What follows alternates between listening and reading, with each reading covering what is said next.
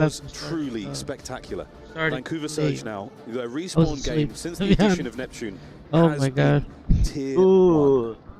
Same could be said though for Movistar Koi. They have been unbelievable as well. But that map 1 was so special. Still the first match. It was so unbelievable. And one of the players that certainly made a difference indeed, Abuza for Vancouver Surge. What a map he had. Incredible work from him throughout. Let's see the one that was getting the crosses, he was one is- that was keeping them at bay. Who is winning? Over towards P4. This Gooo is how he as did a third? 1.3 in a hill time Is it, alongside of it. Movistar? I mean, it was such a long map as well. The damage was off the charts. That's as good as it gets. It It really is as good as it gets. Who will Can he do it win? again on Vault? Different pace though, right? In game Very 1. different pace to a red card. A map. And this is where really you look at how the fast-paced players have been playing across the board. You've got Joe, Abe, and Kleenex on this Movistar Koi team. And you think to yourself, how on earth could they possibly go on to lose a map number 4 here? Well, you just have to see who's on the other side. Neptune, 0-4. They've really been doing the business, but it was Nasty, the catalyst in that previous map. Can he bring it to the table as well? The stakes have never been higher. This is for a spot in our grand finals here at the Esports World Cup. A considerable jump in prize pool. But lo and behold, we will have a third place matchup as well. So rest easy. Your team can still improve their standings today. But at the end of the day, first is the only thing that matters for these players. Taking our time getting in this one, a slow and steady approach towards what will be a very, very good game of Hardpoint. I still can't believe that it all came down to I've been begging for Gunfight to be the third mode in the CDL ton in the COD world. And what do you know? We basically got it there. They Pretty much get to the second But round. I'm very lucky to have Hardpoint specifically on Vault, mostly for our viewing pleasure. Hello. Oh my goodness me, for the pre-nades from 0-4 Wow, as well. 0-4 with Getting green notepads out. nade. Which way did he go with that one? That's worked out perfectly. Nasty What did gets Surge one. do at the very start Insight gets of that red card? Wipe Movistar gets- Koi. They've done it again. Yeah, their opening breaks are absolutely unparalleled right now. And they're still looking good. What, you've lost 2 members now, make it 3. So an opportunity for Movistar Koi to get back and alive in this one with a clean 3 down. They are also looking towards that got the P2 hammer spot. now. Fully aware, though, that Surge is still going to be populating that side of the map. And for Nasty, yeah, double back, make sure you don't lose any presence there. Love this out of Surge. Such a disciplined hardpoint team. Last time up between these two. At it. As 0-4, lovely damage on the cross here, keeping the members of Koi at bay. And another sweet nade from Nasty. Just finding protects his teammates down the outside. Yeah, I think In a Vancouver good got. spot to be able to hold it. Jonas Stevens actually managed to Vancouver sit got. by. We'll get them out Surge of the point, got. but it's a distraction. Surge That got. gap will have to be filled. 0-4 shooting. Oh, Be called out. This is the opportunity for the break. Neb's not able to get any kills there. I mean, that all comes down to Jonas Stevens just walking through pool. Yeah, It's look at an that. absolute freebie. Abuza. Abuza says no. 6 and Abuza 3 good. from him to Nice, kick things off. easy. Yeah, no hard play Goofy. for you yet, boys. Nasty now pushing up through the Yeah, front line. oh, knowing full yeah. well. Surge Corners to the doing back. good. A roller from Abuza there on time with him. Stays alive, keeps the players out. And again, Vancouver Yeah, they gotta Surge rotate. completely denying Koi here on the pond. We're already on Surge will be it. very happy with this Gonna be on healthy the little lead heady. they've already got. Especially considering where 0-4 has set himself up alongside Nasty. Damn, Or big just shots. rips him, bro. Coming through on the Holy. inside. Cleanest will get a hold of it sometime. Possibly on off here over towards P3. A wonderful lead. P3 again, Yep. the sort of junction between you and greatness here on Vault. It's the highway to P4 and Kleenex right now. Oh, he was the traffic warden. 0-4, unreal. Okay, we talk about... he went for it with a knife. We talk about, you know, Joe's performance. It feels like 0-4 is winding up for that flow state game. 52 and climbing. Koi are being turned inside out. Yep, they're being farmed here right now. The fight over the spawns has really made that difference. Movistar Koi were trying for it. Vancouver Surge were the first ones here, and they have locked it down since. They are still running the show, and the scoreline is growing ever bigger. Let's go for a Bravi listen in with Vancouver Surge. We spawn out, okay? Jeremy. Just play kills, you two play kills. I got red. Stay down. Or got the middle. Yo, one can weak, no van. That was a mistake by Abuza, bro. Should not have won at all. Stay down, Jovan. Go on the back if you can. Yeah, jump in the back. We Clinics. Yeah, he was in the back on me. Tap, inside. We go, he literally sideways. Okay, that's fine. He's doing it. Yo, one white tree. Nice. You're sashing. Support. Are you support?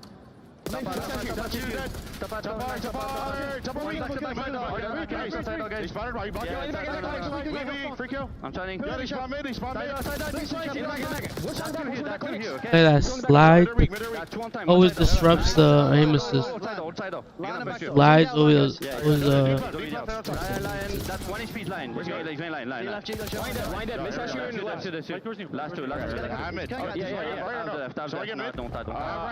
Hold right. I'll get mid. Stop P4. He's taking out mid. They're gonna be. I'm leaving you. Thanks for the tip. Too late. I'll live in.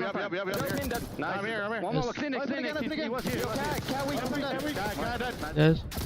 Well, there's a case study why the P4 and the Money Hill and the perfect 60 gets you right back in the game. I mean, it was just incredible from Joe, to be honest with you. The pressure started coming through. I think it was him and Abe over towards the backside. Joe actually charles out to try and ease that pressure, finds one, rest of the team swoop in. And then for good measure as well, a 3-piece to break over towards P1. Joe starting to heat things up, him and 04. On bar for bar right now, 16 apiece. Now this is a rap battle I can get behind. 75 either side, even Stevens going into P2. Inside their first. Whoever gets this, possible second, the worst one. Neptune now buys that space. There's the one old bait and switch, an absolute classic, timeless here in the COD world. Trophies are at the ready, and Kleenex, lovely stuff up close and personal. This is ideal for Movie Star Koi. How long can they hold it? They've just had some really slow starts to these hard points. Yo, Ape is moving like crazy. Holy. Somehow, after the first rotation, to find themselves in the lead. And now in a really good spot over towards P2. Abe, this will just be this guy is nightmare moving for Nasty. Abe will not stop running around. He is hard to find, and everybody else turtling up. You got to get through a couple of different lines of Movie Star Koi. Oh, he would. Abe. Oh. He is a spectre right now. Joe holding them at bay. Pressure. And you're still unable to track down Abe, who is just on a tour of the map. I think the brakes have been pumped there by Abuza. You might have seen him. But what a hard point again. P2. You have made Vancouver Surge so uncomfortable. Are they able to get the break here? Finally, yes. Spawns are good for a second, but that's 15 seconds of scrap. It is not enough. It was all that time.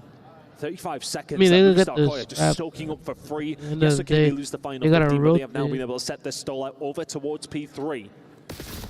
Are they going to be able to do a great deal with it, though? Jodeci's picked off. It's going to be all about that top bar control. Insight will not let it go. Oh, poor Abe. He was on that for so long. He gives it up at the last possible second. He's shot in the back. Good time here from Vancouver Surge. Yeah, spawns flip. Great for Movie Star Koi. 04. This could be a big one. Oh, that timing. The COD gods. That timing is crazy, inside the 1v2 by the stairwell. They find two. What a massive turn. Let's go for a Bravi listen in with Movie Star Koi.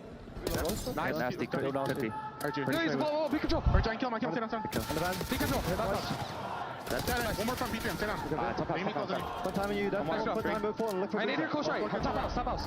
I'm one shot. I want mid. I have your mid. Right open. Cat open. Walk a little bit now. Left shoot. I'm wrapping right. Cat open. I could take it right. Free. I detonate the front. They still have Get right, Jimmy. Top cat. Ran through top cat. Okay.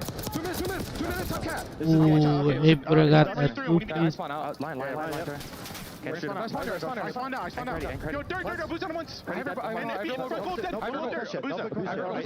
Kleenex is throwing shoulders at Hetty, bro. Last guy plan. They're crossing right. I only have pistol. We cross on the scap now. Opo. Yeah, scap. He's in the back. I'm shooting right across now. Okay, they're crossing. Go to Steve. I'll get him, guys. One shot gate. Stay up. Absolute. Top hookah. Give it a sec. Just stay alive, okay? Excuse me. One. Nice. Back. One out. We're coming. One's in gold now. In the back, one shot. Stay down. I got stunned. He needed me. Go. Once we deep scap. They double name me. Shoot me in the cross. Top gold. One top gold in the cross. I'm on the back door down. Nice. Two. Don't go still there. No back door. I want to Deep left. I have your back. Deep scap. I have your back. One out. Look in front of me. In scaff, Joe. Big 20. Hold back. In front of me now. Scaff door. Absolutely. One shot. We go time. Yo, get shut down like crazy. Top hookah. Hookah to ready again. I'm picking up dubs. I spawned gold. Kleenex gets two. It's crazy, bro. Top cat. 04. Go through Neptune week. The 3 old. Okay, I want vault. Lobby, don't put that. Play kills. I'm going to top. Pinch pull. I didn't think That's all, Jimmy. Sitting in the dam. I saw one cat in the time in me. Vault. Close and one cat. Two cat. One more cat. Close. We close. They're close. Nice. Yo, that's. Open. Yo, the shot's just crazy, bro. Never mind. I have my open. Could be gone. I have all con. Right. All right. One shot. P3. Okay, P3. I'm not blocking. I'll block. I spawn P2. Cat vault right. And you just see that moment over towards P4. Yes, okay, managed for Vancouver Surge to find their way through, but you hear the comms coming in from Kleenex. Stay alive to Abe. Probably preventing that was not a good seconds going over towards Vancouver. He had the Surge heady, all on his own. so. A suffocating performance there on P4, but this P1 has been great, albeit Joe, a couple of insane kills. We heard the old DAD, dead in the comms, an absolute classic. And Abe now on the run, looking to that P2. Once again, Movie Star Koi find their way there. That was a nice There's an chow. opportunity here. No, it was gone. It was 0-4, and he's been taken care of. Wicked stuff. Unreal holds. Movie Star Koi with P2. There's the trophies, and here's the setup again. But look at the positioning here from Bluzo. He's waiting on the rest of his team. Don't think they're aware that he's sitting down pool. Abe did not see him. May well be able to find a break off the back of this. Trying inside, holding on by his fingernails. And those fingernails are strong. Inside. That boy clearly gets his calcium. Bro. Holding it.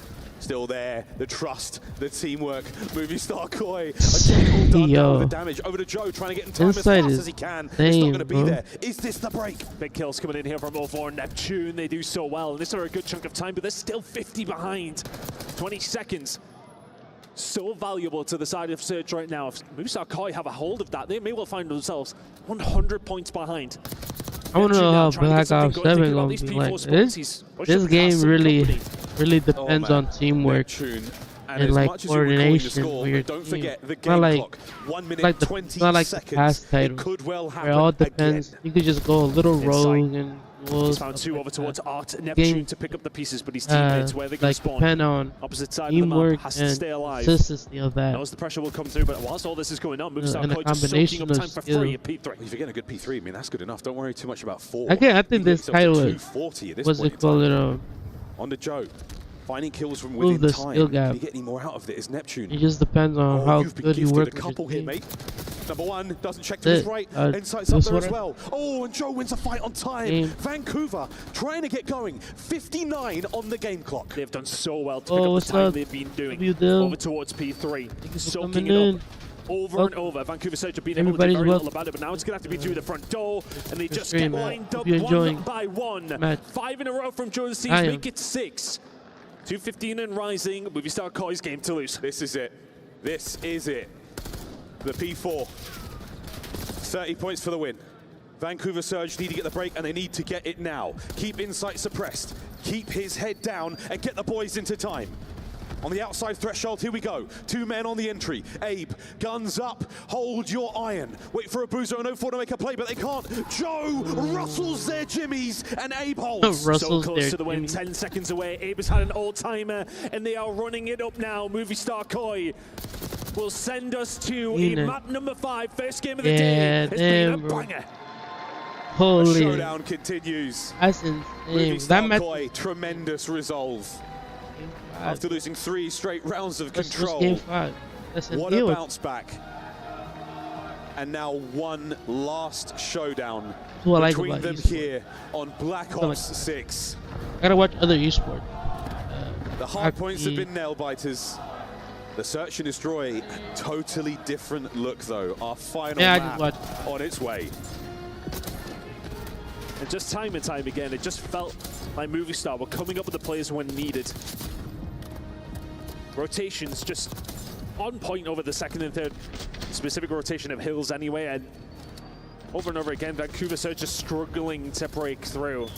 Every single time there was a hole for Movie Star, it felt like there was going to be 30 or 40 seconds going their way, and Surge never really had too much of an answer for it. If Surge will get the break, 15, 16 seconds away from the hard point changing, and by then you've got to worry about the rotation. Yeah. And you're just I don't know what happened. I don't know all game long. Movie Star Koi, Abe at the helm, an electrifying guys off there as they have transformed. What I'm saying, like, what's and now a final map, good, a final map to determine who makes it. Our first team to the grand finals. It's over to the studio. What a performance by Joe Deceives they need once to go, again. 41 and 28. Yesterday he went positive 21 on this some of these map. kids from Challenge Movie Star Koi is going to first our first game 5 better than some of these night. Ali, I want to start with you. What did we Hercules just already witness after proved it. crumbling in Game 3? This was a great bounce back. Listen, we talked about heading into this. Joe's hardpoint right now has been unbelievable. And watching him on that P1, I was like, wow, Joe learned how to play his life better. It is Joe-over for the rest of the league. Their hardpoint looks ridiculous. Their priority is on point right now. Even that map 1 was extremely winnable if they had a stronger start. All of them were 1 and 6 at some point in that map number 1, and it still was a 10-point game. We got to take a look at some of the best highlights from this series so far. Enigma, this has been a great showdown, a very even playing field. It has indeed. It's been a wonderful series to watch so far. I know that we're very much enjoying it in the back, and it's one of those things that right now both teams are kind of doing a lot to counter the other team's weaknesses. We saw the S&D, for example, that went totally against script, but I love what Ali's saying here about the hard points, specifically about Joe Deceives. There's one thing that Vancouver have really relied on when it comes to their hard points. It's their break percentage, getting themselves through defensive lines. They're really struggling with it right now because of not only great setups from Movistar, but Joe Deceives is being an absolute nuisance at all times against this squad. Yeah, I mean, this has been an absolute banger. I mean, thinking about this series, the amount of times they played each other, it's been Vancouver majority of the time. This is a Movistar Koi team that is just playing so much better since bringing Abe into the mix. I mean, you're talking about like that last hardpoint that we saw, locking down the P4 every single time. Like, that is a difference. We had not seen that before. Vault is a bread and butter map when you talk about Surge. They're usually always the team commanding that. Well, switching Kleenex over to that AR, they're able to prioritize it. The communication is on point, and they weren't even getting close if you're Surge. Ali, I was looking at the numbers, and Koi, a.k.a. Toronto, sucked at dealership. Oh, right? yeah. They were 1 and 7 before this map. Well, now with Abe, they've won it twice. Well, what's so funny about that is it is a map that should have fit their play style. You have Joe, you have Kleenex, now the addition of Abe. You have very aggressive players that will love to play the middle side of that map. So I guess they definitely knew something we didn't. Putting that into this series, scrims must have been going well. It makes sense, right? You have to play aggressive early on and get information because the wraps are so quick. So you saw a lot of rounds, like especially defensively, Abe can push up super aggressive over towards B, and if they're going to run into him, he has the gunny to find that first pick. And then on the other side, you got players like Kleenex who can also play aggressive and take space. So it just works out so much better, where he ultimately almost finds an ace in that final round. Well, I love that you're mentioning the fact that they look so good in the defensive well because of that pace, because Vancouver lean heavily on that offensive play, especially on this dealership matchup, especially towards that A site as well. They look incredibly comfortable there typically, and they were not given any room to breathe here. Well, Vancouver wouldn't even be in this Game 5 if it wasn't for the control comeback. Let's take a look back at the best game in this series, in my opinion, the final rounds, as this came down to just a 2-life finish, Ali. It was unbelievable. The fact that we got to end it on literally a 2v2 situation. Shout out to the Vancouver Surge and just powering themselves back into this. Because again, we talk about teams, what separates the good from the great is when you are good at control. Vancouver Surge able to come back from the bottom of the barrel amp. Yeah, I mean, it's tough, and I don't want to say it, but it feels like it hinges on the performance of Neptune right now. Yes. I mean, he has had a roller coaster of a series. Like, you think about that control in the first 2 rounds, nowhere to be found. He flipped a switch. We're in the back. We're like, yo, Neptune's going. It's going to be wraps for them. And then we get to that next map. Neptune, he's just nowhere to be found once again. So he has to find some consistency, and you see the crowd getting involved.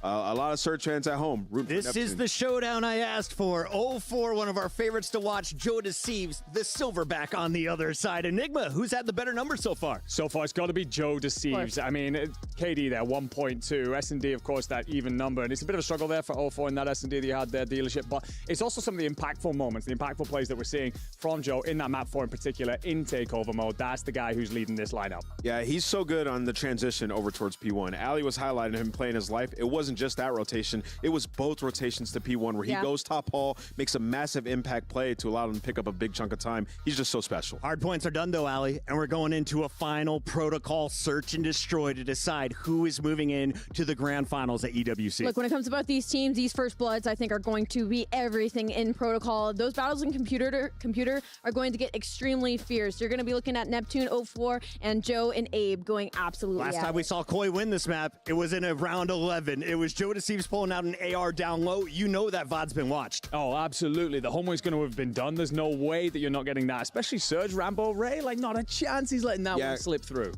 Final predictions, 1 word. I'm gonna go with Surge. Stick to my guns. Sticking with my guns, Surge. Koi, sticking with it. Staying with Koi. The stage is set. Your first Game 5 of the Championship Sunday. Thank you so much, Desk. And I will say, as intelligent and wonderful as you all are, none of you understood the brief there about 1-word answers. God bless you all. Here we go. Final we're map back. of the series. Said it so slowly and with such dramatic intensity done.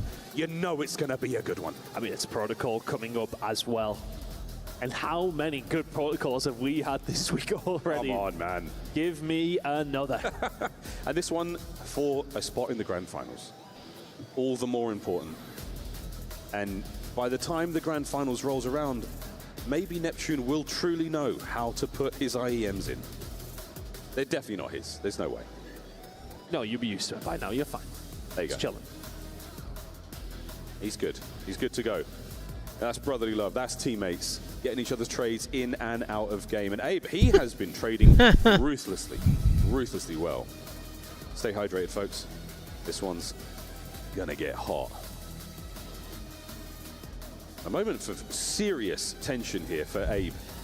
His first major tournament, and he finds himself now looking at a potential grand finals appearance on his debut for Movie Star Koi. He's still got to get there, and a single map. 6 rounds is all he needs to win. Doesn't it sound easy? Into the Search and Destroy we go. Last 2 times that these teams managed to get themselves to a map number 5. Movie Star Koi, who took it away. Series had mostly went over towards the side of Vancouver Surge, but when we have seen these map number 5s, it's all been Movie Star. Round 11, fancy it? Yeah, go on. Why not? We deserve it. For you at home watching, thank you for joining us. For everyone here in Riyadh, what a tournament it has been. And this is just the start of the day, friends. We've got plenty more action to get through. Let's get out of the water and into the fight. Neptune, the boys of Vancouver Surge attack first. Something that Movie Star did really well was get a read on the players who were getting aggressive. Joe Deceives is the one who kicks it off, though. He'll find the first bullet over towards the B side, but Neptune free rounding over towards A. Hey, he's in. That's going to be the plan. We'll get that one down quick. 0-4 to Spiral. Set up for this one. Down a man, not an ideal situation to be in. No trophies whatsoever in the first round. We'll see how empty the pockets of Movie Star Koi are. 0-4 holding tight, but it's about the pressure that's going to come in on the flank. Abe is going to take down Nasty. 0-4 in a lot of trouble as well. 2 versus 4. Yeah, and he knows because of the way the door opened. It couldn't open the full way. You know there is a player there. So, oh my word, love that. 3v2 onto site. Not a whole lot of fight there. Now to 0-4. A nade in his back pocket certainly helped, but it was not enough. I know hindsight's a wonderful thing, but I wonder if 0-4 just maybe held his irons a little bit there. Maybe he could have tried and get the jump on them. Yeah, I think if we're being picky, still a very, very nice round for Movie Star Koi. Finds that opening, but that's what they were so good at up against Omid. They were thinking about Craze and those routes that he would make. They had the read on him perfectly. Yeah, this is that moment. Well, to be fair, I think Inside maybe spins around at the right time. He takes his time. Is he going to be able to get there in time to help his teammate? I'm not too sure. Maybe I'm clutching at straws for them. Still a good round for a Movie Star. Perfect frag as well towards the backside of the site, saving it for the retake potential, and it was perfect. Just too many mans. Too many mans to deal with in that situation. On board with Joe, he's going to have that bomb, and he's going to make his way towards the top side of the map. We could see the A bomb descend, as we typically do, and now towards the big door. A stun with no connection, but enough noise made. Back to top. Hello. Out of map control. Yeah, that's a big problem. Abe's been spotted out. Doesn't really have a great deal of help. He's the one that has to make the play, though, and he's trying to. Kleenex will find the first blow, but Abe putting the pressure on. I mean, Abe's just being a real problem now. He's put shots into 0-4. He's made him move around. He's got a boozer to come out of the top trip windows. It's plus Neptune on the top side of the map. I mean, Abe's presence there. Yep. He gets the trade. He goes down. The bomb has now been planted. Did he steal, or you? Off the back of that annoying moment, have a massive advantage now with the boozer alone. Purely being alive was the issue for Vancouver Surge. A boozer should be dead or right. Kleenex will find him. Back-to-back rounds to kick off map number 5. It's not a problem at all, is it? Welcome to the club. Clearly quite a welcoming one.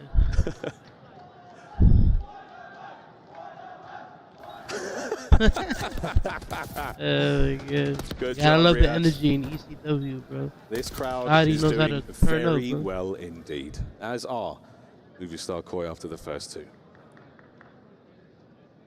Didn't see the opening pick from Kleenex, but his first bloods. Ali said it. Going to be massively important. I think it might be an Andy. It could have been either one of them. Either way. Good job, Desk. Those bloods really do help. I get them mixed up all the time too. It looks so similar. It looks so similar. RC for Joe in the back pocket. We've seen how dangerous they can be on this map. That's definitely come to play later, but not necessarily by the B-bomb site. Insight backs up at the right time. How much information? Oh, the answer is loads, but no kill. Under the coverage of a Boozer, 04 gets away with his life, and the nade doesn't connect either. Over to CleanX now on a 4 spree. A blooming 4 spree, lad. That is perfect. The stun connects as well. You have got Surge in a trap. They have to fight their way out, though, and Nasty has done a good job. They've cleared out one side, so that does help, but the problem is they're kind of now stuck over towards this B side. They could potentially get it down. They probably need a little bit of control in trips, but right now it's a precarious spot. Getting it down. That's the plant. 3v3. How will Koi retake this? And now they're in a really good spot, though. It was precarious. They were worried about the pressure that was coming in from mid-map, but now it has to come in from Movistar. All the usual places covered right now by Surge. This is a stock standard setup. They're worrying heavily about that left flank. Joe teetering towards the stairwell. And there's the close push. CleanX starts proceedings. Neptune with the immediate rebuttal. 2v2. CleanX just trying to stay alive as long as he can. Abe will find Neptune, 1 versus 2. And Nasty now alone, and that is the right decision to make. He has to push forward. Is it going to happen? Ladies and gentlemen, the timing! That was a nice Vancouver Surge snap. by the hairs of their Snap chins was crazy, get the bro. round. The setup there was crazy. is one that shouldn't be broken. I saw that, cameraman, well played. There they are, the chin of 04. It was Nasty who manages to get that final kill. And that was absolutely diabolical, perfect bro. timing. The route he took to obscure himself from CleanX. Look at that. Crazy The snap position was Rooney, ideal bro. as well, but man, you played that as close as you possibly could to the chest.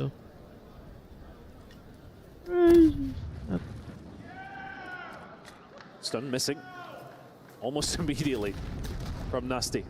Well, may well have been Neptune. Either way, it's a take of the B control side of the map, and a Boozer with the first blood. It's going to help them out big time. Now try and get something going on this defensive side. Unlike Movistar, we're starting to run away with it. This is a freebie. 04 will take it. Oh, he could have got come through 3 versus 2. Yeah, definitely not prepared for Abe to be that close behind him. A minute to go. Life lead Vancouver. Joe's still got the bomb, so again, it can remain mobile. This is a very important thing to have at this point in time. Over towards A we go. Abe's shown a lot, and you know the play's on now, and I wonder how fast Vancouver Surge will attack this. No trophies. Good luck. That guy Abe is Don't moving have to necessarily rush it. Moving too fast. Abe is going to try and make a play over the top side. This is all going to be about timing. Oh, I like this. Abe, you might be able to catch 1 or 2 here. He's spotted a Boozer. No way. Massive damage. Can't get the win. Just covering fire from That's the problem. See, with too much movement, they're like not good enough. Shots. Gotta learn how to like when to move and when not. When not to Vancouver Surge. Yeah, and Abe just gets a little bit of bad timing there. You think he would have been able to pick up the kill onto a Boozer, but Neptune comes out the front door and all of a sudden disrupts the plan. That's a big win from Neptune. If he doesn't find this, I mean, this is the kickoff kill from Abe, but Abe lingers around so long. Neptune finding this kill, paramount to Vancouver Surge being able to find this clean retake. Joe Deceives left on his own in Spiral in a 1 versus 3. Ain't gonna happen. How many retakes have we seen on that bomb site this year? They're so varied. Is it headbutts? Is it patient plays? Abe was really trying to work something special there with the outside hit.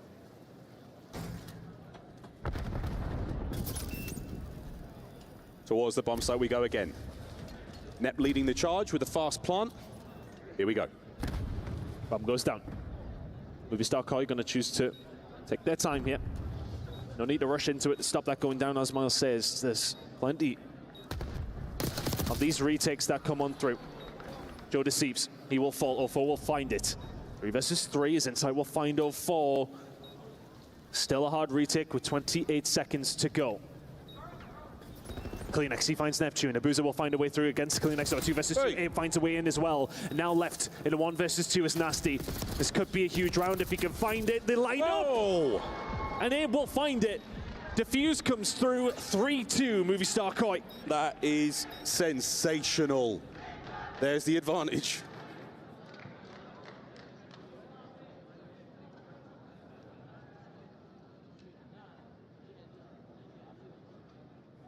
close lines between these two teams. Just comes down to trades and which way they're going to go. But it's Abe who finds the final one again. 6-3 now. And Movistar with an ever so slight lead. Is it enough? Thinking about streaks for Abe as well. RC, in a moment like this, could go a long way. It's so tense, I could just pee my pants right now. Please don't. Neptune being very tight here. Yeah, gotta be careful of these stuns. Information not gained. Neptune might send this here. They're still scared to drop down though. Movistar coin not taking the bait. You can't take any chances like that. Not at a moment like this. You throw a life away in this situation, it is going to sting and it's going to hurt for a long time. Nade doesn't connect again. You're starting to burn through resources here as well. Not much utility left. Not a great deal of time either. Yeah, I don't know why he keeps speaking that. The patience. Eventually, he's going this to game get for a killed if little he while, keeps haven't speaking, bro. Who's going to stick, who's going to twist? Abe, once again, finding his position in the middle of the map, and that is being a place where he has thrived. But Joe Deceives will find Neptune down. Yeah, I don't know why Neptune. Boozer trying to find a rebuttal through the middle of the map, but that is going to be I don't know why Neptune did that, bro. Control. That was an immediate death. Well, Force here, though. They didn't know he was here. They didn't know he's here. He finds the kill. It disrupts the plan. Clean next on the block. He's done so well, but Abe will find it back to V2. I guess Neptune was a distraction. Final few seconds. The plant is there. Boy. 2v2. Both nasty. And a boozer from the outside. That's what they got to do, speak that. Well, give them hope. The nade is in. The nade is landed. Abe now in a little bit of a difficult position. Needs some help from his teammate. Insight is not far away, but Abe trying to hold this down. A boozer will find him. And now Insight in the 1 versus 2. Surge find a way again. Bro. What an evenly match. What an even match this is, bro. And give them hope. This shit is even match. They'll find the round. Holy. Man, how are we going? Round by round by round. I tell you, folks, I say this a lot. If we could script it, we would. And it would probably go a bit like this. I mean, that is enormous from Will Fort. They give them the hope. Abe was there to pick up the pieces at the end, but then Nasty watching the cross with his teammates. Never going to lose that one. We are not far away. 6 rounds in, nothing to separate either one of them. Sometimes hope's all you need. And right now, there cannot be an ounce of doubt between any of these players. Back over we go towards A. Watch out for the stuns, watch out for the exploding computers to the left-hand side. They will pop shortly. Oh, and Neptune starts it off. Yeah, a lot of utility used, but they do get the kill. Abe down low, not somewhere he's typically been. Insight on the cross, though. They tried to go for a little bit of a bait over towards Abe. When the nade comes in, you think they're going to go for it. Insight and Kleenex will get the cross. Sabuza will pick up the bomb, but 04 will find another. 2 versus 2. That is all you can ask for, is the wrap on. 04. Once again, finding a sensational kill. Joe now all alone. Opting for the top mid route, and I don't hate it. Abuza, though, with that bomb, they are playing it so patiently. No mistakes being made. They're giving nothing away. Is Joe going to make the mistake? Oh, he doesn't. 1v1, 30 seconds. No information. Or has he got it? Did he run down B Street? Joe Deceives, he's going to catch him. It's a 1 versus 2 from Joe, right when they need it. That was a nice 4-3. That was a nice clutch. What a nice clutch. And I think that the switch up here from Surge, they almost are too smart for their own liking. His... Insight and Kleenex are ready for it. 04 makes it a 2 versus 2. Makes it a 1 versus 2, but Joe Deceives with the 1v2. Incredible work. So patient. Knows the push is coming. And lets his teammates know, yeah, you're welcome. And that one felt good. However, we're not out of the woods yet. 4-3. We're going all the way, ladies and gentlemen. How will Surge rebuttal this one? RC, available for Joe Deceives. So there is some extra utility on the board. This one is slowed down just a little bit. Kleenex also with an RC. These are important tools. Vancouver Surge have really stacked it over towards this A side. Nasty, if he can find anything, it would be massive, but 04 is going to fall down on the outside. It's going to have to maybe be fast by Vancouver Surge. 3 of them stacked over towards Spiral. And they may well think about a push early doors here. Neptune gets to the ground floor, so now he's able to actually get into the fight. They don't know that just yet. As a red dot, but there's not 2.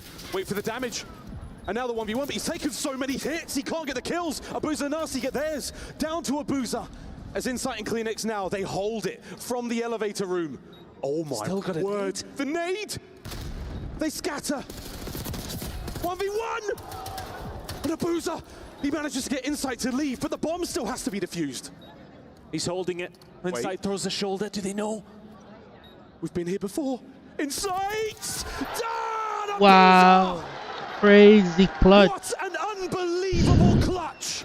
Crazy clutch, bro. 4. This is a movie, bro. Holy. Cinema. Cinema. You think of the retake, that you think of the utility you would use, but that is bro. what sets him up for utter perfection in Search and Destroy. Insight's 2 tagged up, and Abuza knows he can snap. And it's about, do you stick, do you twist, do you check it, do you defuse? Abuza holds his angles. Shake of the head. Back-to-back 1v2s. And there is nothing to separate us still. And against one of the most clutch players we've seen throughout the these camera angles are crazy, bro. No one loves a 1v1 more. But Abuza 3 in a row. Just unbelievable. 4-4. There is nothing quite like it when these 2 match up. Next year is going to be peak cinema, bro, for the league. Not in a huge amount of trouble. This is basically a 1v1. He has been identified, though, but reinforcements from Koya here. 04 will live to fight another day. The concussion not there as well, so Kleenex, he's had to back on up. We've got a lot more space to play with here at B. It's difficult because 04 wants to try and make plays like Neptune just has. But it's like he's trying a little too much there down that side. Nobody behind him. Neptune will find it, though. And that will open things up towards B. For all that 04 was maybe a little bit overextended. Did well to survive. Nasty finds Kleenex. How the movie star clutch this one? Wow, one more for Vancouver, bro. The cycle changes. Lead. A lead now to Vancouver Surge. Match point. He just picked them apart. For all that was almost critical of 04 there. And how aggressive he got.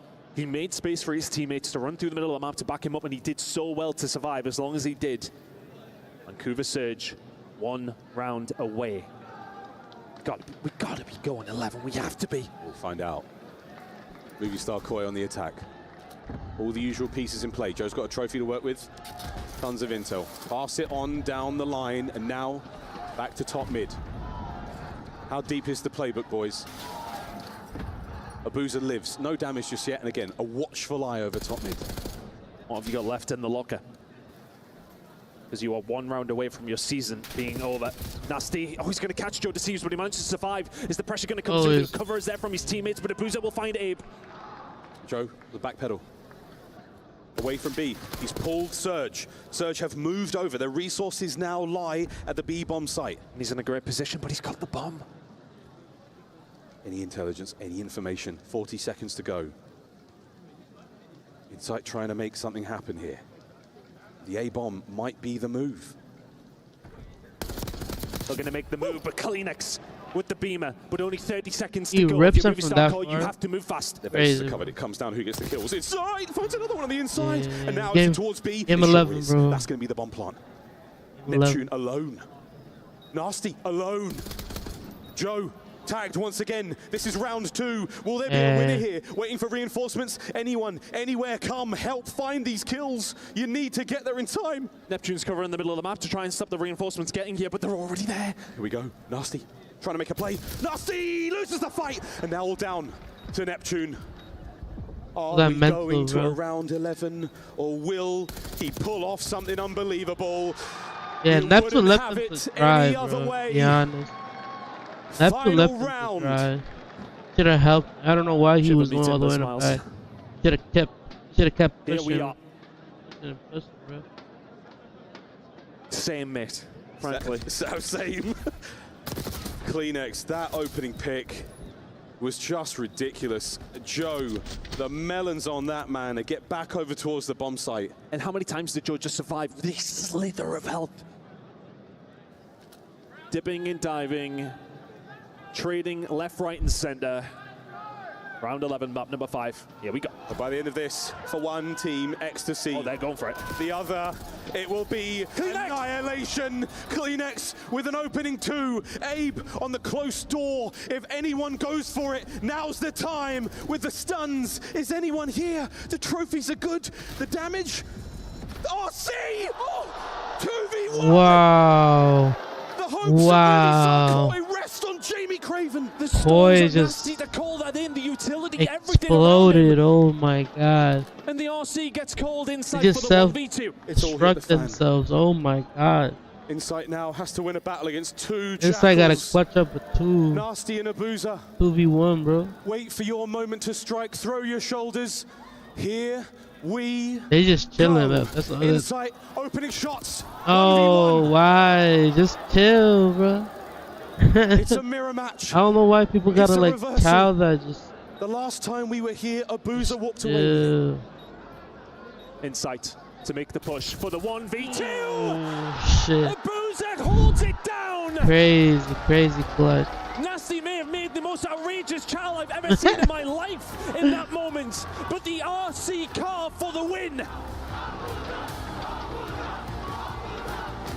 Lightning strikes twice for Vancouver.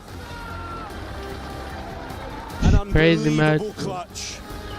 Mastery, magic in effect, and a devastating way to fall from the tournament for movie star Koi.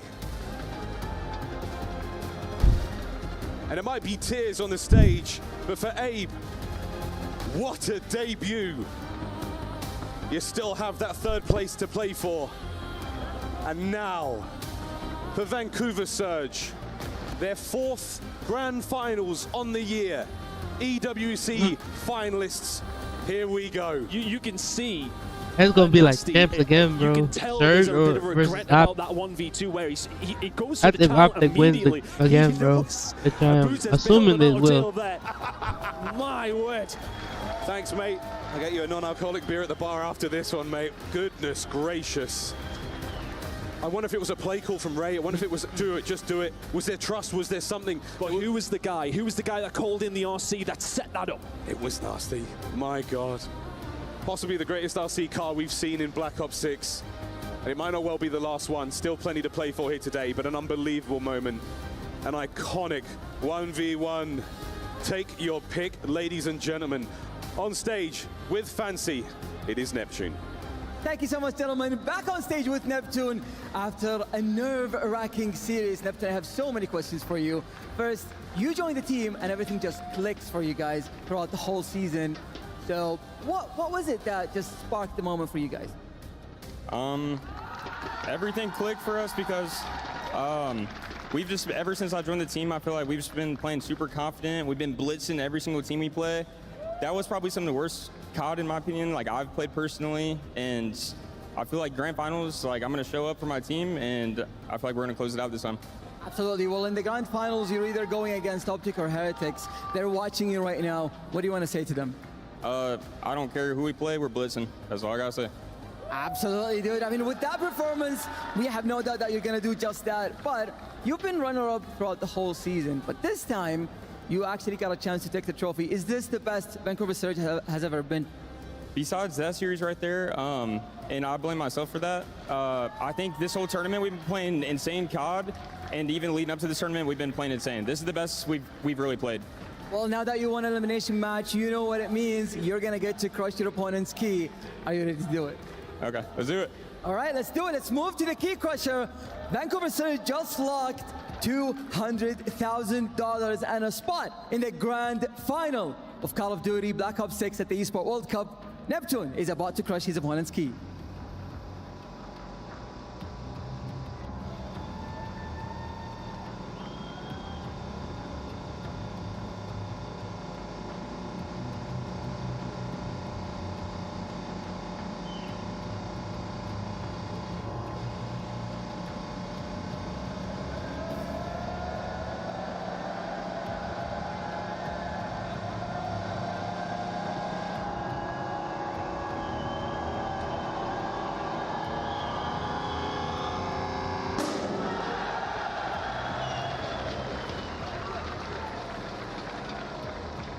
you just crushed that thing in half, and your opponents are watching, your fans are watching, everyone is watching. What do you want to say to them?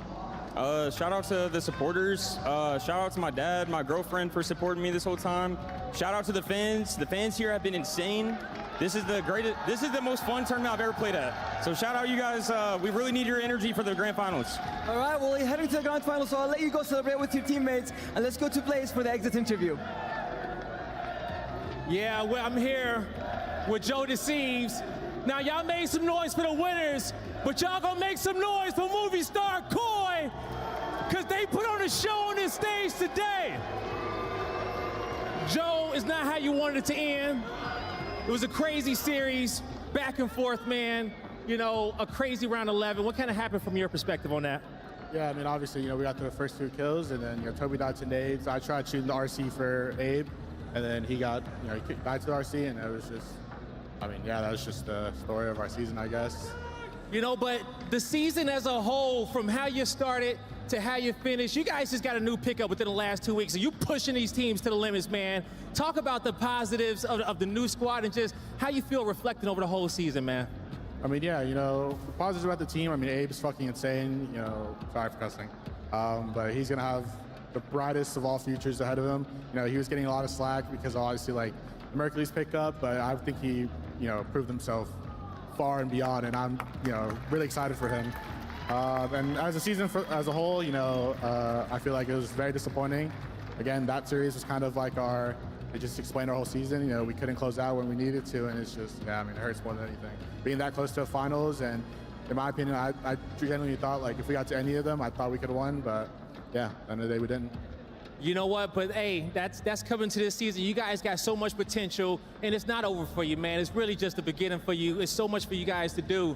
Now, with the movie star Koi fans in here, they've been so loud and outrageous throughout this entire weekend. What do you want to say to them and the fans that's been supporting you throughout your whole season, man? I mean, like I said yesterday, I think, for you guys coming out to support us all the way out here, you guys are insane. I love you guys. I appreciate all the support throughout the whole season, even though it was pretty lackluster. But you know, the support you guys give us, no matter what the placement or performance was, I mean, you guys are insane. Same thing with all the fans here at EWC. You know, I love coming to this event every year, and you guys are insane, so I appreciate you guys. Thank you.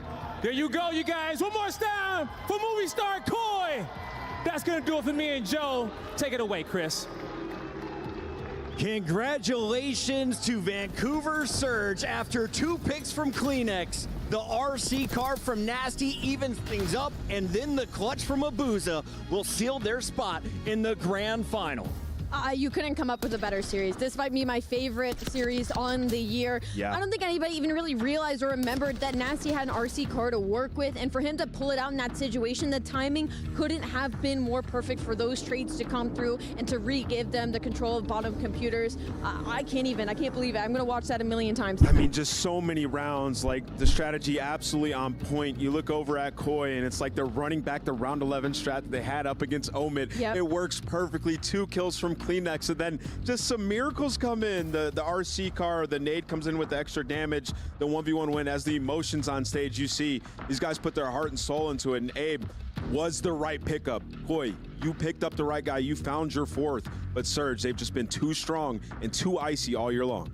Big shout out to Papa Rambo, proud of his sons as they will move into a grand final, but they had to claw every bit of their way to get here. What a show from movie star Koi. Their first event with Abe, another top 4 finish for Joe Deceives here at EWC, and now it's Nasty going to back-to-back grand finals. A lot of people forgot he and Joe did it for LA Thieves last year. It's just unbelievable how good these players are, and they keep finding themselves in these positions. And again, for Vancouver Surge, they've had a lot longer time than on the side of movie star Koi. This is a team that's been chasing that championship all season long. So if you're movie star Koi, as Ant said, you found your puzzle piece in Abe. I couldn't imagine anybody else that fits that system better, but Vancouver Surge are truly so hungry for that ring. And we will see Movie Star Koi in that third place match, but let's walk through the the semifinal match here. What did you witness in our first hardpoint? Because you saw it there. It was tied up at 236. Yeah, just good prioritization. You know, coming into that final hill, like they knew exactly what they needed to do. Like we need to spawn them in the back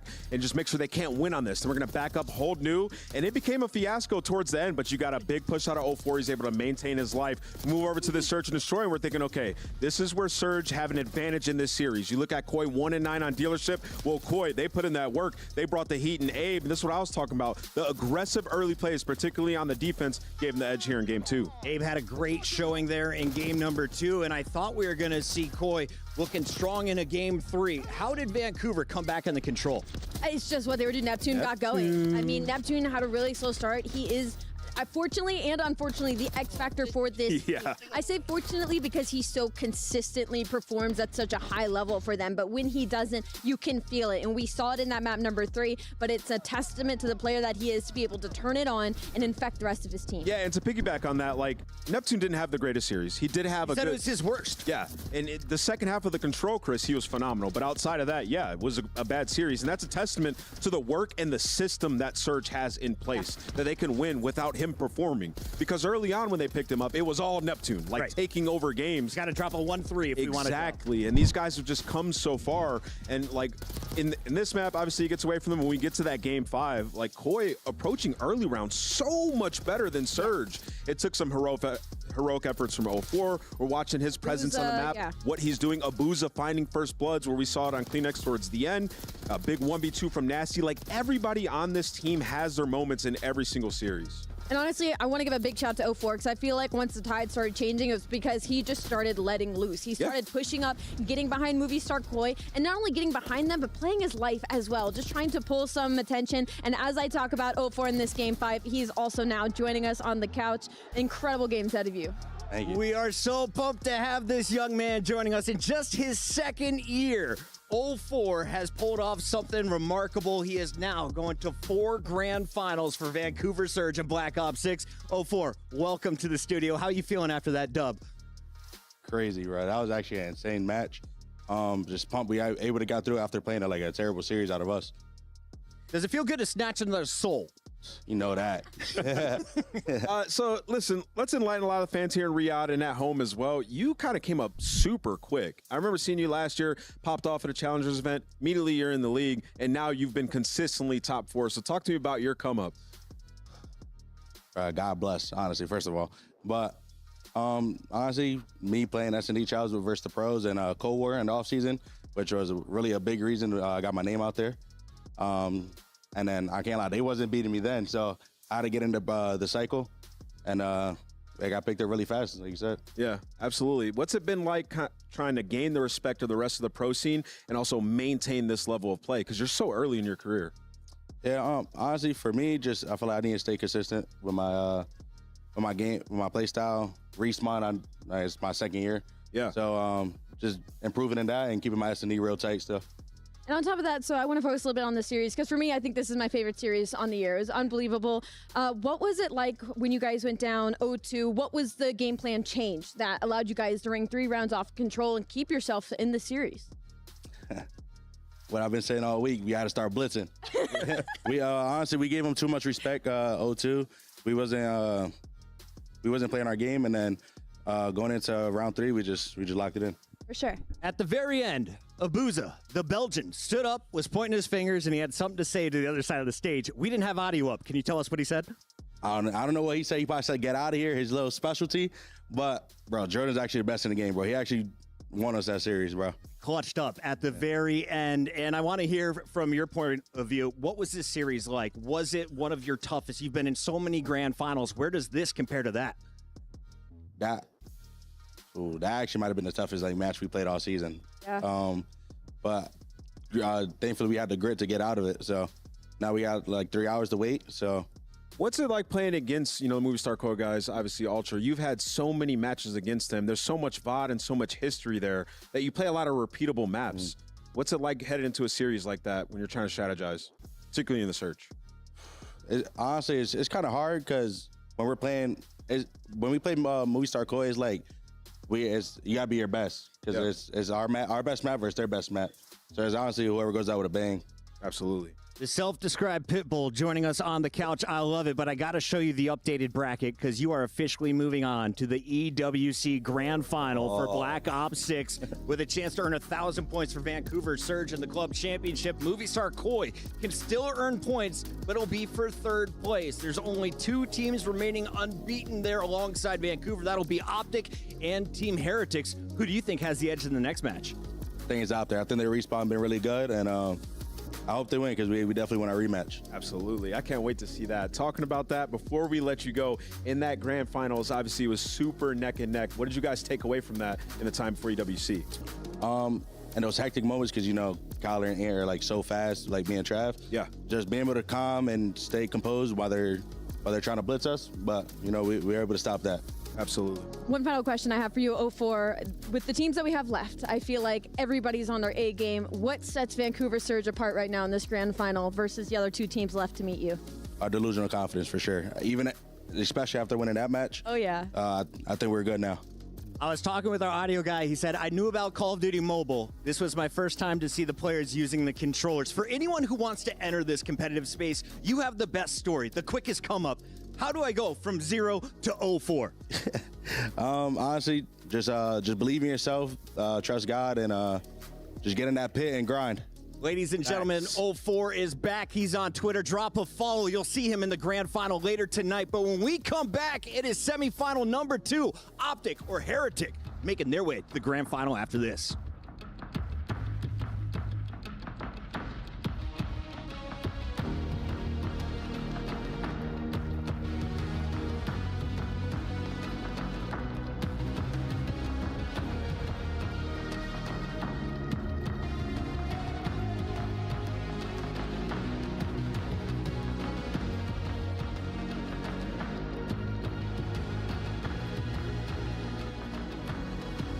If he goes in maps, he might pick up a sub. He's in map. Didn't mean to. Yeah. There's AR. You're the best player in the world, Jordan.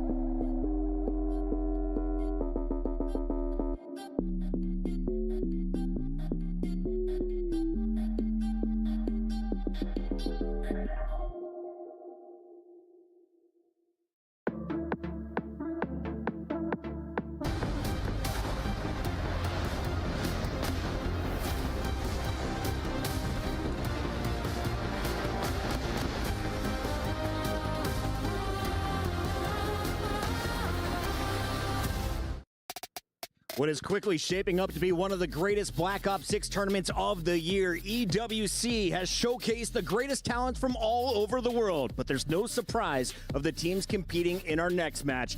Optic, Texas, coming off the win at Champs, will be following in the Heretics into the studio. And Big Bruce says they know what is in store. He is not only going for back-to-back world championships, he wants to make it back-to-back tournaments, winning Champs and now EWC. Yeah. Go back-to-back, winning EWC and Champs would be an insane year, but also trying to become one of the greatest AR players of all time. He was left out of a lot of those lists, didn't have enough championships. He is shooting up those rankings right now. He has been sensational on this roster. He's only 26. And that's what I was just about to say, and he's only 26. He's got a lot of time left in the tank. The good news, though, is they're joined by a 21-year-old that has turned their season around. He goes by the name of Mercules, and chat was asking last night, how long before it's safe to call him the best player in the game? Maybe a couple more events, but with the numbers that he's putting up, it's hard not to add him into the conversation because of the consistency. Obviously, getting plugged into a roster of the core three like Hook, Shotzi, and Dashy is going to make things easier for you, but he also did it with Toronto Ultra when he got subbed in for a single event. He's done it for the past 4. He has been so good for this team because when they're struggling, he is the one player that is the light at the end of the tunnel. As good as the ARs are, we have to talk about the SMGs on this Optic squad, though. Shotzi has been a fan favorite, but Hook is the player who enables him to reach his true potential. No, absolutely. I think that Hook has been disrespected for a bit of time, and of course we're now getting the opportunity to go, this is the guy that so many of us have seen, not just because of the slaying digits and things that he does around the map that look good, but the intangibles that he brings to this roster and lets the superstars hop off in those big moments. Shotzi had the honors of breaking the key last night, but we had the honor of catching up with Hook before the matchup. Here's what he had to say. What's up, everybody? I'm here with Hook the Nuke as he gets ready for another championship Sunday.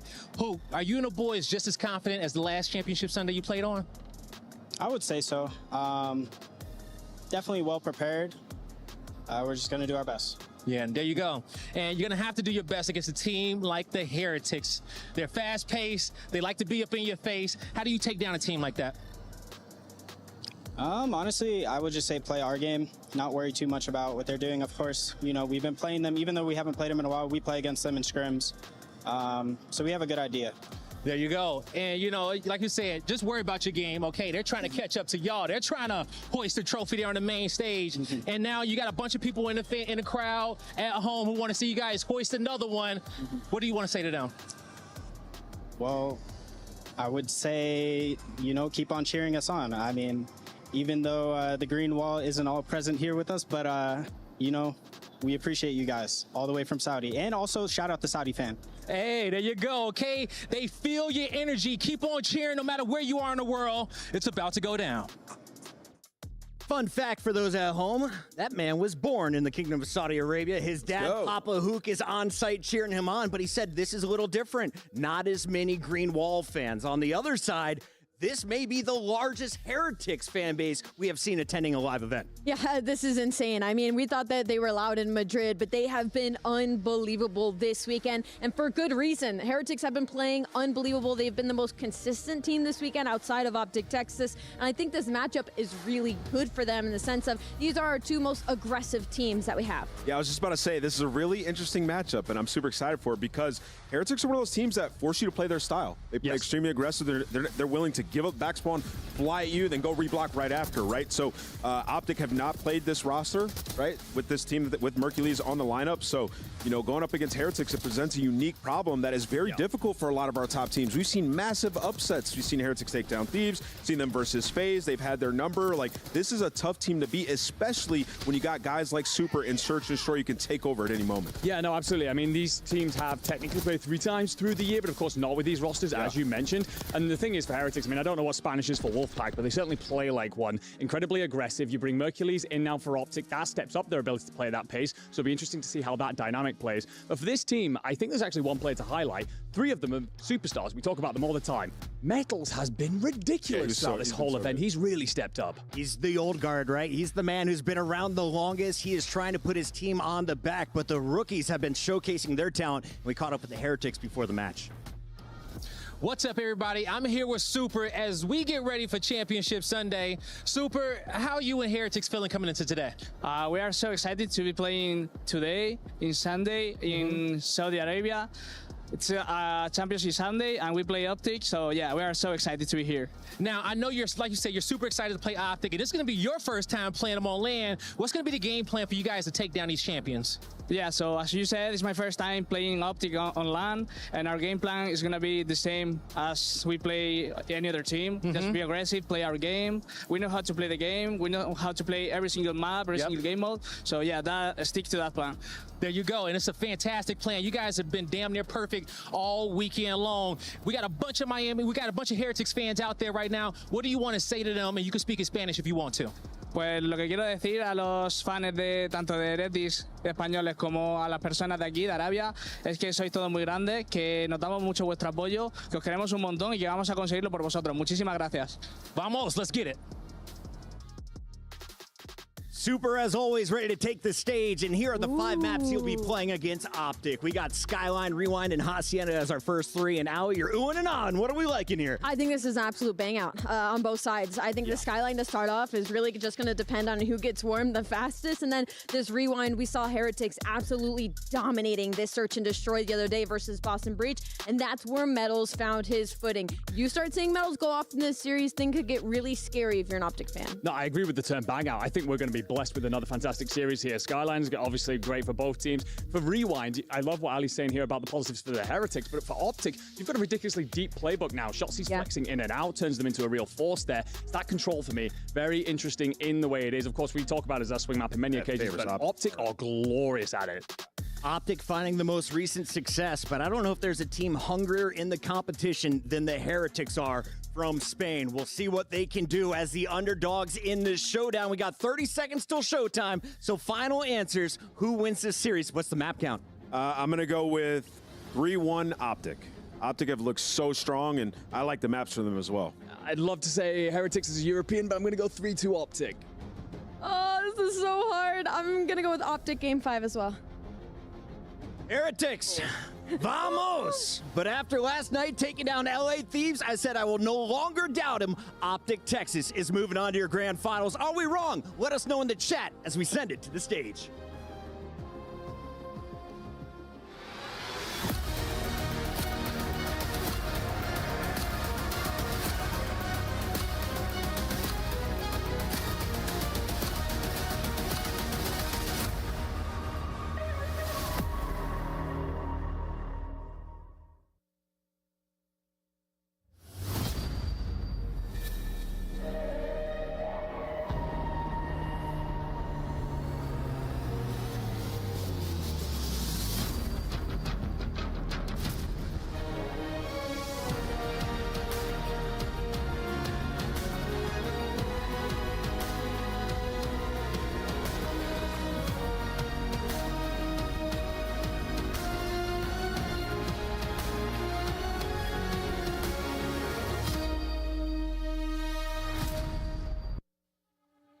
One epic semi-final down, Vancouver are through and their key survived. Just 2 more teams remain with a shot at joining them.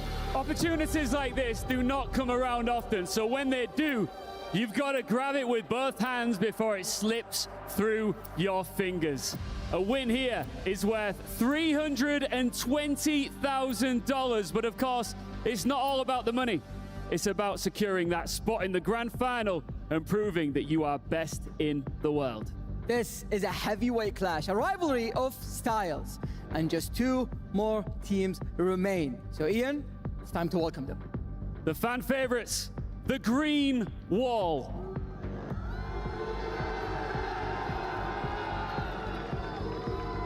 With momentum and the world watching on, this is Optic!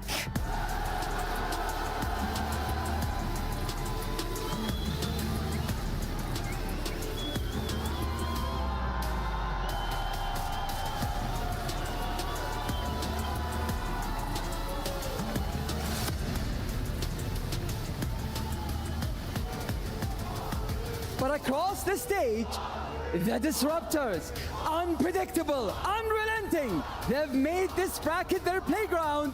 Welcome, Team Heretics!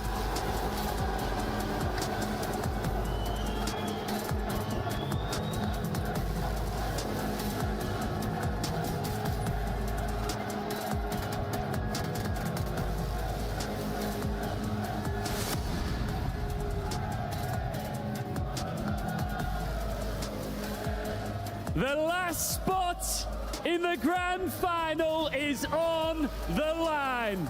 This crowd is so ready for this one. All that's left now is to prove you belong with the best. This is more than just a clash of 2 squads. Here in Riyadh, 2 very significant fan bases squaring up in the audience. Beyond that, 2 distinct narratives. First and foremost, the formidable one is Optic in their Sunday whites, trying to go back-to-back in terms of championships. But the Miami Heretics, now Team Heretics, have bested every version of this Optic roster this season. Can they find the 4th and final one, or will the boogeyman be put to bed? It's Chip, it's Jay. We've got ourselves an epic clash. Oh my God. I cannot wait to get into this series. Obviously, the one before this goes all the way down to the very end. We have a chance with these 2 squads on the main stage to do the same exact thing. If you are Optic, you are filling with the utmost confidence. You have only dropped 1 map this entire tournament, and you put it back in the series. So they definitely went back and did their homework there. But on the opposite side for Heretics, the way that Metals has been playing all weekend long, we've said it all season long. When he is on point, they are basically unbeatable. So this is a battle of some titans. Have to have Metals here today, because like we've talked about time after time, seeing Optic on this stage, they're not just playing their best version of Call of Duty, they're playing Black Ops 6's best version of Call of Duty right now. Shotzzy and Hook together have been unbelievable. Mercules working alongside Dashy have showcased a level of flexibility and movement that we had not seen in any previous version of this Optic roster. But for Heretics, the addition of Super has elevated this team to a major level. And this is more than just trying to take down Optic and stay flawless against them on the year. Keep in mind, Team Heretics is looking for another 1,000 points for the Esports World Cup standings. Lots on the line here, Jay. And wouldn't you know it, we got Skyline to get us kicked off. A grade A bang up between 2 teams who love themselves some Skyline. You got to be prepared for the aggressive plays out of the SMGs, the ARs holding down the power spots. This is the biggest opportunity for Heretics. If you can punch Optic right in the mouth on an opening Skyline, which they haven't lost all weekend, that is your entry to this series. Well, it's a path to back-to-back championships being framed up for Optic, but for Heretics, they're trying to stay perfect against the green wall. We've got Optic, we've got Team Heretics on Skyline, hard point for our second semis. Let's get it on. It's already a battle for these mid gunfights, and the ARs on the side of Heretics line up 3. You're trying to locate where the hell is Shotzzy. He's an early underground route, thinking about the next play, thinking about the next hard point, but he's just trying to be a nuisance, already finds a double. Superstar mentality for Shotzzy after making Tom Cruise proud, looking for his final reckoning here on this semi-final stage. Hook inside the hard point, dealt with quickly by Super, who has had a very strong start, 5-2. Mercules now getting even and trying to find a way to fight back against this Heretic setup. And now if you're Optic, you got to work your way across the map. So you already see number 1 on your mini map, Mr. Hook, working his way through Kitchen. Shotzzy challenging for that old time for the final 15.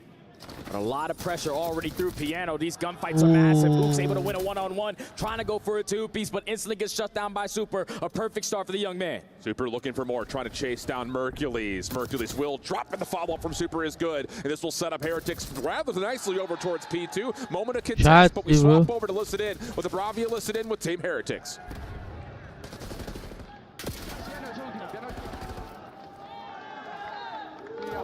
Hemos nacido bien, hemos nacido bien. Banca. Sí, la mesa. Está la mesa a la izquierda. Buena.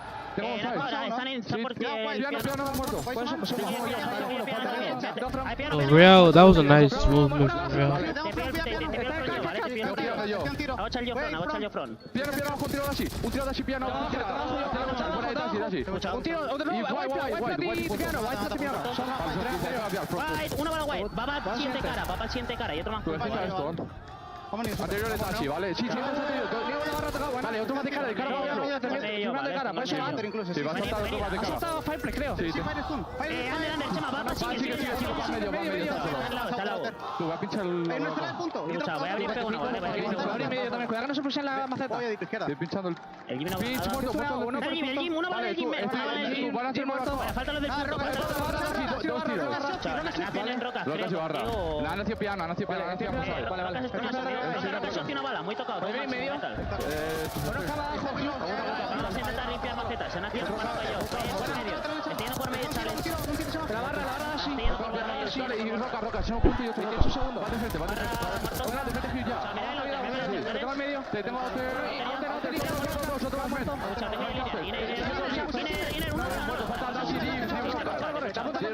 No, dos Roca, dos tiros. Roca está full. Va arriba. Va medio. Anterior muerto. Arriba Roca, echaste un tiro. Otra vez, sigue. Está muerto. Anterior Kitchen se cuela Roca. Y otro anterior. Son dos. Muerte izquierda uno. Otra es designación. Piano. Van izquierda y arriba. Uno a la izquierda, absoluto. Izquierda no veo. Arriba, ahí sigue. Vale. Tengo el medio. Mira izquierda solo. Tengo yo el medio arriba. Izquierda Dashi. Está en la izquierda. Well, after a hot start from the Heretics, things were starting to look a little bit dicey as Optic battled back through P3, but this is a nice recovery moment. Heretics in control of P4. Yeah, Dashi took over there at the P3, already 16-7 with a minute in the hill time, but Heretics think about the next play, work their way through the little map, find the break in towards P4, and have been able to lock this down so far. Still 25 seconds here, one more push coming in from Optic, everyone through bed. Metals, he's the one who's been hot for the Heretics on 4 in a row. Shut down by Mercules, but enough damage dealt for Heretics to stabilize and finish off the scrap time of the final 20 seconds or so. So we're going to get ourselves 110-64 or about that mark. Super trying to put pressure over towards the left side of the map already, and Optic quickly deal with that and now have their eyes forward to P1. Yeah, big kill onto Super. He was trying to influence the spawns a certain way, or at least force them to draw that attention on that side of the map. But now it's Real's turn, who is on 3 in a row, instantly going to get picked off by Mercules. You're currently in control of the P1 time. Rencor now is just waiting for his teammates to find some kills before he decides to go, but he has no more time to waste. You got to send it. Dashi able to battle him back, but Rencor still finds that kill. Mercules also shut down by Rencor, and Optic all of a sudden just dealing with what they have left in the hard point as we swap over to check in with the comms for Optic Gaming. Yo, Piano steps. We'll get Piano. One time. Metal's weak. Metal's nice. I got time. Yo, right. I'm picking up right. You got time? Sure. Yeah, I got time. Okay, make sure you're Time. Nice. One more below the bed. Yo, you. I got top bed. You on you weak. Yo, going right. Metals. First top P2 already. Hold on. We spawn out. Hey, we're doing right player now. Last guys spawn short. They all spawn short. I'll get you time, okay? You can stay out catch if you want, Kyler. I am. One shot on ult. Okay, I'm gonna refill catch. Look underground. I'm gonna try your team. You have underground? No. Yo, deep long. Just 2 going right. Shots, he going on a rage, bro. One more top right. Another one right. Yo, let's. Oh, man. Push out catch. Okay, first guy right. Okay, Metals is right. On the marble. One shot top. Fireplace Metals. He's through the right then. Right, weak. Right, weak. In the corner on you. Yeah, he's there. One guy's left. Out. They're on you. Zip. Yeah, zip it left. Then one guy's going. Piano. In the back. Two in the back. One shot. Alright, one guy's piano. Just calm down. We're top T real. Nice, get up. I'm gonna hit left one time. I'm hitting left one time. It's a T in the time. Yeah, I'm trying another one. White pipe. Go front door. Well, Optic had the solid hold initially, but Super just in another takeover mode. 5 in a row, 23 and 17. Get Heretics right back in the hard point, and they'll take the better part of the last 30 seconds. Yeah, he's been a superhero at this P2 HP. Starts off flawless with a 9-3 start. Already on 5 in a row, 23 and 17. Still have a nice little comfortable 30-point lead, but this is where Optic kept themselves into the mix. This P3, you got to be able to take care of Dashy, who loves to headglitch that desk. Well, Shotzi hit by a lot of grenades initially, still finds his one, and Mercules will finish Super plus another onto Redcore. Real's pre-fire, though, eventually gets a bit of a trade. Opportunity possibly here for Heretics to find some sort of a quick contest, but Dashy behind the bar limits this approach. Just down to a couple of Heretics members, and Shotzi's off the respawn for another double. They just keep on filling the gap properly. Okay, someone's going to chow, you fall, I'm instantly going to fill that spot. Now we create an extra layer, potentially a lead change here, but you can already see on your mini-map, Metals with a perfect route to flip these spawns. Masterminds of all kind joining in to catch the COD action. Magnus Carlson locked in as Optic will see their lead start to grow minimally as we get past the last 10 seconds. Over towards Heretics. This is where they were flawless last time around. P4 on the way. It's all about the opening kill. Shotzi and Hook already combined for 2, but Rancor and Metals instant response. So who is going to get the close spawns? Dashy wins a big one-on-one. No one is spawning near, but at least for your Heretics, everyone is near bedroom. Dashy looking for a crossing angle, trying to stay safe. Real wanting to try to challenge this, wins his first. Can Hook follow up though? He gets the opener, but not the follow-up. Shotzi looking to go quickly around the backside of Patio. Finds the trend of the Metals. Can he get a second? No, not going to happen. Heretics not fully spawning in yet. They're going to have to run their way back over. And how about Rancor behind the bathtub? He'll find one, Super another. Now the help is here, and Heretics take the lead. And all of the map is cut off. You already see Metals cutting everything from mid-side at the kitchen area. You're trying to approach from kitchen, but you're not getting anything done. At least you have one player in Hook who was able to sneak out from behind. Shotzi wins a one-on-one. You potentially are going to flip the spawns, but we can't get him out of the time. Rancor so close to getting himself a Hellstorm. Oh my goodness. Almost getting the quick swap over to the AR, but regardless of him falling, Heretics lock in the scrap time.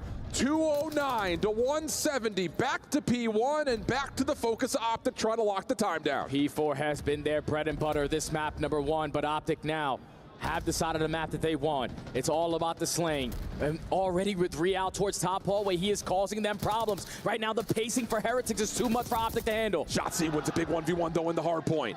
Gets the gap down to about 30 seconds. Less than that now as Optic trying to hold on towards this top hallway position. So far, so good. 30 seconds to fight for over P1, and Heretics playing the long game, just trying to lock down the left side of the map. And right now, Hook is not having the best game. 15 and 26, but he's on 2 in a row. It's not about how you start. It's all about how you finish. A 6-point difference. It's all about the battle for the backside of these P2 spawns. Almost gets the better of Super, and that's the player that you have to focus on at this hard point. Another moment where the two new guys up for Team Heretics, Super and Redcore, and essentially a 2v4 moment, get the kills that they need, and they find Mercules lurking. 218 to 212. And wouldn't you know it, he got through. The guy you want to get through is Shotzi. Finds the first, looking for more. Knows he's got one more. 29 and 23. Still has enough to take another fight, but doesn't need to. Mercules is there for help. Rancor trying to get that but shut down by Hook. And now it's Hook's turn to just hold down Kitchen as long as he possibly can. He is reading the pressure. He is playing the timing. Jumps on down, but Metals gets the better of him. And now Optic have 2 players out. Numbers for Heretics has Optic vacated the hard point. Shotzi still alive and kicking. Has Real in the corner. Good help onto Mercules. No! Metals gets 2. 25 seconds to fight. Both teams can technically still get this over the finish line here. 1v1 for the hard point. Let's go, Hook. Is there enough for Optic to lock this in? Real on the back. We're trying to wait for help, but he's not going to be able to. Last 10 seconds. Redcore for 1. Let's go, get the second. Last chance. It has to be Super. Or otherwise, we're going to see another hard point. Do you get the tick? Do you get the tick at that old time? Because you at least have one player off the rotation. A big one-on-one. Mercules loses it. 249. Heretics have the numbers in the hill. And a trophy system to keep him safe. Full flood from the front. Do you predict this? Redcore gets the opener. Metals with the follow-up. It's just up to Mercules. He's going to get pushed back. 240, 249. Should have fought for that last second. Everyone's spawning over towards that P2 side. Hook is going to invest on the route. It might be too long. He's got to go. He's got to find some contesto from the front. Metals finds the opener. The flank is shut down. Instant classic. It's a 250, 249. Oh my goodness. It's pandemonium.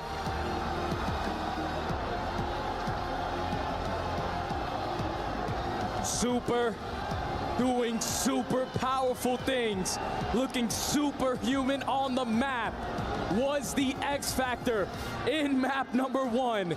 Everything around P2, every time he needed to put in position to get a trade, he was able to get it done. Nah, they should have just protected the last to an opening map. Optic were fighting. They were fighting. They couldn't keep up with the pacing towards the very end, but they gave themselves a shot. I'm curious if that last contest at the very end causes them. But Heretics with the numbers, with the crossfires, and the teamwork secure it by 1 point. It's the thing about it, and what we don't see on the scoreboard and in the timer is that they technically get about half of that second to get 250. They don't get it because of that late contest, but then importantly, they're immediately contested as soon as P3 opens up. That last flood, you thought maybe? No, Rencor, Metals stepping up big. And here you're going to see it, Super on the long play, able to shut down the flank and then over the top, letting Havoc reek over the bar. And Heretics take what would be a must-win map number 1, you think, and they do it in the narrowest of fashions. What an unbelievable performance from every single player on the Heretics. Super switching between the AR and the SMG, just adapting to the pressure on the map. Metals consistent with his aggression alongside Real. What an insane opening hardpoint between two juggernauts. A slow start there from the nuke. He tried to pick it up towards the very end, but it doesn't even matter about the stats, man. No. 1 point game, it could have went either way. Correct. I think the one that really stands out to me, though, it's the 30 and 27 for Rencor. That's kind of whatever, but 23 non-traded, 4,100 damage, and 1:42 in the hard point. Unbelievable stuff. Let's take a breath, because what are we talking about here? Rewind, search, and destroy. Coming up for map number 2. Give me the thoughts here, Jay. We saw Optic play this yesterday versus Thieves. They really struggled on their post-plant setups on the attack. They really struggled everything on the attacking side, even with numbers advantage.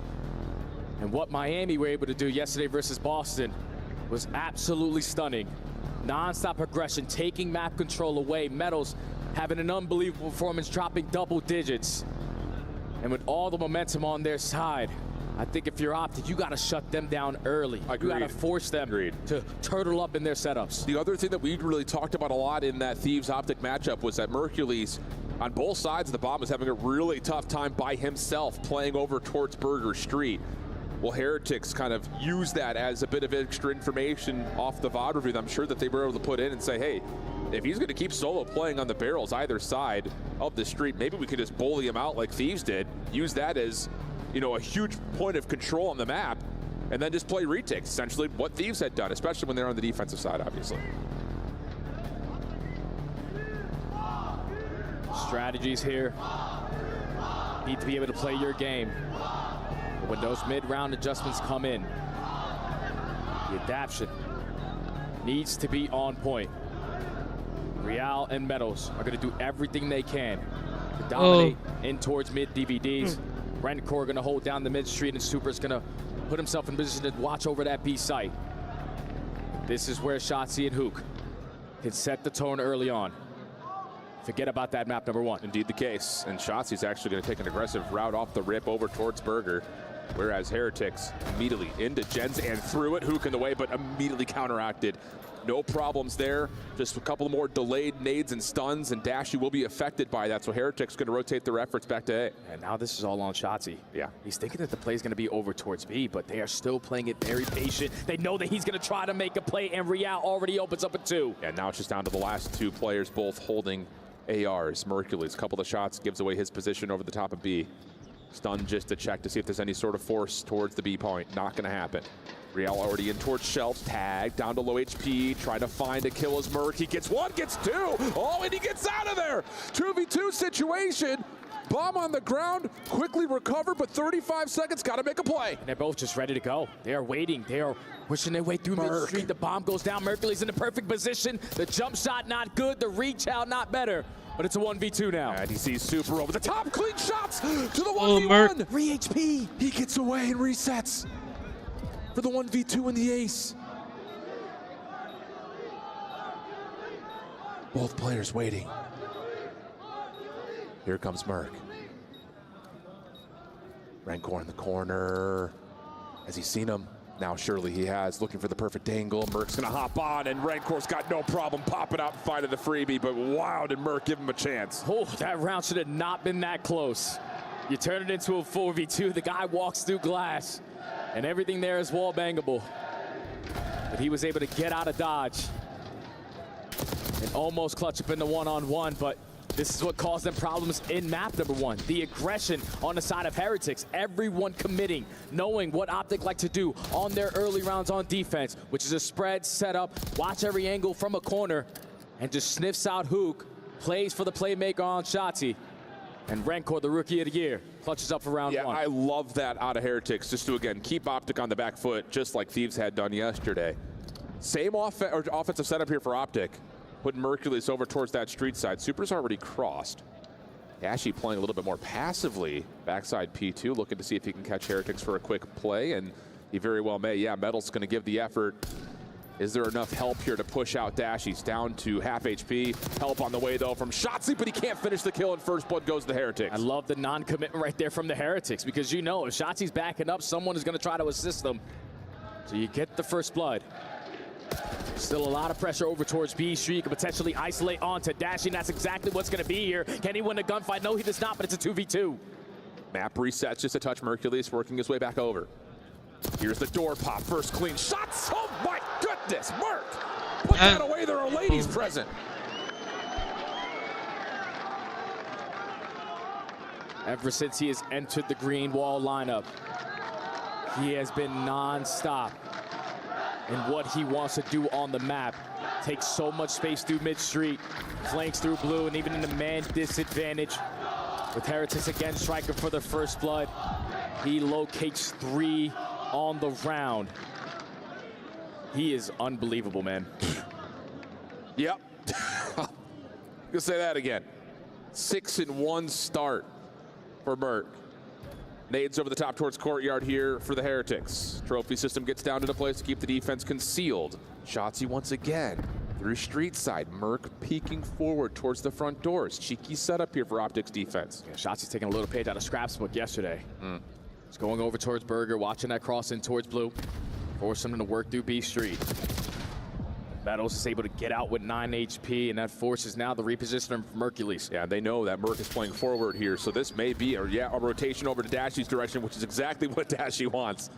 Finds the first blood for Optic. Riel throwing shoulders, trying to bait out some shots. Hasn't seen anything yet around A, because Optic have bailed off, and again, are just waiting to see when Shotzi can make his play. This is where you got to take the play to them. Try to work this objective. Keep your bomb carrier alive. Now with 45 seconds, Optic with the man up, potentially on the retake. They could smell each other. But again, like you're absolutely right. We're waiting to see how Shotzi clears the back of this point. Hoop checks the corner, decent shots from Riel, but not enough. Now it's the 4v2. Mercules just trying to play the scout here, over the top through the cracked windows. Rancor underneath him. Metal's close by as well, trying to play off the previous bomb plant. He finds the first, but does not get away. Just down to 1. It's got to be Rancor for the 1v3. First shots are clean. Looking for more. Does he get a look at another? But no, not going to happen. Hook right there to find the pinch. Plenty of time for the defuse. And a perfect tone setup, change-up right there from Optic. Wasn't a slow and steady approach from the courtyard side. This time we take DVD away from them. We force them to go over towards B Street, and that's what sets up Dashy to find that first blood. And then the patient approach on the retake. You know that someone is going to try to make a big-time play. Hook is able to catch Riel in the corner at glass. Right corner 1v3 though. Just too many bodies to account for. Optic take the advantage. Yeah. Crucial round coming up here just to try to establish some patterns, especially if you're Optic. You go up 3-1 here with Hook and Merc, really playing the 2v4 right now. I mean, it's not. Shotzi and Dashy have been a part of a lot of these plays, but just based on how the scoreboard reads. And how about this? We don't see this all that often. It's a 4-man hit from Optic. Stun will reveal this, though, as the defense will connect. And yeah, it's going to be a track backwards. They're not going to try to play for the pinch. They're going to try to rewrap this and try to contest the bomb plant. At least for Optic, they're trying to pull them on that side of the map so they can get a free roam in towards A. But Shotzi walks right into 2 SMGs on that side. Gets picked off again. Now Hook thinks he has the opening, and he does. Guns the hell out of Rancor, 3v3. That is not the way that play was supposed to happen. That was supposed to be Optic thinking that Team Heretics were cutting back across courtyard. They weren't. Hook gets away with one, though. A tough gunfight evens the odds to a 3v3. Dashy just looking for any information. Metals, though, takes out his SMG counterpart in Hook. Follow-up, good from Real, leaving it down to one Mercury's tag, but resets 1v1 with Super. Battle of the rookies. Mercury's is able to get out, but time is ticking. Only 30 seconds. Bomb going to be down right next to courtyard. And Super with the repositioning, you're not going to be able to count him. Oh, and he's getting proactive. Taking the space away. Super's got himself an SMG in the back pocket by the look of it. Merc up and over. Can he find the timing? He's able to find it. It just comes down to, does he get the gun up in time? And Mercury's clutches up again for the 1v1. This guy is living for the moment. Whenever he needs to make a big play, he gets it, but that's such a big gunfight there from the nuke. Correct. He is supposed to fall. That's an AR versus an SMG, with Rancor most That's likely fucking holding the gold, pre-aim. Mark. But he has unbelievable gun skill to give his team a chance there. And you set up the rookie again, who makes another big-time play. Hey, that's a broken play from Optic. That's supposed to be Shotzi and Hook swarming onto courtyard. Hook saves it, but another massive moment from Merc. So now 3-1 the count. Heretics on the attack. Shotzi, oof, messy over towards Steiner, but he's got help from Hook. And they will isolate, find first blood, and force Heretics to make some tough decisions. Now you have the cross. There's no need to rush anything. You've already been successful in a 4v3 retake, but now a 4v2 with Mercury's picking off Real. You know that they're going to be in towards DVDs. Do they decide to send it with a 4v2, or they're just going to keep on valuing their life? Who gets picked off for free? Big pick from Super, quickly established. Metals off the regen. He's the one holding on to the bomb, as it's going to be Super looking for more intel first before they commit, and he's actually going to see a little bit of Shotzi try to get the isolation. Trophy system coming up clutch. And Metals once again has to hit the deck and play his life. 30 seconds remaining on the game clock. Eventually, we got to work the objective, and now Optic have them surrounded. Shotzi choose the perfect timing. 1v3, I already saw Go, kid. And 3 rounds in a row now for the green wall. Momentum starting to get pulled on their side. What a turnaround from yesterday, too. Playing the map in a multitude of ways that we had not seen at all. Because if you think about the first blood with Rancor, it's usually a one-on-one fight towards Burger. Correct. Once he has shots, he's super weak. He's not expecting him to slide out and go for the chow, but that's when the nuke is able to keep his duo alive. Gets the first blood, and then Shotzi puts the finishing touches on the round. Heretics need to be able to stop the bleeding. They need to match the aggression towards mid. And that's exactly what we're going to get here, Jay. You call it like a prophet. Real finds the first. Shotzi in some trouble. Looking for help, though. It's all Heretics, and Rancor will provide the trade, but he's by himself, and it's a quick round for Optic. Now on map point. It's insane how quick these adjustments are coming in, how fast they are getting a read of what is getting thrown at them. Even with the stun, you're still not able to take down Shotzi. Trades galore on the side of the green wall. And then in the 1v2, you stand no chance. Optic, game point. Big bounce back. Yeah, give him some love. You'll see him here at the Esports World Cup next week if you're looking for some big brain action. And if you don't know, well, you better find out. Currently, the masterminds, though, in this search and destroy is all Optic. Heretics looking to, again, just kind of throw the playbook out. Let's just run forward, see what we can create. This time, instead of someone getting picked off early, we're just going to instantly work the bomb plan and play for a 4v4 post plan. RCXD in the picture, though. That's looking to clear things out by here. Over towards street side. Uh-oh, that could be deadly. And yeah, Metals takes a brute force of the damage. Follow-up RC in the way. But the numbers with Optic. Nice team shots from Super and Real. Post plant starting to tick down. 23 seconds on the clock for the 3v3. Hook trying to re-wrap this, and well, Real's right there waiting for him. And 3 straight kills has Heretics staying alive. Yeah, good plays right there from Heretics. Even after getting first blooded, that was a beautiful team play from Optic. Use the RC car, blow him up, and then all the ARs just spray. right through the shelf. Still does not matter. You switch up the guns in hand. Everyone prepared for long distance gunfights. The teamwork and the team shots are good enough to keep them alive a little bit longer.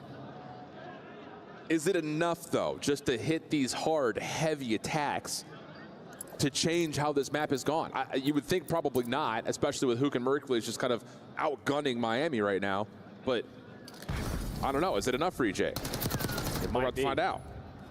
If it ain't broke, don't fix it. As Metals already takes a lot of space over towards top elephant, but every single player from Optic are waiting for them to run right into their crosshair. And this is another round where you've got Mercules for free through driveway. So now it's just down to bait and switch for me here, brother. There it is. Perfect. I mean, that's textbook. Put it in the thesaurus of how to play Call of Duty. That was beautiful. Trades are even, though, 2v2. Mercules does put down a couple shots, though, so Rencor knows at least the positioning of one player. And Dashy already finds a kill on the round, but instead of staying stagnant in his spawn, he's going to push through, and Mercules, unfortunately, couldn't make the right decision there. Big Brucey, most clutch player that we've had in quite some time. Can he get this one done? Looking to get proactive here is Dashy. No, misses the timing as the playthrough laundry comes through, and the aggression from the Heretics starting to amount with a couple of rounds in a row. It's calculated risk right now. The bait and switch for the first blow is great from Optic, but the instant response from Super and then Metals just sending it to make it a 2v2 gives them another chance. 2 rounds in a row now for the Heretics. We know that they are a heavy momentum team. Yeah. You gotta try to slow them down if you're Optic. Got 4 in a row for Super. He's got an RCXD and he's cooking towards potentially a Hellstorm. Quite a ways before we really bring that into the conversation, but for now, it is something to think about. Quick hit, once again, right over towards A. Optic gonna vacate the premise. And just again, play off Shotzzy over towards Burger. Mercules over the top, trying to find some sort of a peek, and wow, lots of damage comes through, but Dashy keeps him safe. That's Metals, the bomb carrier, down. Well, that's tough right there, because I thought Mercules was gonna potentially get picked off there, because Renskor was not gonna be able to spot him, but Dashy keeps him alive, and the bomb being down in that position is very, very bad. RC's gonna get invested. Just slow them down on the side of Miami. Shotzzy takes so much space away from Burger, but he gets caught. Yeah, and you should know that Mercules is still playing somewhere through the middle of the map based on his position top windows. Stun checks over towards Burger, gets information onto 1. And Rencor is going to back away and reset this. And they're just going to leave Mercules alone. So you can stay there all you want. We're going to play for A. That's all about this timing on this bomb plant. This Optic decides to send it in towards Courtyard and just wait. You have info onto Rencor, but 3v3, 40 seconds. Is this all ARs that are up right now? Sure feels that way for Heretics. They're backing up pretty deep. Mercules again through the middle map. Wow, that's a lot of clean shots. Pushes Real off. Rencor looking for a pitch. Shut down. Mercules gets the read on that as well. Unreal. So now to the 2v3. Last-ditch efforts here for Heretics. Real finds Dashy off screen. Hook trying to re-clear the site, does not tally up. Super in the corner, but it's Mercules to the 1v1. How does Super choose to play this? Mercules trying to hold, trying to stick. Super gets there in the nick of time. 2 battles so far between 2 rookies. First one goes to Merc. This one goes to Super. 3 rounds in a row now for the Heretics. As Mercules caught Rencor with his pants down, but you weren't expecting a second player to hit the same exact route. Ever since this young man has entered the lineup, he has changed the identity in this game mode. 6 in a row for Super, going into round 10 now. Do you believe? Does it have to be somebody else besides Mercules? You start to wonder if you're a fan of the green wall. Close it out. Different look here for Heretics. Not playing with the aggression through A, going to back off and stack at Courtyard and look to see if Super can catch information on the transfer around, but it's going to be a quick plant for Shotzzy here at A. Yeah, hopefully Optic went back and did their homework on their post plant, but that's not going to help. Rencor with a car bomb onto Mercules, strikes for the first blood. Now it's on Shotzzy, 22 HP. He's going to get chased down, 2v4. Dashy's seen, dealt with quickly by Super, who's now on 7. Hook. Does he have it for the 1v4? Gets the first, but nothing more. You leave this diffuse for Super and take a look at the streaks. He's got a Hellstorm going into round 11. This is unbelievable. Out of the Heretics, you were getting ran over in the first 6 rounds, but we changed up the pace, pulled out an extra AR, started playing our post pants a lot better, and having that clutch gene in our system. Super on 7 in a row. Cruise missile in the back pocket, and he's on attack. Might want to just go towards B. Yeah, may very well may be that. Optic stacked up. Should understand that the resources are going to be favored in Super, but you're absolutely right. They're going to step right on up. If Super hits the trigger on this Hellstorm, he will get the pings of where everyone is, and yeah, that will push Optic back just a touch, and here come Heretics. This is going to allow Rencore to take so much space up through the middle of the street. Everyone working over towards B, as Rencore's going to try to trap them on the backside of courtyard. And it hits. Super opens up with the opening kill. Metals, is he going to commit for the plant? We've got a long route. Rencore finds another 4v2 situation, down to Shotzi and Hook for what would be one of the more dramatic comebacks. And Rencore finds another, just down to Shotzi, dealt with. No mames! Are you kidding me? 5-2 down, they take a round 11 win, and Heretics are 2-0 up in the series. That was 5-1 down there, Alan. That's 5 rounds in a row. The composure on the side of the Heretics is unbelievable. You cannot replicate that kind of performance there. To be absolutely dominated in the first 6 rounds, to just go with, all right, let's just do something together to start it all off. Then you start to slow it down, pull out some extra ARs, and Super starts to pop takeover. What an unbelievable search and destroy there from the Heretics as they go up 2-0. And if you're the green wall, you are feeling it now. Unreal scenes here in Riyadh in our second semi. It doesn't get any closer than this. 250, 249 hardpoint, 6-5 search. What do we have for the Hacienda control? We'll find out when we come back.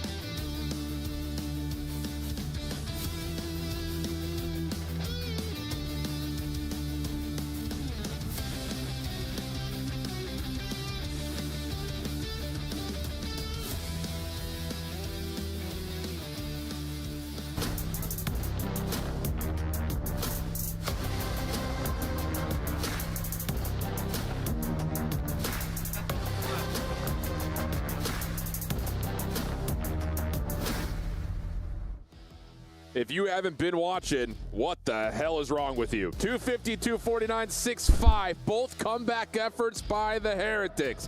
And now a chance to possibly send our champs home with a Hacienda Control coming up next. And I know you're going to say it, Jay. Optic is currently looking like the best control team in the game. However, this is no mode map combination that Heretics are unfamiliar with. They've looked good here this weekend. And they have all the momentum on their side, man. After a 5-1 comeback in S&D, you can feel like you can do no wrong. It's very devastating for all Greenwall fans and all 4 players that are sitting on that stage right now. The fact that they let that one go. 2 maps, 1 point difference, but series still far from over. Optic need to rally together. Karma, the 5-time world champion, needs to let these guys know you are here for a reason. You're going to spawn into a Hacienda Control where we have seen them be the best control team for the last couple of months. Basically unbeatable in this mode. Yeah, but again, that told, this Heretics team, who has not faced Optic in quite some time, have not faced this roster yet, are also looking really darn good right now.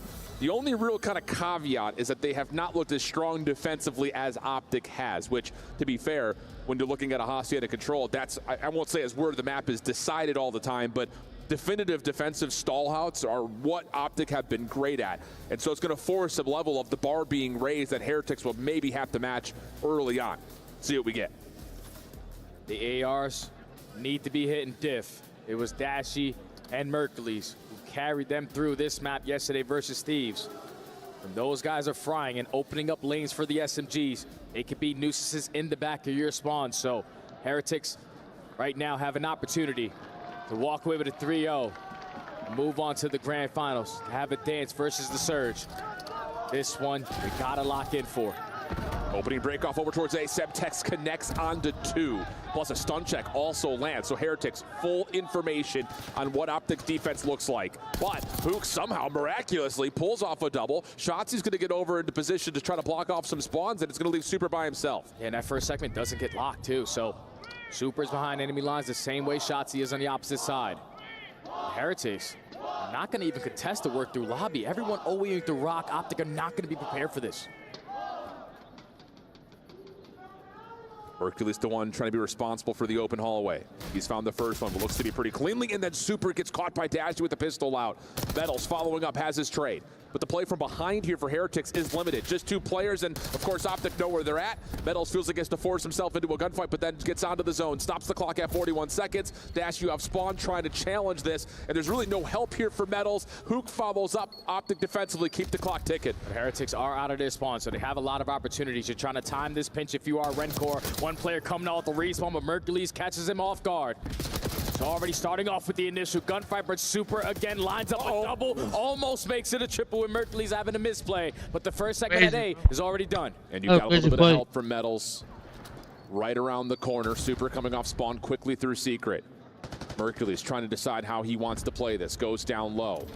Doesn't need to get the angle over towards Real. Instead, has the perfect shots on the Metals. Following up off the spawn. Rencor right there. Damage to Mercules. Slides on forward to find the kill. Meanwhile, back over to A. Second tick of progress is locked, and Super continues to be in position to keep the clock paused, potentially. That's all he wants to do.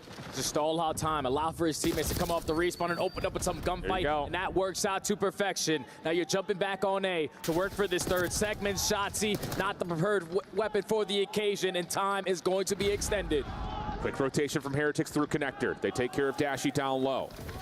Follow-up play, good on to Mercules. Shotzi trying to track behind this while Hook watches over the top, but he's only got an SMG. Stuns, nades, all being tossed his direction, leaving it really just down to how the 2 SMGs want to try to pinch this as all of a sudden B is under immediate threat. We gotta go, because that's already the first gunfight in favor of Heretics. There's a stack going on. A double stack. Second segment is already locked. Third's halfway there. Dashy trying to get over through T. Not going to happen. Is anyone able to challenge this? Hook will fall. Riel on 3 in a row. Resets over to the AR. Shotzi trying to make his way over, but no. Shut down. Metals by himself. The contest comes through for just a moment. Optic going in 1 by 1. Nade over the top lands, but not onto the force of the Heretics attack. And how about it? Team Heretics take the first offense. Just the teamwork. And the play calls right there from the Heretics just caught Optic off guard. we're talking about a nade off the rip to find 2 towards top hallway. Then when you go clean 4 dead, no one goes through lobby, no one tries to approach too well. Everyone works the OE, and even though Optic are not hearing anything on the map, they get a read that they're working the pinch. They were just able to get out of their spawn for free and not have to worry about the SMGs trying to cause mayhem on that side of the map. Super, again, makes a super duper play. 25 seconds stall on the game clock. Teammates come off the spawn, clutch up on kills. My Heretics are just unreal right now. Jay's mind blown, friends. I mean, it's unbelievable. Study is bouncing in the caster booth right now. Real stun check. How about this? Or maybe not. Puts both players down to essentially a bullet. Can't finish either, and just gonna reset. Try again. Finish your food, young man. And there we go. Team nade from Shotzzy will take Mercules out of the play. Shotzzy by himself on B. Working on the first hit, contested and dealt with by Metals. Now Real in your spawn. 2 players already accounted for. You know, one sitting over towards well. One person is still missing, and that's going to be the nuke.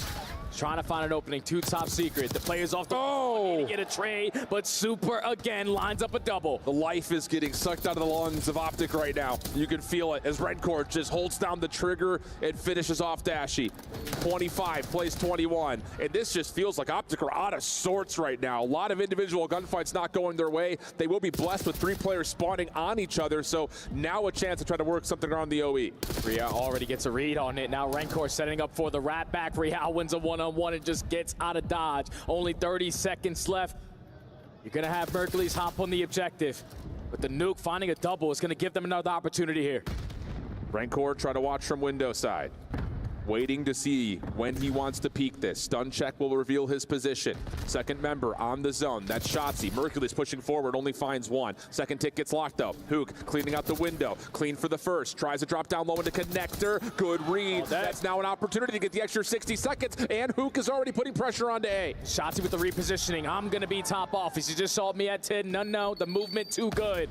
First segment about to be locked. It's a double stack. You're forcing the Heretics to work that OE, and Shotzzy had to cut off. He's playing CEO right now inside the office. Real and Metals able to find a couple to try to limit this Optic attack on A. It stops at a tick and change on this zone. Hook getting back to work again, though, on 3 in a row. Halfway done. Help nearby for Mercules. Long routes being established by Heretics, trying to surround the point, but this is taking time. Redcore finds the first. Hook trying to float around through the top side of the office with Shotzzy. They will clear the zone, but the lives have come down to an even tally. Yeah, now Optic are trying to locate where they have gone, because it's been quite some time since anyone got a gunfight in their base, but Real and Metals were already pushed out behind enemy lines. Now going to be able to put the other 2 players on the side of Optic in a spawn trap, but Shotzzy trying to do it on his own on 5 in a row. Spawn traps on either side. Clean shots from Shotzzy on 6. Off the reload, has Redcore in front of him. Doesn't like the look of that gunfight and just gets out of dodge. He will survive. Here come Optic out of the spawn trap. Immediately on towards A. They're going to go for the stack, and no one's going to get there in time. Huge That's how you play. To wrap back, join the troops, and finish off the B zone. And it's all on the gunfight on Real. He was the guy that was the safety net, pushed out towards Spyro, but he loses the one-on-one battle. And then that's everyone from the Heretics coming off the respawn, not in the position to contest it. Optic just kept on chipping away at that final segment. SMG starting to get activated. Optic showing life. A little bit of a bless up that they all spawned in front of P2 together, because they were getting picked one by one until all 3 players pop up together. But making the most of it is Optic. Tie us up to essentially dead even tallies. Yeah, even looking at the kills right now, it's pretty much as even as it could possibly get. So next offensive effort for Heretics after their breakoff was super successful towards A. Do you stick with that again? Sure seems that based on how they're coming out of spawn. Everyone through mid fountain. Watch out for the nades, watch out for the AR presence, but all of the Heretics are being aggressive through top open. This is where we saw Mercules be aware, head on a swivel, knowing that the pressure is going to be on that side of the map. At least for now, the game clock is paused for the Heretics at B. It's a little bit of 2 things at once to certain regards as Heretics show force to A, but all of a sudden are contesting on to B. Shotzzy's in some trouble, but manages to find 1 nade over the top from Dashy, also lands. And Shotzzy, I don't believe he knows that Redcore is as close as he is, and Super will actually push over towards office side, not able to get the second. Dashy with the shutdown. More contest though, down low on to B. First tick being worked down with the double stack, largely in play as Real works on the long route. Yeah, it's a bloodbath at this B site. All of the Heretics are just trying to stall a lot of time for Real to get into the play. You're not going to be able to read this if you're Optic. A freebie #1 for Real. He knows that they're also going to be a player sitting on the top side of Plat, but you don't have to commit. The stack is good enough to lock in this second segment. He's going to force it. He's going to force it. Able to find the first. There's a second one nearby and gets away. Rencor able to give him the support. That's going to be 3 down. Hook for 1, but does he even have a chance to contest this? Doesn't look like it, as Optic have spawned towards Boathouse. Nades will not get there in time. And honestly, it's just a couple extra kills that get tallied on either side, but Optic come out the benefit, finding Super. That will slow down the play towards A. Yeah, but now Rencor is already out. So now he's going to put himself in position to play for 1 kill. His teammates playing for the trade. They get it onto Shotzi. Rencor now comes to life. That's already 2 dead. Where the hell are the last 2 guys? Doesn't matter. Rencor playing for spawners. Then over the top, not going to land. First shots, woof. Nearly gets smoked by Merc.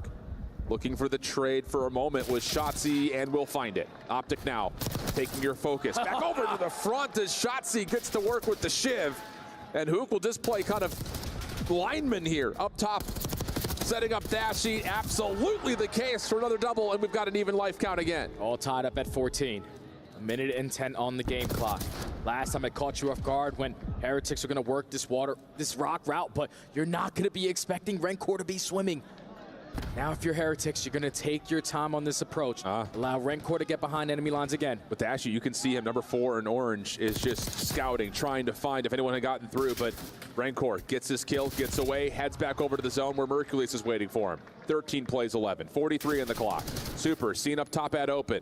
Has to keep his life, while on the other side, Real's getting to work playing over towards open, and he found a 2-piece. Now it's just down to, can these last 2 Optic defenders do enough damage over towards the spawn trap? And Mercules says absolutely. Yeah, he just has to stay alive because Shotzi's gonna fall. So Mercules, the only player pushed out. I love the play. Works his way around Garage. You're not gonna be able to read this if you're the Heretics, but the same thing could be said for Real on the opposite side. He wins 1, 10v9, 23 seconds, the game is paused. And Mercules will drop. Shotzi would have to try to clear the zone out. Finds Rencor for free.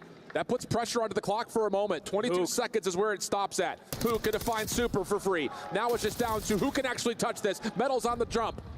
Who try to clear out the windows. Mercules joining him. 15 seconds. Mercules finds another.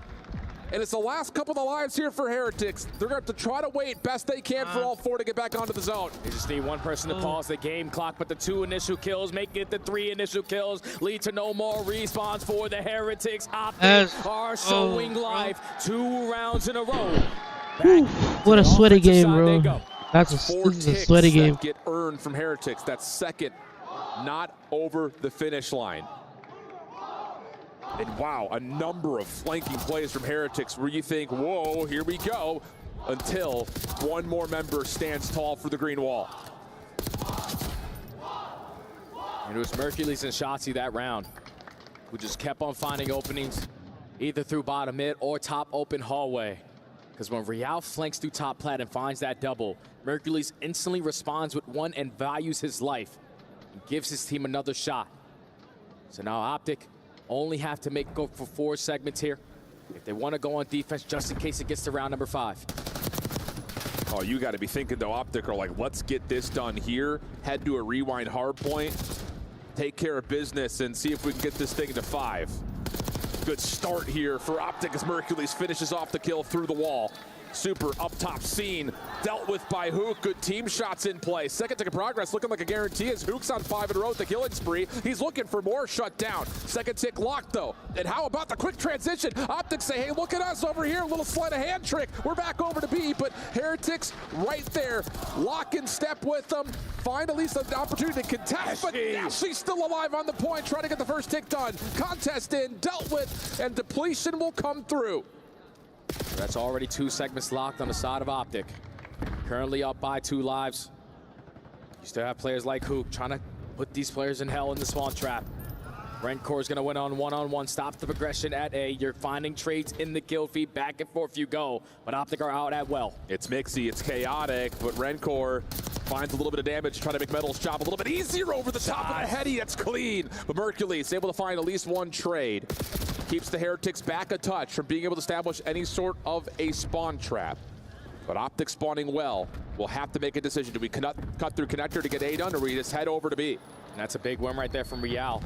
Now you have to put some focus on towards top secret window. He doesn't have a stunner or nade to assist his teammates in this engagement, but Rencor already opens up with one. You pick up an AR, put down the pepper shots on the rest of them. And that's a clean 3 dead, and the last player already accounted for. 45 on the clock. 1 life advantage for Heretics defensively.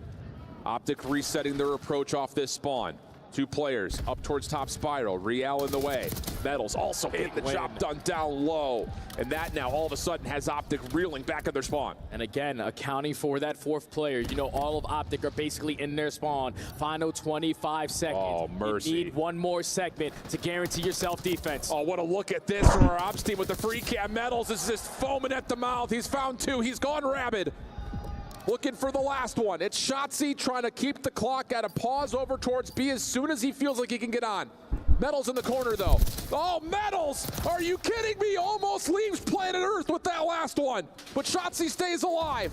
Contest is in. Heretics trying to survive through the side. Tick is locked. Shotzzy finds another. This isn't done yet. It's not done yet, but there's still 2 players from Miami who might have a say in this. Riel able to get one, but not the second onto Dashy. But Rencor and Superfly on in. You get that segment. Now it's all going to come down to the kills. Shotzi's going to put the clock to 1 last pause. Doesn't win the 1v1, and that will do it. Into round 5 we go, but the Ticks do get capped. And now it's all about the slaying. We have yet to see this so far this weekend. We haven't seen a round 5 come down to the kills that you are getting on the map. So which team is going to have defense going into round number 5? Both teams have been successful on both sides. It's all about the slaying, and I think my Heretics might have a slight edge here. I think they might. Again, I'm no mathematical scientist. We'll let the game decide, but it does feel that way just kind of looking at the scoreboard, and that is indeed the case. Heretics on the defense. Optic had won their first offense. Can they find a way to take this one and extend this series? And what has been an instant classic, Adachi says, bet. Clean first blood, also knows Metals is nearby. We all know about control, it's all about the break-off, so finding the initial kill forces someone to reposition themselves, but Metal instantly responds. Dashy already finds a second, but Mercules doesn't matter what weapon he has. Dashy with the assistance allows them to get out, and they already have 1 segment at A. Oh, the quick spot for Mercules! No! Almost as he finds a stray Jackal on the ground, but shut down by Rencor. Trades are even, though. Optic with the slight numbers advantage, heading back quickly over towards B. Metals up top, trying to work this pinch with Super. Riel doing what he can to contest for as long as humanly possible, and now the pinch is all of a sudden in play. Rencor cleaning things up, just down to Hook, who gets shut down by Rencor, and it's all 4 down. Super in the spawn. Super on 4 in a row, knows that everyone is going to walk right into his crosshair, makes it number 5, but instantly is going to get traded. Now Optic are going to waste a lot of time to work this OE. You got to clear out your spawn, be aware. Players potentially working on this pinch, because here comes Metal with another opportunity, but he's spotted. Shut down, Rencor corner, shut down, absolutely slammed. Now it's all of a sudden an opportunity for Optic to make a play forward. They hold the life edge, they hold the control over the top of the A zone. Dashy creating noise over towards the closed hallway. Looking like an extra 60 seconds should be good. But is there a chance for Heretics to still pinch this? Shotzzy shut down in the corner. They don't get the extra tick. And Mercules can't keep them in the spawn. 2 players wait for each other to respawn before they commit on the gunfight. And now Optics only have 30 seconds to work out of their base. Riel and Metals working together on the well side. Shotzzy has a route through open. Super gets to work, depleting most of the progress on that 3rd tick at A. Mercules again gets shut down. Shotzzy can't finish off the first, but has a second chance at it. Super through the hallway, continues to get us in a back and forth. 16 v 13, 13 seconds on the clock. Here we go. We gotta pause the game clock. Dashy wins a one-on-one. Hook already is gonna be aware that someone knows his positioning, but Optic are winning gunfights through mid. You're gonna force Heretics to put a lot of focus on A because they need a slither to extend the time. Here they come for the stack. Riel, little firing range, but Mercules gets the point. It's all 4 dead, but an extra 60 seconds gives Optic one last chance. 8 v 14. Come on, bro. They find the opening in their base. They're trying to bait and switch over towards the shack side at well. They're looking for an opportunity with a couple of kills in sync. Shotzi's already cleared connector. Metals is seen up top. Look at the route from Shotzzy. Patience for Optic. Shotzzy has to clear off this backside defense, but he doesn't have a look at anybody. He's got eyes on Metals, but the clock is starting to tick in his ears. Here comes the play. He's able to find the kill into Metals. Now turning back around, has Rencore seen over towards Tid. Optic from the front, just need to deal with Real. They haven't found him yet, but Shotzzy makes the play. That's going to be 3 dead. 7v8. First tick looking good. Big win for Merc. Everyone for the spawns of Heretics are coming off staggered. Second tick is going to be done. Rencore trying to clear out topside office. Metals on the way in. He's able to find one, but not the second. It's 1v1. Just not the super. 1v1 potentially for the game. Stun comes through, it lands. He's waiting, the contest comes in. Last lives. Nade from Hook lands. Shotzzy, a little pinch, able to find it all. And Optic extend the series. Fucking go. Optic with their backs against the wall. Did not have any opportunities to make a mistake. They needed to chain kills together. And when Hook finds the opening, Shotzzy strikes for the second. Third player accounted for in 10, and then it's a bait and switch onto Real over towards Well. It got mixy towards the very end. Came down to a 4v4. But the SMGs, the opening nade there from Hook, the nuke, gives them the advantage. They play the trades, and Optic stay alive in the series. What a championship flipping Sunday. Oh my God, what a Oh, mercy. Just let the replay package roll. We don't even need to commentate over this. Oh, golly. What a series. But Optic come through when they absolutely need to most. And it's just pick a stat line. I mean, what are we talking about? The nuke is what I'm looking at. 4K damage, 28 non-traded kills, and 25 kills on the offensive side. The nuke came to play in this respawn. Had a slow start in the map number 1. But the green wall is the same thing like the Heretics, a momentum squad. And when you have back-to-back nail-biter maps, with one of them now going your way, you're going into a rewind hardpoint that has treated you well these last couple of months. The thing about it is Heretics have looked really polished on this map as well. Most importantly and most notably, able to take down Atlanta on this map. FaZe on this map, you know what I'm talking about. The thing about it is that's a FaZe team that did not look like the same FaZe team that really used this map as a massive catalyst for success. You can't take away, though, how Heretics have played on this map this weekend, and a map that you would look at kind of in the series layout normally as maybe a guarantee for Optic. It's anything but that, believe me, you. If you think about what happened in map number 1, when it came down to the Money Hills, the P4 most important on Skyline, they were able to lock it down even through the chaos. You best believe Super, who's having a tremendous series here so far in the first 3 maps. Him and Rencore's ARs will be felt. But it's all about the finessing for the spawns in those crucial moments. Who's going to be able to whip out that third AR between either SMG to lock down P3, P4, because that is where you win the game. You think Mercules is nervous? He's like Karma, I'm telling you. I give him so much comparisons to the guy on stage because Damon back in the day was just a stone cold killer the same way that this rookie is. He's just like, all right, let's go again. Like, I'm just having fun. Unbelievable scenes, man. So much at stake. But for the first time in a long time, Optic have shedded some blood from their boogeyman this year. And again, if you're joining us here late, the big story is not, of course, just Optic trying to go for major championship back-to-back, but Heretics have beat every form of this Optic roster, and we're that close to doing it again. And the crazy thing is, throughout this entire season, for the Heretics, it's been with Hardpoint and Search and Destroy. Good point. That's now 6-0 in Hardpoint versus the Green Wall. 4-1 in S&D versus the Green Wall, but Control has always been a struggle. 1-3 in that mode versus the squad on the opposite side. But into the rewind hardpoint we go. Yeah, take a seat while you can, because I've got a feeling everybody stand up. You're going to be up in a minute. This one. You can't sit with the gameplay that has been blessed to be on your screen so far today. Unreal. You only need 3 fingers to count the amount of point differential in these first 3 maps. Opening first blood goes to Dashy. Shotzzy looking to push out the corner off his Semtex. That works.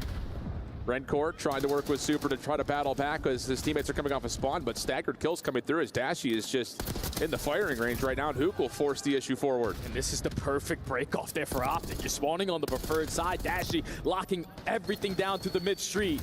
And you win the initial gunfights for at least 13 seconds to start off at this P1, but final 25 seconds, Dashy, the best pistol player I've ever seen in this world. He's a weapon. Doesn't even need to use it, with his teammates having his back. Final 15 seconds, they have the rotation that they want for new as well. Yeah, Dashy needs a gun. He's already burned through all of his initial AR ammo. Trades back and forth come through, but Optic will bounce back, try to reset the rotation to P2, and we'll jump over to a Bravia Listening to catch the comms with Optic. I don't think. Show me. Yo, one's got side yellow. Side yellow. He's hitting side yellow. Yo, I'm in front. I'm one shot. There's two in front of me. There's two. One shot super. Yellow was. The guy's still yellow. Metal. He's weak. He was really weak yellow. They're spawning on you. We're in the dump. Yo, in the dump. There's a close car. Close car in the back. Mark in the back with you. I'm marking the back with you. John, they're still spawning. We got white crate. Yo, back right. White crate with one bullet. In yellow. He's so weak. Back there yellow. He's so weak. Dead. Another one blue. Back there yellow. Just holding for a sec. Okay, Rancor is blue side done. Nice. Good up there. Another one here. They're still spawning there. Yeah, he's in the dump. Making blue. I need the dump. We start going. Guys, up here. Let's push the 3K metals. Push the 3K. Another there, metals. Three crate still blue. Other guy's dump. He's not challenged. Yo, make sure you hold this, Brandon. Do two. One blue. One blue. One blue. First guy blue. Yo, pick up the right. I'm mid. Yeah, he's on me hole. He's on me hole. He's ate me. Metals not old. I don't see him. What's in blue? First guy's blue. Watch out mid. Shoot on me. Where? I don't know. P1's mid and one's P2. We spawn out. You gotta kill it mid. On me time. Yeah, eat my time metals. That's him. In the dump and diner. Try to be his voice. Yeah, try to be it. What's in glass? Glass rent for. He's in diner. He's in diner. And one's mid door. We're spawning. Watch out mid door. He's P1. Moments of heroic efforts over towards the backside of P2, but the rotation stifled as Heretics really start to awaken now. And now they're just trapping everybody else. They're not putting any focus on Shotzzy. It's fine. You can stay alive on that side of the map. We've been able to soak up already 35 seconds at a hill that you're not supposed to get all this time on. Now the spawns flip. If you are Optic, you can flood your way back on in to try to contest this and not give up this full 60, but everyone falls at the wrong time. You gotta get aggressive if you're Heretics to block the spawns, but they don't. And now Optic still have a chance here at P4. But they're fighting with their backs up against the wall. Riel finds an opener outside street and is still taking a couple of shots all those elder boys, but Super, little Omni movement showcase, gets shut down, leaving Riel essentially by himself, but Super spawns up. Oh my goodness. Optic don't get the benefit of staying around the hard point, leaving Mercules as the sole defender of the hill. But he's got himself a pretty decent position. Trades are awesome for the side of Optic, and a flip comes back, or does it? Riel still spawns close. Shotzzy doesn't expect it, and now it's just down to how long can Riel stay alive. Hey, you got to play for him. Mercules, you cannot leave this guy here because your teammate is now going to spawn all the way across the map. Shotzzy's giving you info. There's pressure through the mid side, and Mercules wins a big one-on-one. Almost finds a second, but the pitch is good enough for a slight break for the Heretics. Tug of war back and forth 50-50 as Beepers continues to rage war. 18 seconds to scrap. Shotzzy thinking about it, but backing away as Optic looked like they're going to chalk and rotate this over to P5. Got to give up this final 15. Whip out an extra SMG in towards the gens, so you can always find your trades. Heretics currently up by 50. They are filling themselves. Let's go for a listening. A Bravia listening with the Heretics. Tengo el patio pins yo. Voy a entrar, está una bala en punto. Tengo patio pins. Tiro punto. Tira también. Muerto, otra vez. Entre medias y su lado.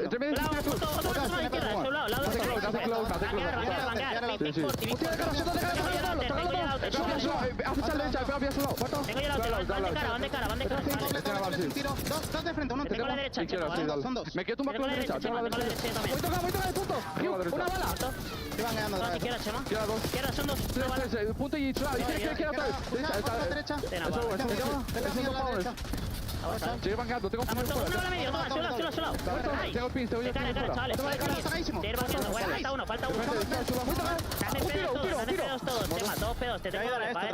Sí, me viene de frente. Estoy contigo, Chema. Está bien. ¿Estás pilares tú? Ya estoy muerto. Son dos. Escúchame, tengo la nueva delantera, ¿podéis sumar? Los extras, sí, te van a ir. Uno sí ya. Sí, patio.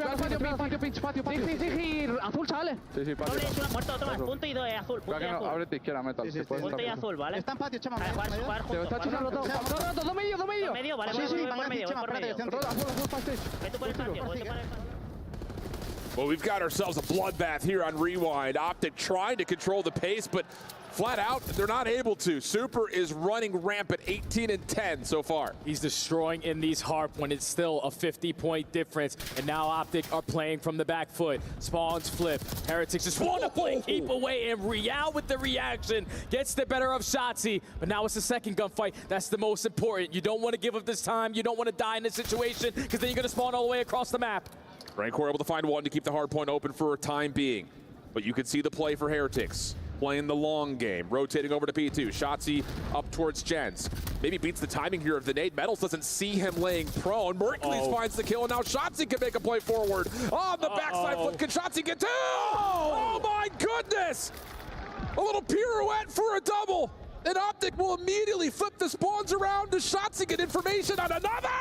Oh, mercy! How about that for Optic? A chance to take their lead. And I'm thinking of what happened yesterday, just like champs. Optic starting to rally their way back on in. The second half of the game is totally different than the first. But as I say that, 3 go down. You still have players that at least get the close spawn, but Metals and Real combine for 4. They flip them out, and this 30 seconds is looking like it's going to be theirs. What a counter break for Heretics. Mercules, decent damage, hoping for a second, not going to be able to finish it off, but Dashy and Who can still give this a bit of an exit effort. Or can they? Heretics standing tall in the hard point. Hook forced to try to step forward. Shotzi just trying to contest everything, and apparently lightning strikes twice. Oh, don't do it to him. The stun comes out. Does he have the ammunition? Oh, what? Wow. Burst it into Mars, but as we look to back to orbit over to P3, it's going to be Optic who get there first. Dashy with a big one-on-one gunfight to secure the back. A 20-point difference. All of the Heretics trying to find their way in towards this hard point, but you got players pushed out on angles you're not expecting. Shotzi all the way up through Burger. Let's go, bro. Shotzi. He is came alive in this game. Give me kill number 3, but he's weak. Doesn't matter. We basically have a tied one. This is Shotzi saying, I'll do it my damn self. 155 to 155. Heretics a bit split on the map right now, putting some focus on the hard point while also trying to get some rotational damage done. 2 kills come through, make it 3. That's all 4 dead. Spawns out for Optic. Oh, and this is a very crucial moment in the game. Heretics are going to lock in this final 15, and you're forcing all of Optic now to work that rotation. Shotzi, it's on you. The player in courtyard to potentially find an opening. You get the player off hold. Now Shotzi needs to get one. He catches Super with a nade out. Trophy system in place, but Shotzi is just doing whatever he wants. Turn for Hook good. Optic will flip the spawns again, and they'll bounce back and retake the lead once more. Now you have to set up properly. 2 ARs through the middle of the map. 1 person watching the pinch. They're going trade for trade. The nuke is able to find 2, but Rancor eliminates Shotzi from the objective. It does not matter, though, because the close spawns for Optic allowed him to instantly hop back in.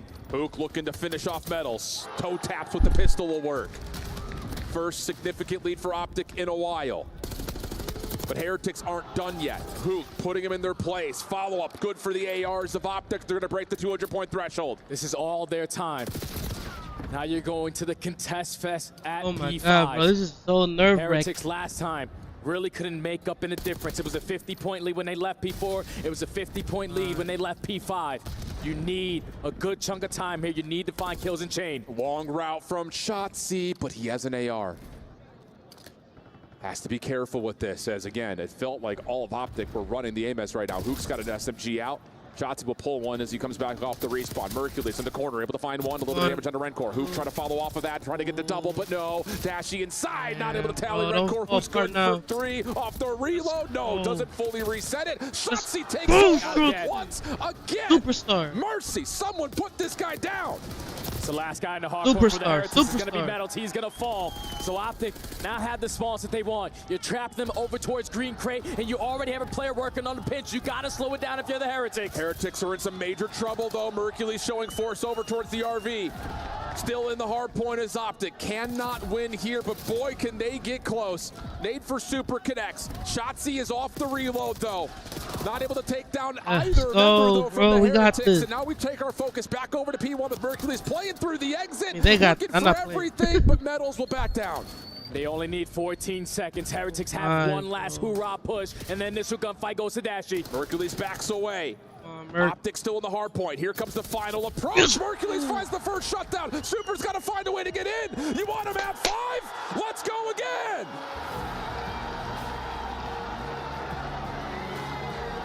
It doesn't matter how much Optic are down on Rewind HP, just like champs. They continue to rally together. The P3, P4 on the second half of the game was the turning point. Miami had it. They had Rewind it. The is Heretics mixy got as all 4 fuck. in the feed, but who Rewind was it is mixy as fuck. to break them Oh down? my god, I was sweating, bro, and I'm not even playing. And I'm not even playing, bro. I was sweating, bro. Watching this. Oh, mercy me. What are we watching? What a display, though. You called it halfway through that game. It's another slow start for Optic. Things getting a little squirrely. And I wonder if it's Merc to come through at the come like, yo, we're good. Let's just slow things down. Do it like we did at Champs and do it like we did yesterday. Shotzi just changing from this SMG to the AR. He understood we were getting outpaced. We were getting outgunned in long-distance gunfights. So for him to realize that in the moment, to go on streak after streak, he is probably the best player I have ever seen. With the movement, the gunny, and the map awareness of what he needs to get done, he allows his team to force a Game 5. Oh, my goodness. The single best day of Call of Duty all year, if not, maybe of all time. This one is shaping up to be a treat as we head into a Game 5, knotted up 2-2 between Optic Gaming and the Heretics. We welcome Ali, Enigma, and Nameless back to the desk. And I want to start with you, Ant. You have been around since the beginning of competitive Call of Duty. Why is today so special? It's just unreal. I mean, we're seeing such high-level Call of Duty. These teams go back and forth. We're seeing chokes, clutches, everything that you want as a Call of Duty fan, you have gotten so far today, and now we're headed to a Game 5. You got the world champs on one side, and you got this Heretics team who they've been in the mix all year long. You could see it in their gameplay. They can taste that championship. We got to get into the gameplay here, Ali, as we look back at games 1 and 2 from this best of 5. Miami Heretics, known as a momentum team.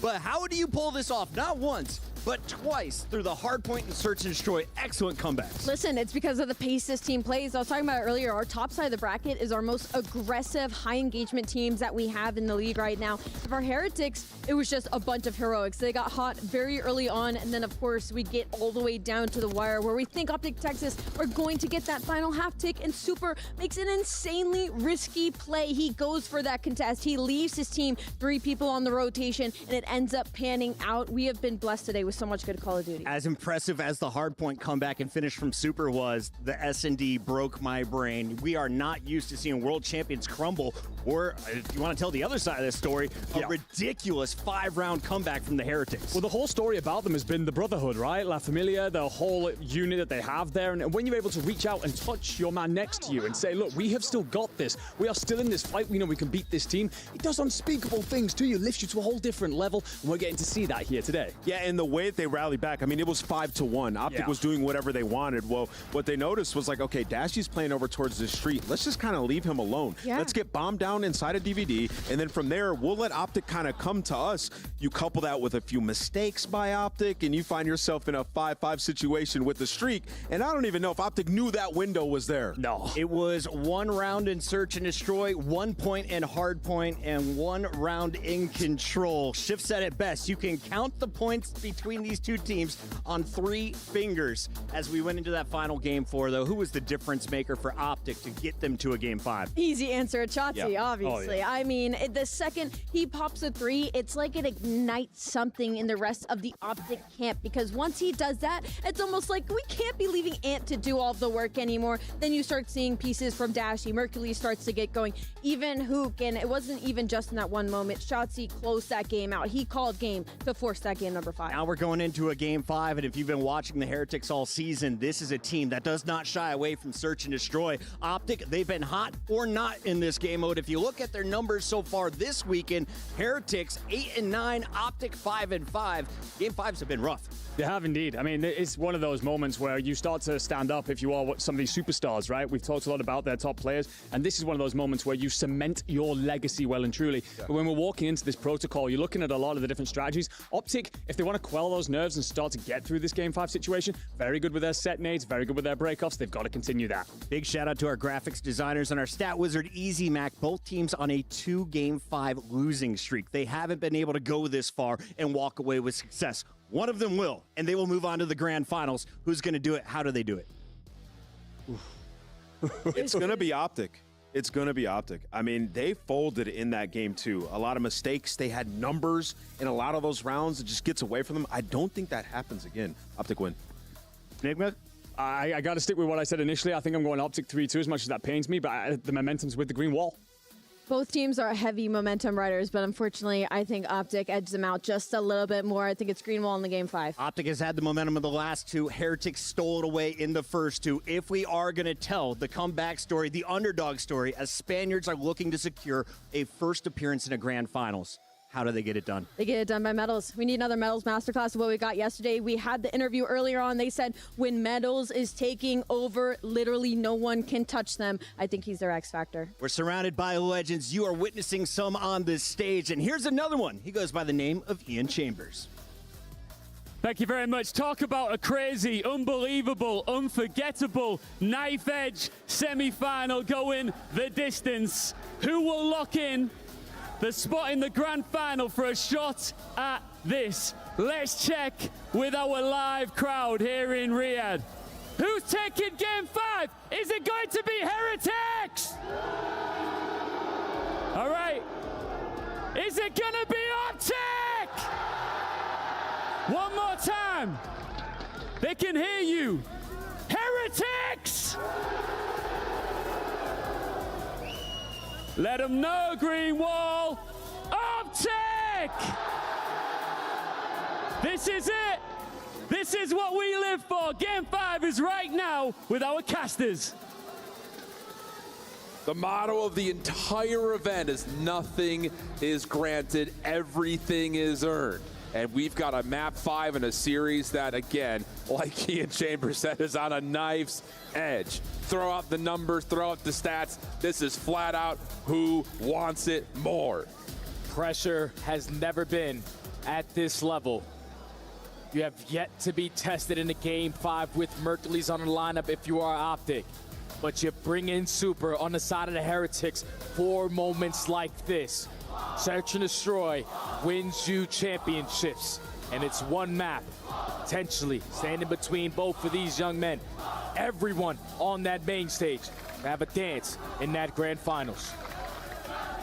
Well, here we go. It has been an instant classic of not just a series, but a day.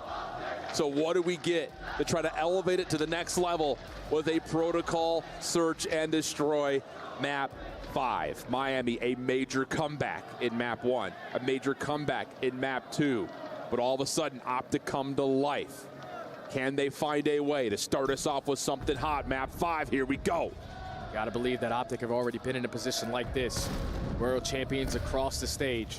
They already are the aggressor, setting the tone early on. Instant 4v4 post-plant setup here at A. Super had been a scene, I believe, over towards field side. Nades to clear out tower. Some of that actually lands onto Shotzi. And then Real gonna take a long route instead.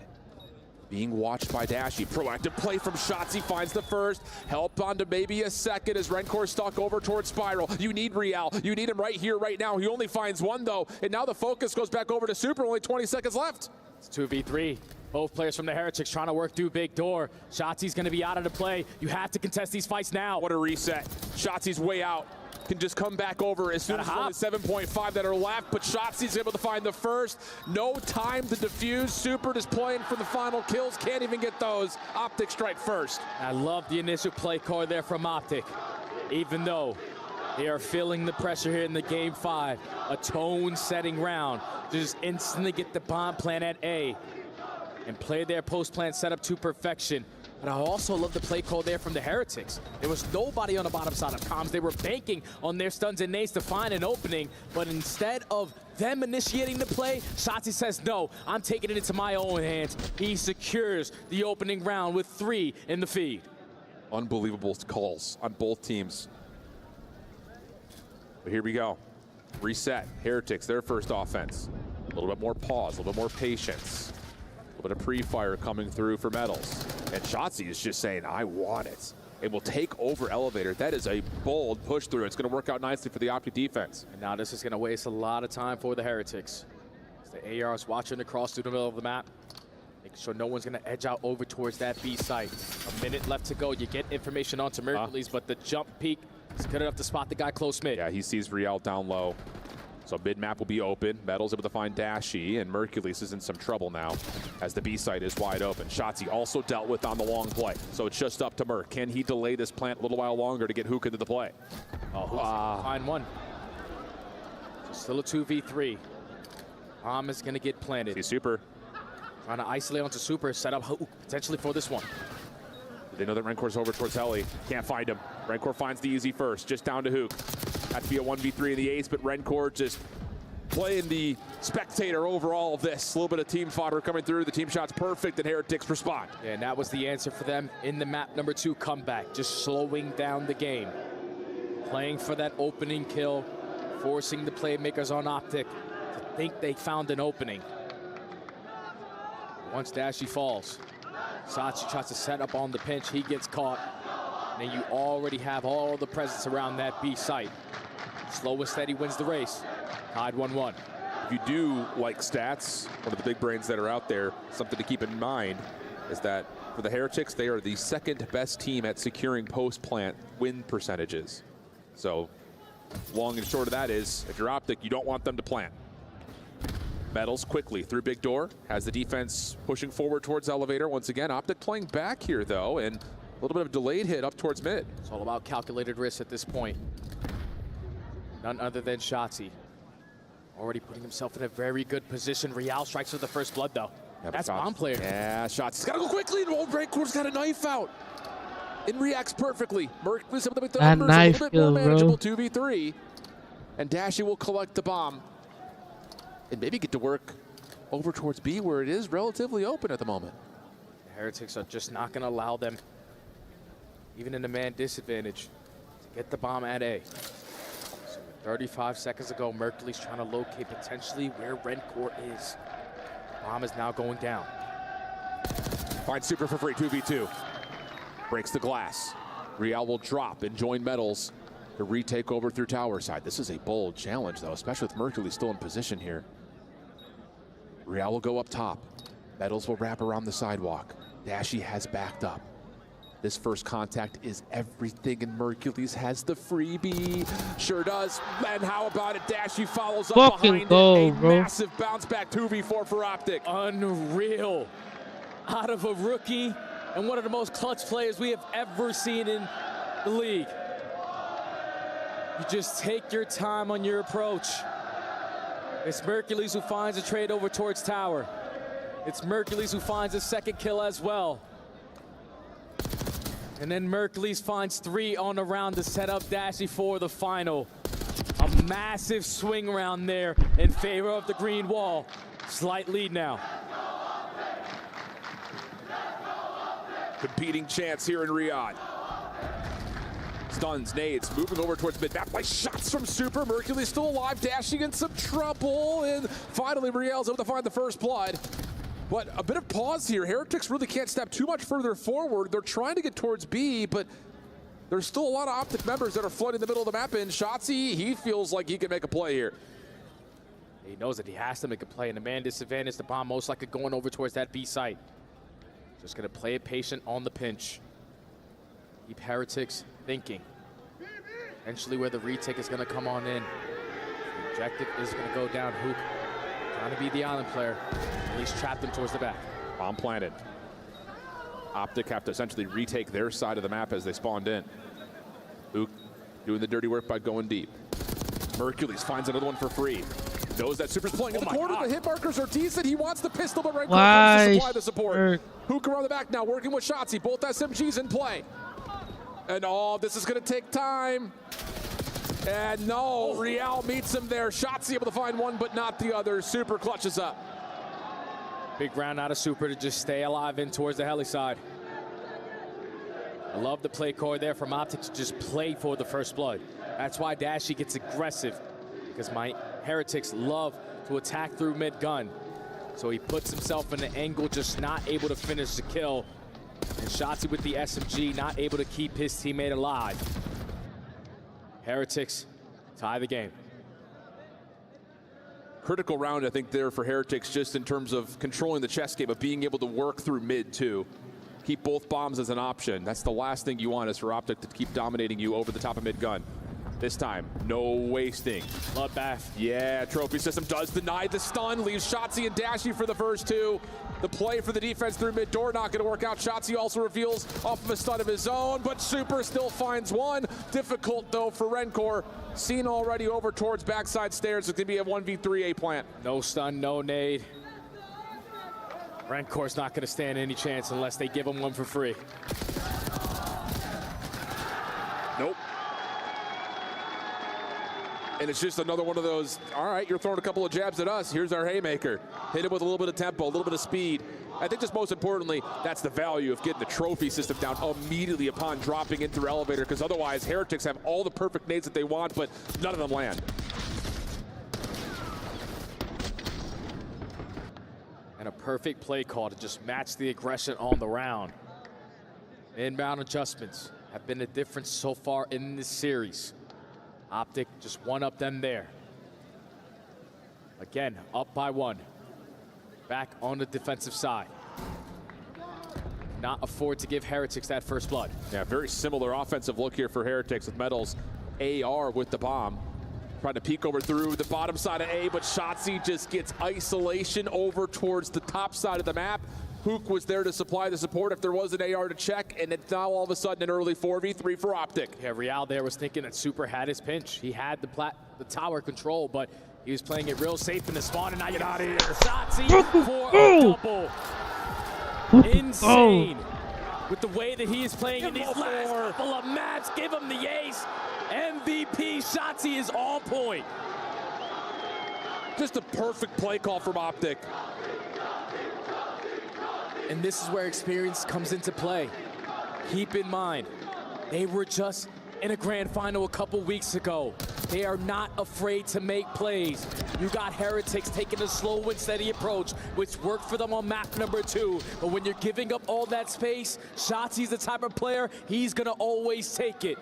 2-round lead now for Optic. That's just one of those, though. The Heretics are looking, Shotzzy's pulling up towards our tower. Let's just go down low. Oh, he's already there. He's everywhere.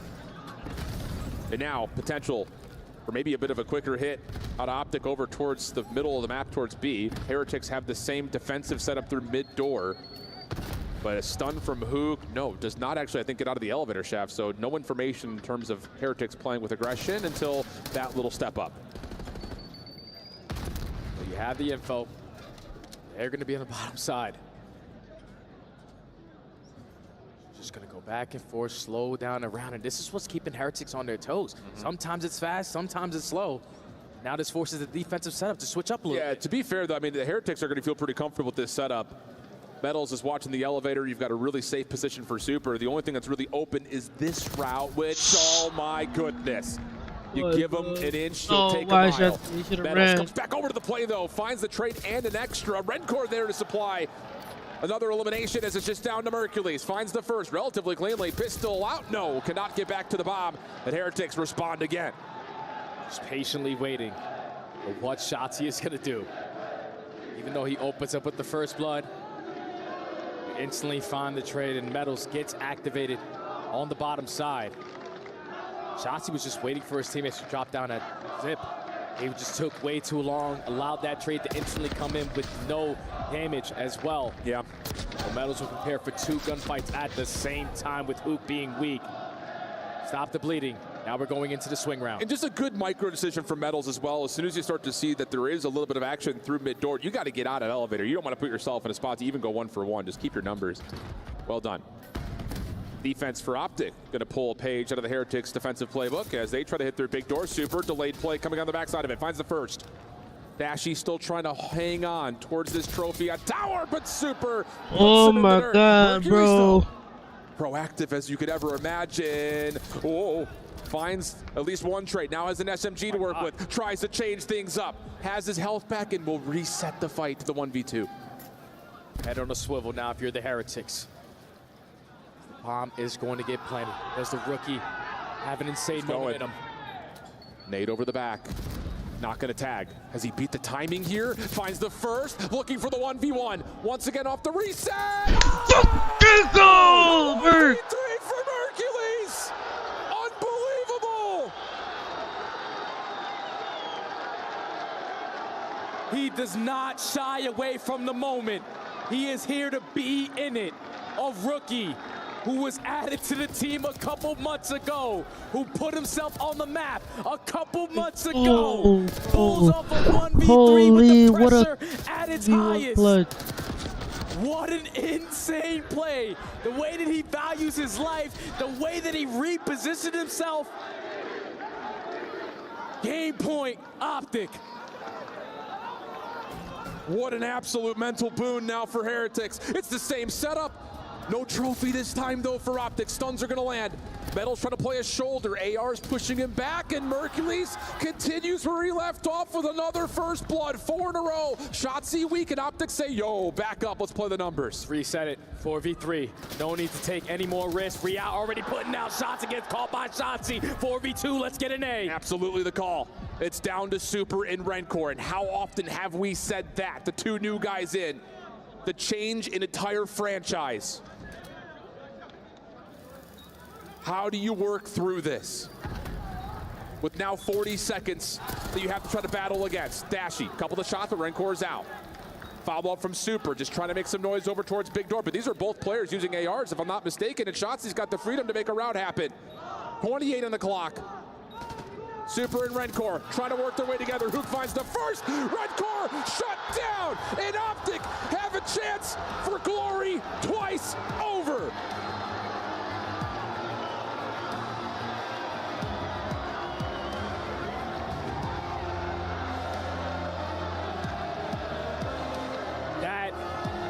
It's just simply unbelievable.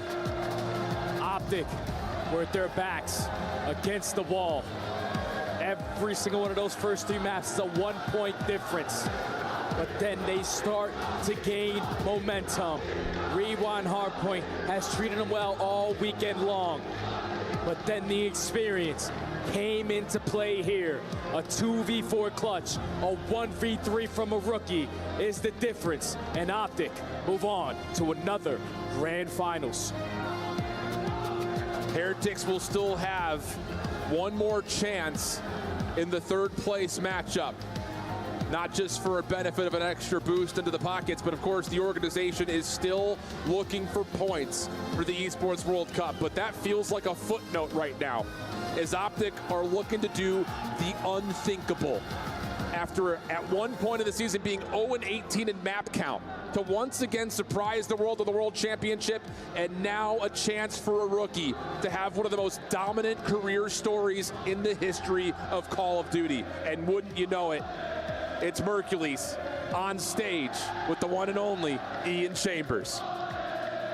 Wow, what a semi-final, what a championship Sunday this is turning out to be. Mercules standing by, Team Optic book their spot in the grand final. We've got an epic rematch on our hands, Mercules. That was one hell of a fight. Talk us through it from your perspective. Hardpoint, brutal, S&D, they push back, and then you get to control and you rebuild the green wall, and from there, you maintain composure and you clutch up. Yeah, map 1, my settings were wrong. I was AFK for 30 seconds trying to fix my settings, still couldn't fix them. So that was kind of a checkout. So I just told the boys, stay composed, you know. And then map 2, we broke down 0-2, but we got that reverse sweep easy. Easy. Easy. You make it look easy at times, but it feels like when you and your roster have momentum on your side, it's game over for the opposition. Do you feel that collectively as a team? Oh yeah, no. When all of us are on and firing, there's no one that can even come close. One more step ahead. A rematch from champs, Vancouver Surge. Why do you have their number again? We're just better. Simple as that. You want to crush another key? I'm down. All right, let's go. He's down. We're heading over once again to the key crusher. Mercules has done this before. He knows exactly how this works and shakes out. I'm going to leave him to it. Your grand finalists, Optic, after a battle for the ages. But their opponents, what a team. Fighters to the very end. But for now, it's adios, Team Heretics.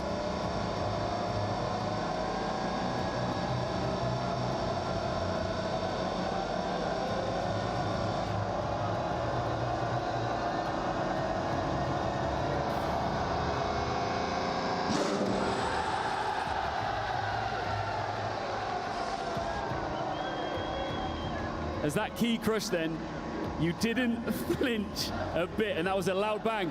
Are you gonna flinch in our grand final? Nah. I was prepared. I seen Shotzi yesterday. Freaked him out. All right, well, best of luck in the grand final, of course. We've got a third place matchup still to come as well, but to talk us through everything that just went down, it's back to the studio. Thank you very much. And Mercules, go join your team, my guy. You deserve it. What a performance in the 1v3 Game 5 to get his team over the hump. And then what a finish for Optic. We've got Enigma and Nameless to break it all down. Enigma, what did you see from the young stars? I mean, it's something that you just can't teach, and that is composure, the nerves of steel that exist, in particular that young man, Mercules. We heard it yesterday. We got to listen on the comms. There's a Shotzi 4-piece against Thieves, and his immediate response is not to do anything exciting. Let's block. Let's make sure we're in the right place. The 1v3 there, you just cannot teach. Locking things down like that, setting your own pacings, and playing your game in those high-pressure moments. And you said it earlier, we are watching some of the greatest Call of Duty of the year, if not of all time. And what a finish here for Optic to now go to back-to-back grand finals. We take a look at the start of this series. They could have finished it earlier, but a slight hiccup in the hard point, their first loss since Major 4 in that game mode. Can they keep this winning style up for a best of 7? 100% they can, Chris. I mean, you think about an Optic team earlier in the year where if those moments had happened, they would fold. I mean, you talk about the map 1, plenty of mistakes. We're in the back talking about Hook is playing a little bit too aggressive, throwing away rotations. We get to the search, getting first bloods, throwing away their lives, and then they just dig deep, man. That control was massive. Yeah. Shotzi starts to get activated as the series goes on, and then the Wonder Kid, man, I'm telling you, this industry plan in Mercules just makes it happen. One of the greatest plays we've had all year long, and when it matters most in a Game 5. It's been so fun to watch.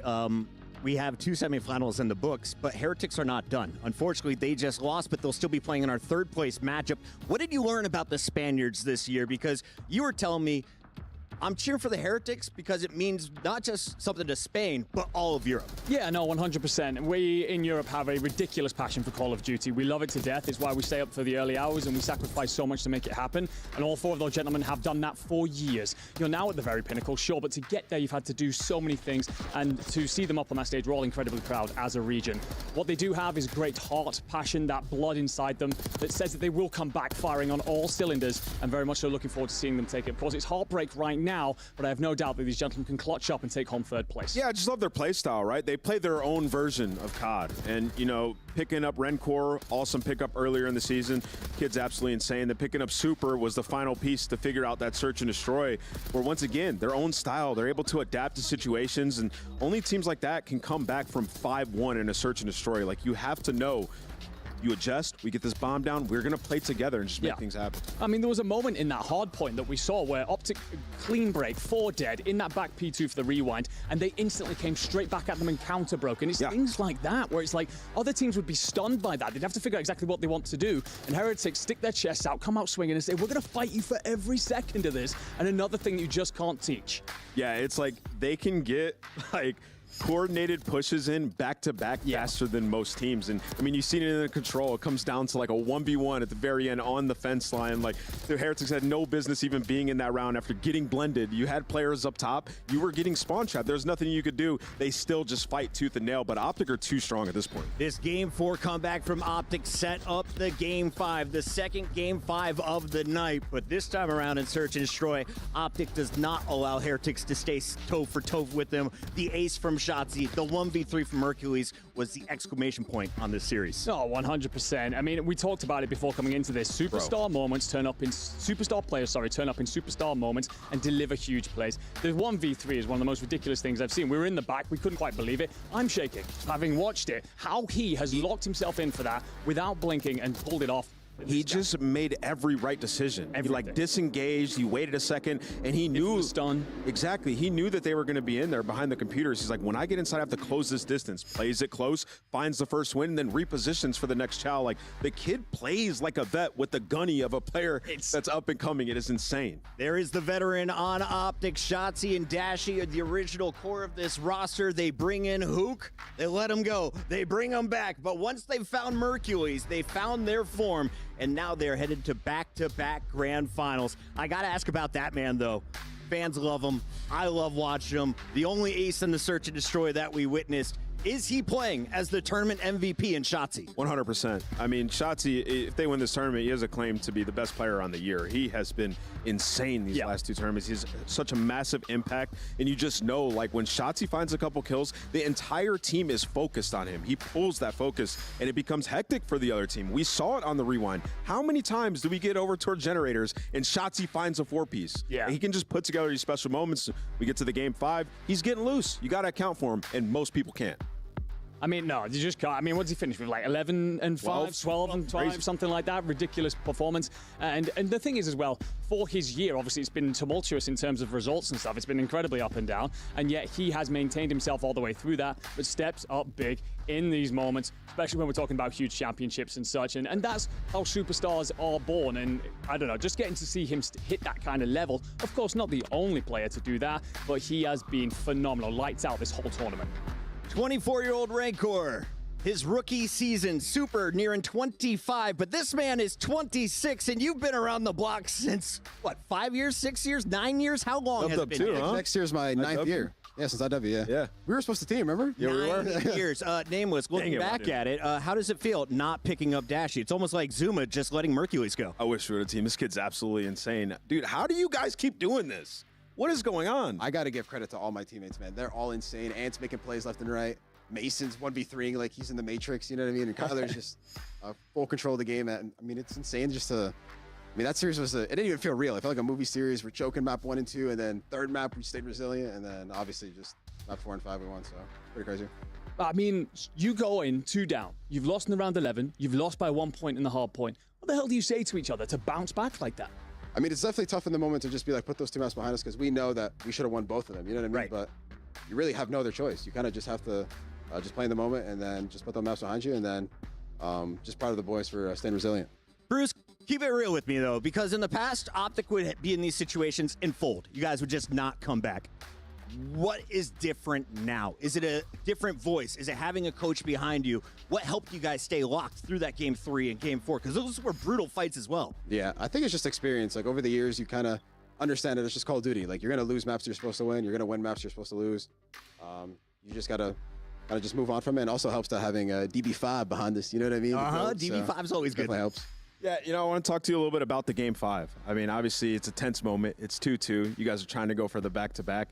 And it seems like Shotzzy was just kind of cut loose a little bit in that Game 5. Coming into it, did he tell you guys something like, hey, I'm about to take over? Did you see something in VOD practice? Why was that? I mean, Ant's like the best playmaker in the world. So it's kind of just, if he sees an opening, what's up? Bring that mic a little closer. Oh, yeah, my bad. But Ant, anyways, he's the best playmaker in the world. If he sees a gap, he's going to take it. And yeah, we have full confidence in him. He doesn't really say anything because he's just like, we kind of expect it from him. You know what I mean? He's shotsy, so yeah, it's kind of what he does. Let me ask you about you a little bit. How has your role changed since bringing in Mercules? Obviously, you know, when you first bring him in, you got to see how he plays and adjust a little bit. So how's that been for you, and what have you changed, if anything?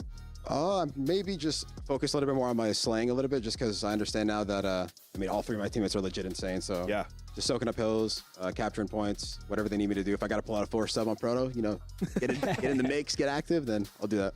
I mean, there was a moment of course, that 1v3 from Merc. Yeah. He's out there on his own. He's this young gun. Are you in his ear at that point? Is Karma in his ear at that point? Or are you just letting him do his thing? Just letting him cook, because every single decision he made was perfect. He was, whether it was a child, whether it was just running away, whether it was resetting, it was just perfect timing. And then whenever somebody's in the moment like that, whenever they're just playing literally perfect, you don't want to just say a single word until obviously the last kill. So Dashy, we've been hearing a little bit of your guys' comms, and it's a bit bizarre to hear Mercules, a guy so young, kind of be like, yo, just like champs, everybody stay calm. Where does that come from? Did that take you by surprise bringing him in? Because he's so poised and ready for comeback any moment. Yeah, that's definitely unique, man, especially for a rookie to come in, especially playing for Optic. It's not that's not an easy thing to do, you know what I'm saying? Especially with the amount of eyes on you, the amount of pressure. So he's just coming in. It's like another day in the office for the kids. So. Does his heart ever beat fast? Does he ever get anxious or nervous? I think he's a new Iceman. I don't know. That's pretty insane. He's got beta blockers built in naturally. The man is crushing. He is going to a grand finals alongside yourself. Let's take a look at the bracket, though, because we are not done here in Riyadh. We, of course, will see Optic facing off against Vancouver Surge in our grand finals to end the night. But coming up next, we got our third place matchup, and you had to play one of these two teams. Heretics, a very close fight. On the other side, Movie Star Koi looked very ferocious this weekend. Yeah, they did. Yeah, I want to give a quick shout out to Heretics, man. Those guys play the game like some of the best teams in the game, and just their play style, the way they mesh, they have insane chemistry, and I mean, it was definitely a battle. That definitely made us run for our money. Can you tell when there's a specific player on the other side of the gunfight without seeing their name? Yeah, a little bit, especially with like their tendencies. If he's shouldering a little more, I know he's a little more ratty. If he's challenging out a little more, it's probably an AR. It's probably somebody feeling himself, so I could definitely tell. Bruce, it's been a fantastic weekend. The fans are loving it. Anything you want to say to the Green Wall? They're just blowing up the chat. Yeah. Shout out to you guys and the fans in the crowd. We appreciate you guys, and the job's not finished. We got one more series. So before we let you go, last one. What's it like playing against the crowd? That does not usually happen. I thought it was like pretty 50-50, but it's definitely unique, man, because I'm not really used to it. So it's pretty cool, though. Okay. Green Wall, you got a few hours. Get on that plane. Show up. Grand Finals is about 2 hours away. When we come back from this one, we'll be breaking down everything that we expect to see in our third place matchup. Bruce, thanks for joining us. Thank you, guys.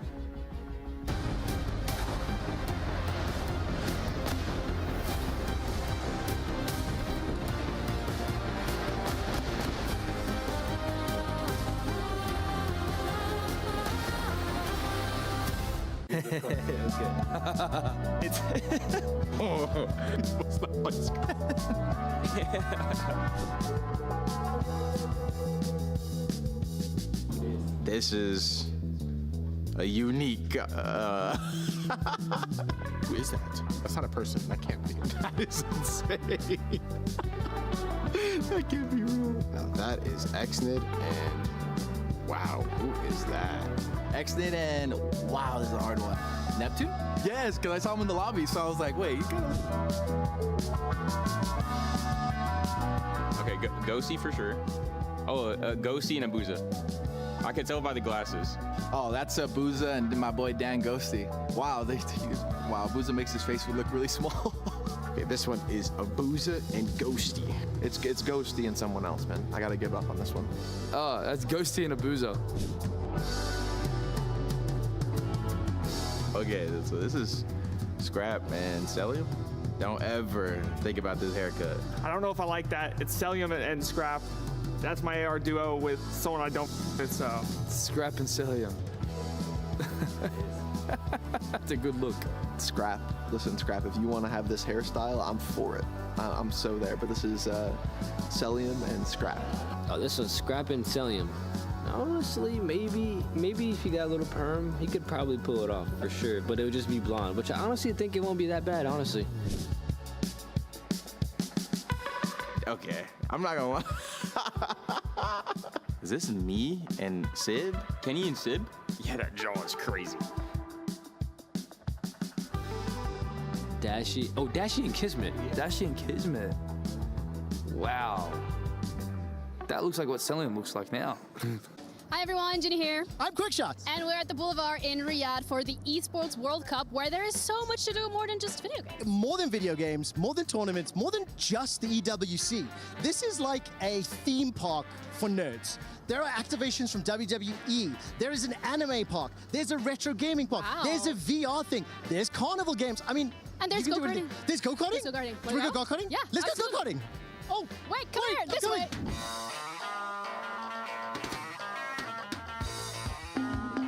Black flag. Yep. You gotta comply, Trevor. And there's a pirate on the track. And the pirate is you. You're so excited, man. I'm over the moon. Like, I cannot tell you how hyped I am. I'm getting kind of nervous, I'm not gonna lie. I wasn't nervous ladies 2 minutes first. ago. Ladies Now I'm first. nervous. Let's go. It's my first time. Any advice? No advice, guys. I'm so cooked.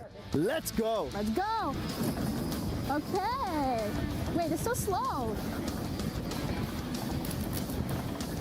Ooh. Yes, let's go.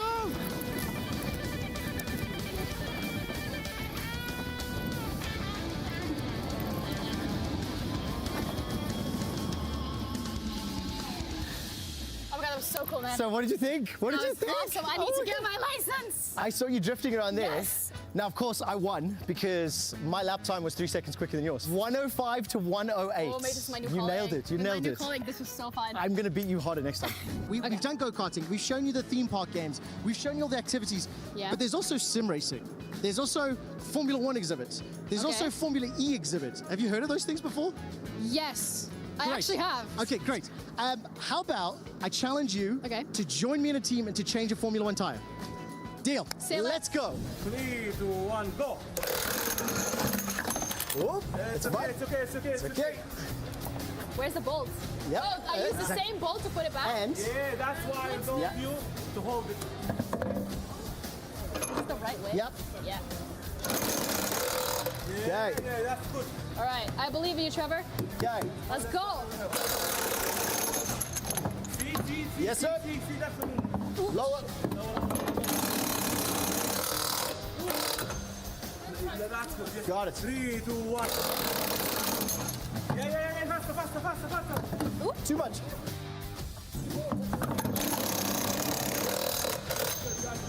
That's good. 3, 2, 1, go. Faster.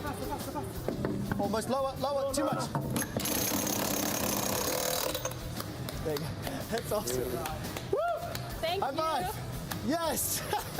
Thank you so much. Thank you so much. Look at this. I mean, it's just awesome. Thank you guys so much for joining us on our little adventure today. We had a ton of fun. We both got to learn about Formula 1 tires and how freaking heavy they are. Yeah. But right now, the fun is done for us, and it's time to get back to Call of Duty Black Ops 6.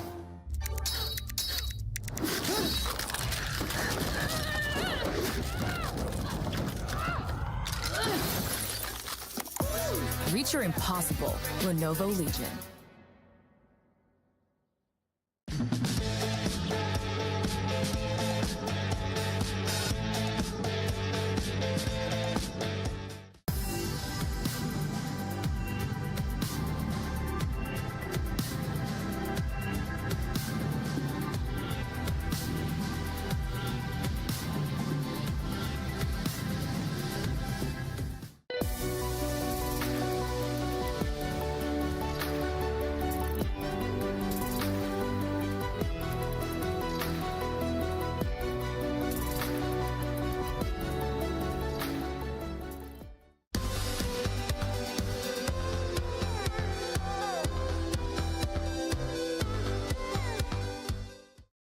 What's up, everybody? I'm here at the STC main stage, as you've been seeing all the action throughout the weekend, but the action only happens so smoothly because of help from homies just like Sev, all right? You're very kind. You're very kind. You know, hey, I'm all right, but not as kind as you because, man, talk to me about what do you do here on the main stage, Sev?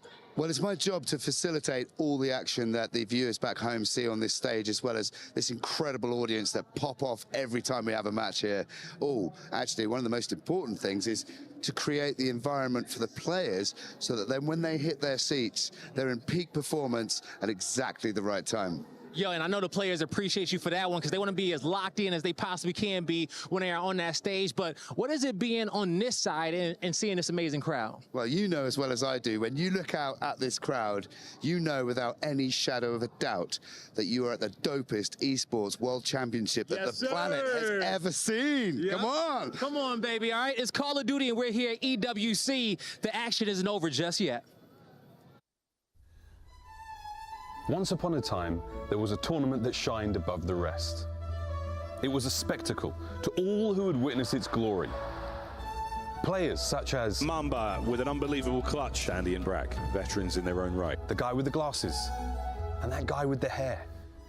The matches would demand utmost clarity from the minds of the participants. I'm natural, I don't want to play. What's the point? They would shout powerful words of affirmation. Leaders would step up to give their team direction in their times of need. It's only one round, shut up. Some more words of affirmation. Carson, come on. I have a card too. I promise you they just want to get off the stage, I promise you. Their cries of victory could be heard around the globe. This is absurd. I can't get a kill. And again, some more words of affirmation. Feels better than any of you guys. Because everyone loves me. I want to play with you, bro. So that's the tale of how it felt to be at the Esports World Cup. I'm not going to kill them, bro. This is a legendary gathering where mastery met its final opponent. Oh my yeah, come on. And players put greatness on display. Somebody needs to end the game. And if you're lucky, you can still hear the voices of passion echoing forever in eternity. The end. Everything we've gone through as a team this year, like the second places, we played second place, I believe, 4 times, if you include minor 2. We're just like so close to winning, but I want this event to be the one where we actually win and we close it out. Just as a team, just to keep solidifying our spot as the top team in the game would be probably the goal. What's kept me fueled up to keep going, I feel like it's just, my belief in how good I truly am. I truly think I'm one of the best players in the game. The only person I care about proving myself to at this tournament is my dad. No matter what, I'm always trying to stay disciplined and just remember who I'm doing this for. Yeah, getting second definitely, kind of pushes that even more. I truly do enjoy this event. I love coming to this event, so winning here would be insane to me. Just 2 matches remain here in Black Ops 6, and if you smell that, we got a fresh aroma in the studio. Welcome, my guy. Thank you very much. The movie star Koi. We love the jersey, and as one of the brand ambassadors, what has it been like here in Riyadh so far? So this is my first time. I didn't get to come last year, but wow, it is insane. Like this whole experience, I've been through every single inch of the place, and it's just crazy. Now, I know you've been hosting a lot of watch parties. You guys have been tuning in all season long. What has it been like following your squad, and how do you feel you guys stack up with Abe now in the lineup? It's been heartbreak after heartbreak, to be honest, and it's over and over again to Surge, so it's been another domino in that. I really feel like with another sort of month with Abe, it would be a completely different story. I really feel like they they'll say it themselves that they probably choked that series themselves, so they got another chance to bounce back and to hopefully lock in third for the event. Absolutely. I mean, I know that you have obviously a lot of love for Koi, but we've kind of, I've known you for years now, having played in challenges and cast over you, but it's a case of you've played with Abe, you've played with Merc, you've played against all of the Spanish lads. It's a case of, what does it mean to you to see those players get through the pipeline and up towards playing in tournaments like this? I mean, it's actually insane because I used to smoke some of these people. I must be in the wrong line of work. Honestly, seeing the guys come up through challenges, especially with sort of the slack that they've kind of been receiving recently and about the levels from certain quotes of people, it's definitely a good look for challengers going into next year that so many people have come straight into their lineups and have looked like some of the best players on their team. So. And how much hidden talent do you think is just kind of sitting down there, having been down there yourself, haven't seen how many challengers players have been brought up to the league now, as we see a lot of them fighting for rings and grand finals and turning teams from middle of the pack to top 2. What's that been like, and how many are just sitting there waiting to be picked up? Well, unfortunately, we didn't get to see the Ravens roster compete, which I think would have been another step for Europe in terms of showing off some of the talent that's been there, because 2 of those players won in DreamHack or Florida, I think, in the Challengers event. But like I said previously, sort of, it's amazing to see, especially European talent come up, because their chances are so much slimmer with visas throughout the year and stuff like that, making it even harder for them. So, yeah, I'm excited to see sort of what else comes up through the pipeline next year and if it's the same thing. I mean, as a fellow British boy, obviously I love hearing you talk about the European talent that's out there. But, I sat here earlier and talked about the sacrifices that we do have to make sometimes in our regions for our love of Call of Duty. Yep. You've played it, you've lived it, and damn well breathed it. You want to get into exactly how much you had to do in order to make this happen and how much those players are going through? Yeah, so I had to go about myself, like getting a visa to come over to Canada, come over to the States and stuff like that. And it is a lengthy process, and especially if you aren't sort of able to discover it myself, because I didn't really know about the process, but the discoverability of European talent and stuff like that compared to North America, where they can literally just slot in. I mean, you saw Merck, he was able to get an emergency sort of contract within days of in the event and stuff like that. And Abe coming in after champs when they didn't make it and stuff like that. And so many people sort of pulling pieces in and out that, yeah, like I said, it just makes it harder for Europe. And even the NA obviously is completely stacked with talent, like we've seen, but yeah. Well, Koi has 2 of the best Europeans in my eyes. You got Insight and Kleenex on this lineup. Let's talk about this Koi squad that looked ferocious throughout all of group stages, and then earlier in our quarterfinals. They finally were edged out in the previous round, but now you're playing for 3rd, and if you win this, it's another $80,000 as you will walk away with $200K. I mean, yeah, you do indeed, and it's a case for these gentlemen as well. It was hard, of course, to lose, get knocked out, but you should have just had a series to do a bit of research on the opponents you're about to stack up against. I mean, I pass it over to you, Aroma. Of course, these are your gentlemen. I mean, this is an opportunity for them to not only close out this tournament, but going into the summer, should they currently stick with the roster? And does that change at all with this result of this match? I think the dynamic that Toby's already shown moving to a new role, literally with 10 days worth of practice, is insane. I think it's enabled everyone, and I think you put that down to Abe as well, coming in and just like Merck, just literally filling in and just doing what he needs to do to enable everyone else around him. And I feel like with the slack that Jamie's got over the last few months, because it was between him and Ben, to have that change made, I feel like Jamie's very much justified his place in this roster. Now, Roma, really quick, do you think they might have a little bit of an edge in this series simply because Abe has played against these players before and will be able to give a little bit of an insider look during this matchup? I believe so. I think Abe, even with the Omit series as well, he played them the entire year. I really do think that Abe can be the difference maker. Yeah, we were talking to Toby Kleenex about it. He said Abe told us what they're going to do. Literally. He has the reads. Will they come into effect now as we're facing off against the Heretics? Let's talk about the Spanish team that finished top 3 at the very start of the season in Rancor's first ever event. Then they bring in Super, and this squad becomes consistently a threat to the top squads in Call of Duty. I mean, we really can't stop tipping our hats to the Miami Heretics organization. They continuously have been fielding these young Spanish players, which, as Aroma already touched on, is so difficult in EU to even get any eyes on those challengers players, to give them opportunities, and it feels like Heretics does an incredible job of that, and they're in a position where they could beat championship qualifier teams. They could fight for those wins. So for me and Miami Heretics, I think they keep playing the way they do. They have been unbelievable. This is definitely a roster I hope to see for a very long time. Enigma, I was on my way back to the studio and I saw a bunch of fans on the street. They were all rocking the Heretics jersey, and they are here for a number of games at EWC. Oh, yeah. Now they could be tuning into their squad playing Call of Duty for the first time. What do they need to know? I mean, what they need to know is that you are doing pretty well in the club championship, and this could be a huge amount of points to get you even further. But the other thing is you've got a team out there that bleed for you. If you were to cut them, El Barco, we've been calling their legion of fans, they would do anything for you. So be out there, be their voice, their heart, their soul, and help guide them through, because they've come off the back of a very tough loss there. But if there's one roster that can certainly bounce back immediately, it's these gentlemen. El Barco has been so fun. They've been with us since the group stage is over on the Bravo stream. Now they're all filing in to the main stage. Allie, this is one final best of 5 with some serious match money on the line. And you think about it, this is probably the last competitive match these guys are going to play for this title. Yeah, this is their last competitive match of Black Ops 6, meaning that we should be in. This has already been an incredible Sunday, and there is no reason for this to be another high-level, high-octane match to really just add to the addition leading right into Grand Final. Aroma, I got your maps and modes. Tell me, how confident are you in your Koi squad? Let's take a look as we're going to see our first hardpoint will be on Vault. Game 4 hardpoint goes to Skyline, and you'll see Hacienda with a double dose in both Control and that Game 5 Search and Destroy.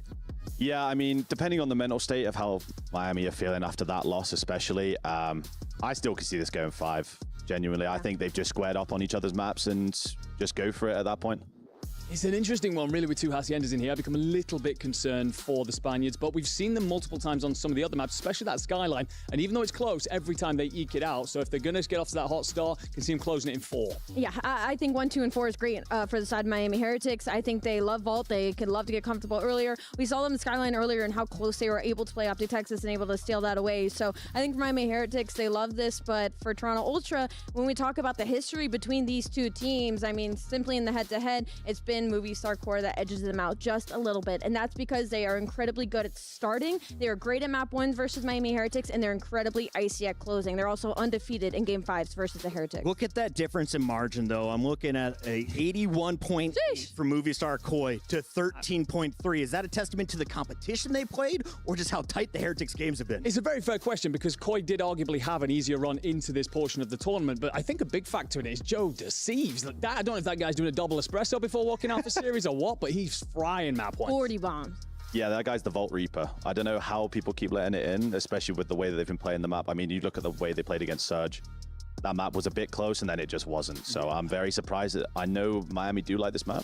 The second and fourth best KDs in the entire tournament going toe-to-toe. Rancor versus Joe Deceives. Allie, your heart's got to be torn in this fight. It is fairly torn, but I actually might have a slight hot take. I think we need to see something from Real in this series. I think he needs to match pace with Joe. I think we were treated to a couple of insane series from Real in the past year, and we haven't seen too much of it in Respawn this weekend, so hoping to see more out of him. Aroma, clearly Koi wins this. How many games does it take him? I'm going to go in 4. I think it favors them, the map set, and yeah. Enigma, 5 seconds. Heretics in 4. Koi in 4. Queen X goes AP. Koi It's in time. 5. Let's send it to the stage.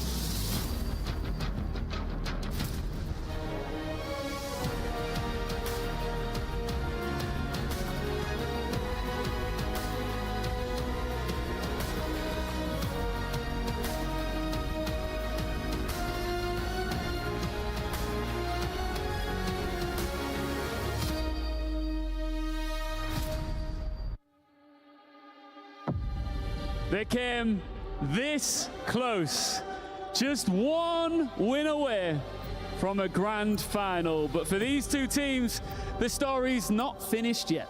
Absolutely, because pride still matters. There's still money on the line, and these two squads refuse to leave Real without something to show for it. Still money on the line.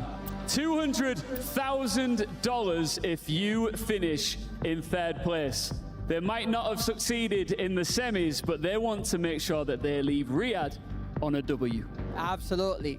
This is the battle for 3rd at the Esports World Cup Call of Duty Black Ops 6. There's only one thing left to do, is to call them out. First, they have clawed their way through chaos. Please welcome Movistar Koi.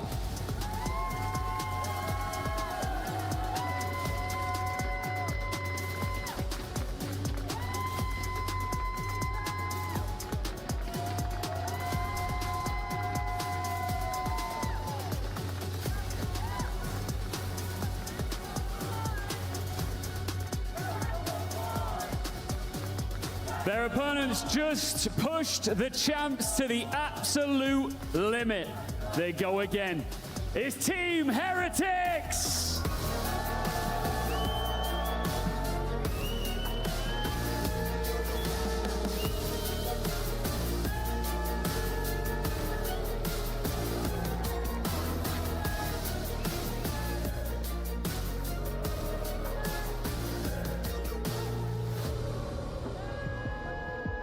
It's a fight for redemption and an absolutely monstrous payday.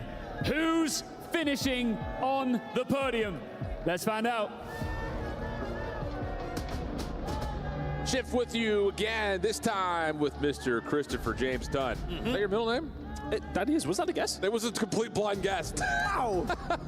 Frying. Let's get it, baby. It's going to be hard to match the energy of what we've had in the first two series, but the thing about it is, again, there are storylines in play here for the side of Movistar Koi. It's about, again, getting the young gun of Abe something formidable. Get him to a podium in his first ever event.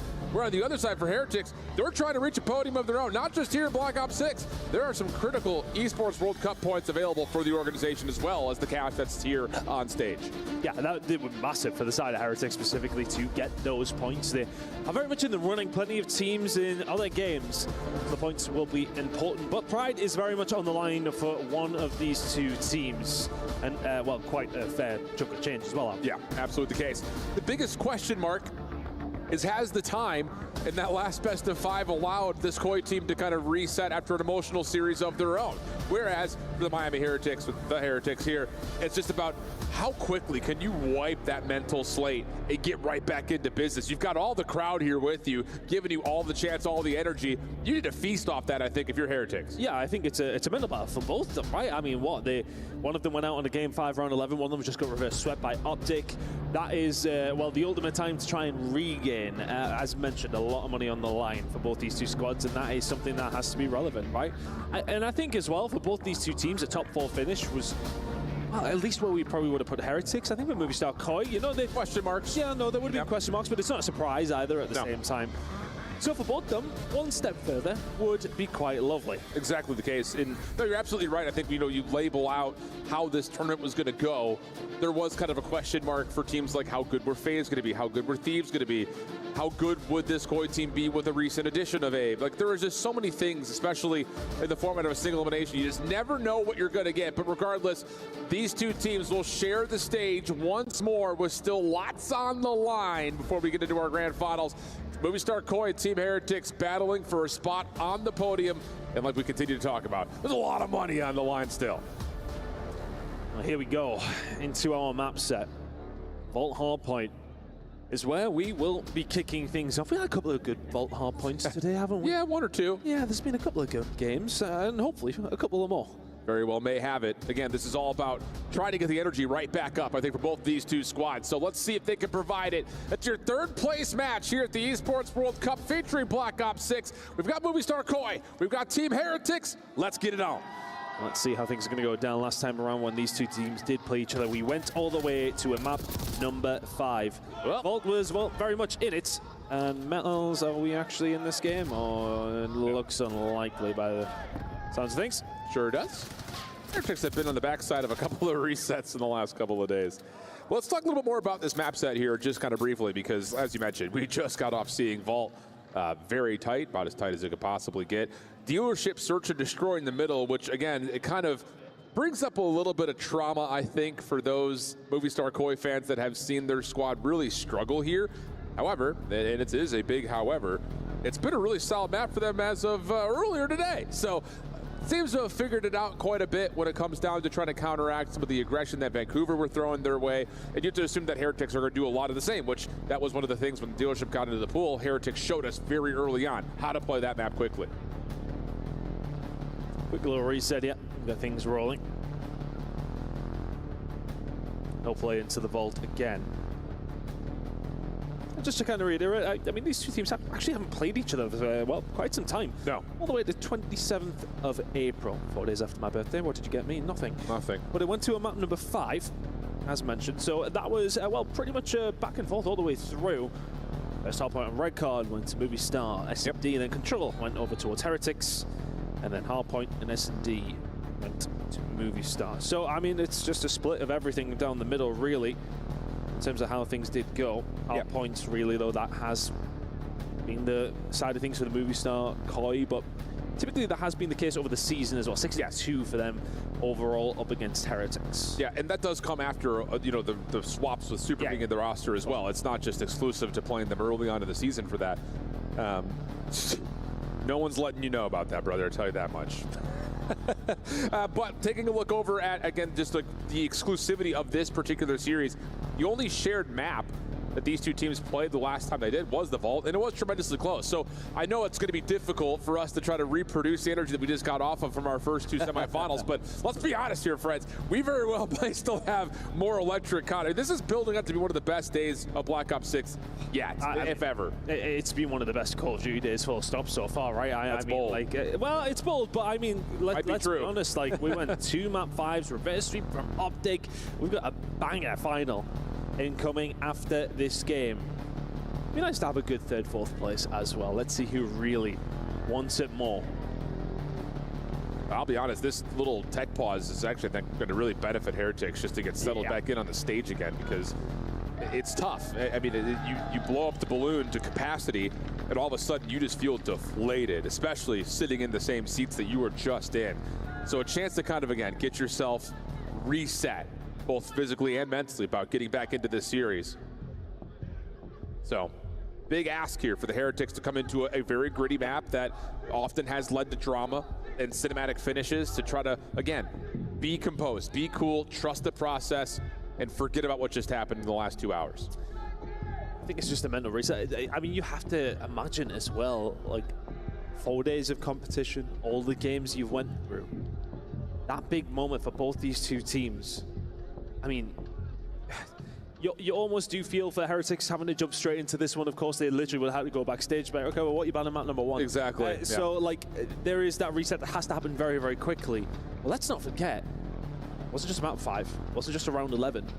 Literal 1 versus 1 that it came down to for Movie Star when they did take on Surge. So, I mean, there's going to be a lot of things going through their mind. I know there was a lot of things going through Nasty's mind when he dived across Spiral.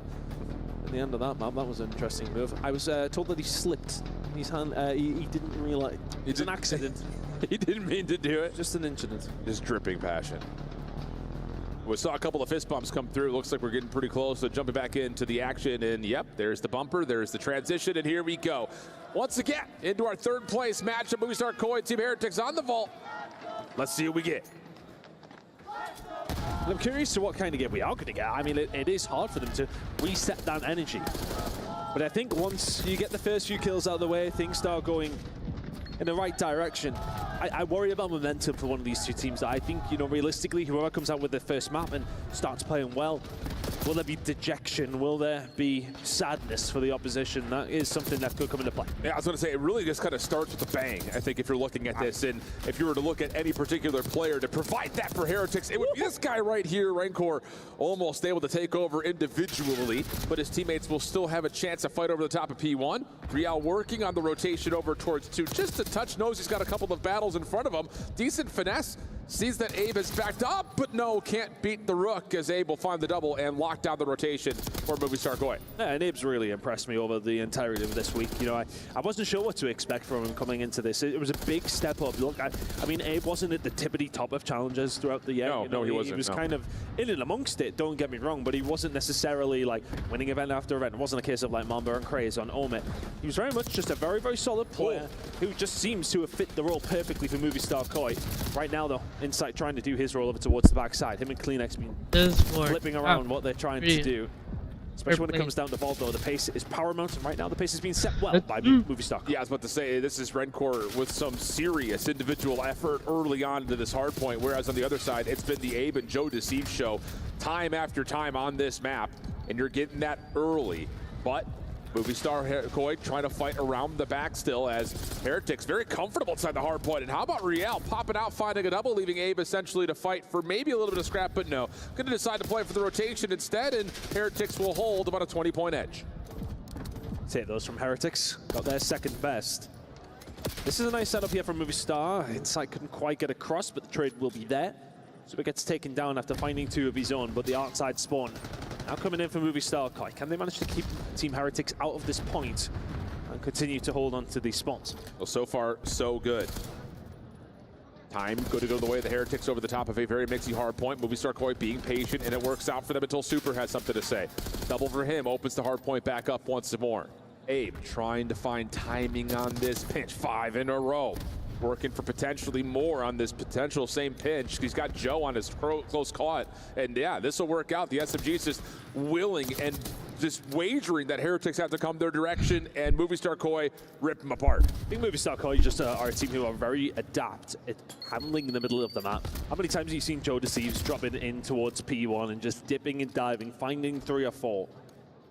Happens on more occasions than the opposition would probably like. Abe, 12-5, 13-5 from Abe. Big kills coming through over towards the outside. Metals has slipped the net though. Close spawn's gonna come in. Big plays from Metals. Yeah, this has been really solid from Heretics early, just trying to stall out what is this Movie Star Koi rotation game that just bested Vancouver on this map. Not something that's easy to do, and Heretics are really giving the effort right now. Over to the hard point, Rancor with the pistol will clean up insight. Now you've got crossing angles from Super, who finds 2, playing from top side. Are really strong start for Heretics. Now it didn't look like a rotation that was really going to go in their favor whatsoever. Metal slips around the back, gets 1. And there was only that 1 player actually over towards the point. Everybody else kind of in that line, but when Metals gets through, he continues to get the spawn up for his team, and right now they're continuing to soak those points up as well. 5 in a row from Metals. It's about to be 6. Incredible work from him and the team, and that is a massive, massive hold. But as mentioned, I just want to quickly get in. Yeah. Joe Deceives over towards P1 and Movie Star Koi over towards P1 have been quite successful this week. This feels like a Heretics team that's playing with some anger right now. 6 make it almost 7 in a row for Metals. Real follows up for the trade, but all things told, it is still a back and forth affair over the top of P1. Super looking for maybe a 1v1 with Joe Deceives. Will get what he wants. Even battle, and Joe Deceives able to win that one, but no help around. So once again, Heretics control the side of the map they want, and they'll surpass the century mark. I hadn't really considered that, playing with anger. I wonder if it's a freedom in a certain sense of like, okay, no, like, come on, let's bounce back. Let's make sure we can do it. That's the other flip of the coin, showing what mentality I have here, Alan. Yeah, I'll say. Rancor, yep, good damage in. Now he just wants to get into the mix and has Joe Deceives absolutely dialed up. 7 in a row for Rancor. Making the ops job real early, easy early rather. Just find the guy with the 5+ streak. Rancor around the back, caught. As Insight will shut down potential streaks, but still a convincing opening, and Heretics in position to fight for P2 early. I thought you had Renko joining the Hot Hands Lounge there, and to be fair, could they do with any recruits? No, they couldn't. The best in the business. Shout out to the observers. They have been sensational all week long. Q and the boys, we very much miss you. Let's see though. Heretics commanding lead right now. I mean, it's starting to get away from Movie Star Koi just a little bit. This has been wonderful. Honestly, it hasn't come necessarily down to rotation for Heretics. They broke through rather easily. That P4, though, massive plays from Metals. Can they do that again over towards P2? Yeah, Real bumping the hard point out just a touch as well. Make sure that the reinforcements for Koi are a mile away. Joe Deceives able to find the quick trade, and now it's just down to throwing nades right on top of Metals' forehead. And that'll work. Joe Deceives just walks on in from the front. How many times have we seen that kind of a break from Movie Star Koi? Just hit it and hit it hard from the front. Works out nicely, and Movie Star Koi able to get back into the game if they can find this last 18. Clinics on the backside. Trying to stay alive, but a lot of pressure coming in from Movie Star Koi. Joe Deceives dead rights. That will be the final 10. Well, I suppose for Movie Star Koi in that scenario, that could have been significantly worse. Heretics could have been tickling up to 160 quite feasibly. The break comes through. Rotation has just not been the aim of the game. Here for Movie Star, they've been really struggling in that sense, but the breaks from Heretics have been good as well. I mean, look, they've got an 8-point lead. Yeah, and I think the thing about it is they're not just putting pressure onto Koi's rotations. While they're playing for the rotation, they're also still soaking up hardpoint time. So once more, the lead continues to look pretty formidable for Team Heretics. Movie Star Koi trying to work on that, though. Bit of a battle on the backside of the hardpoint as Abe is trying to take the long-range battle. But look at the play from Riel and the rest of the Heretics game just flooding their way through Connector. And another clean wipe for Heretics, resetting the map in their favor, and they could blow this game wide open early. I mean, the Spanish passion is very much here for Heretics. Medals starting to fry. Real just found 5 in a row before falling. We've seen Redcore popping off before as well.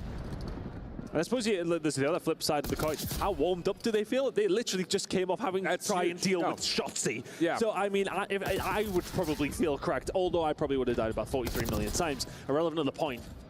They'll be nice and loose.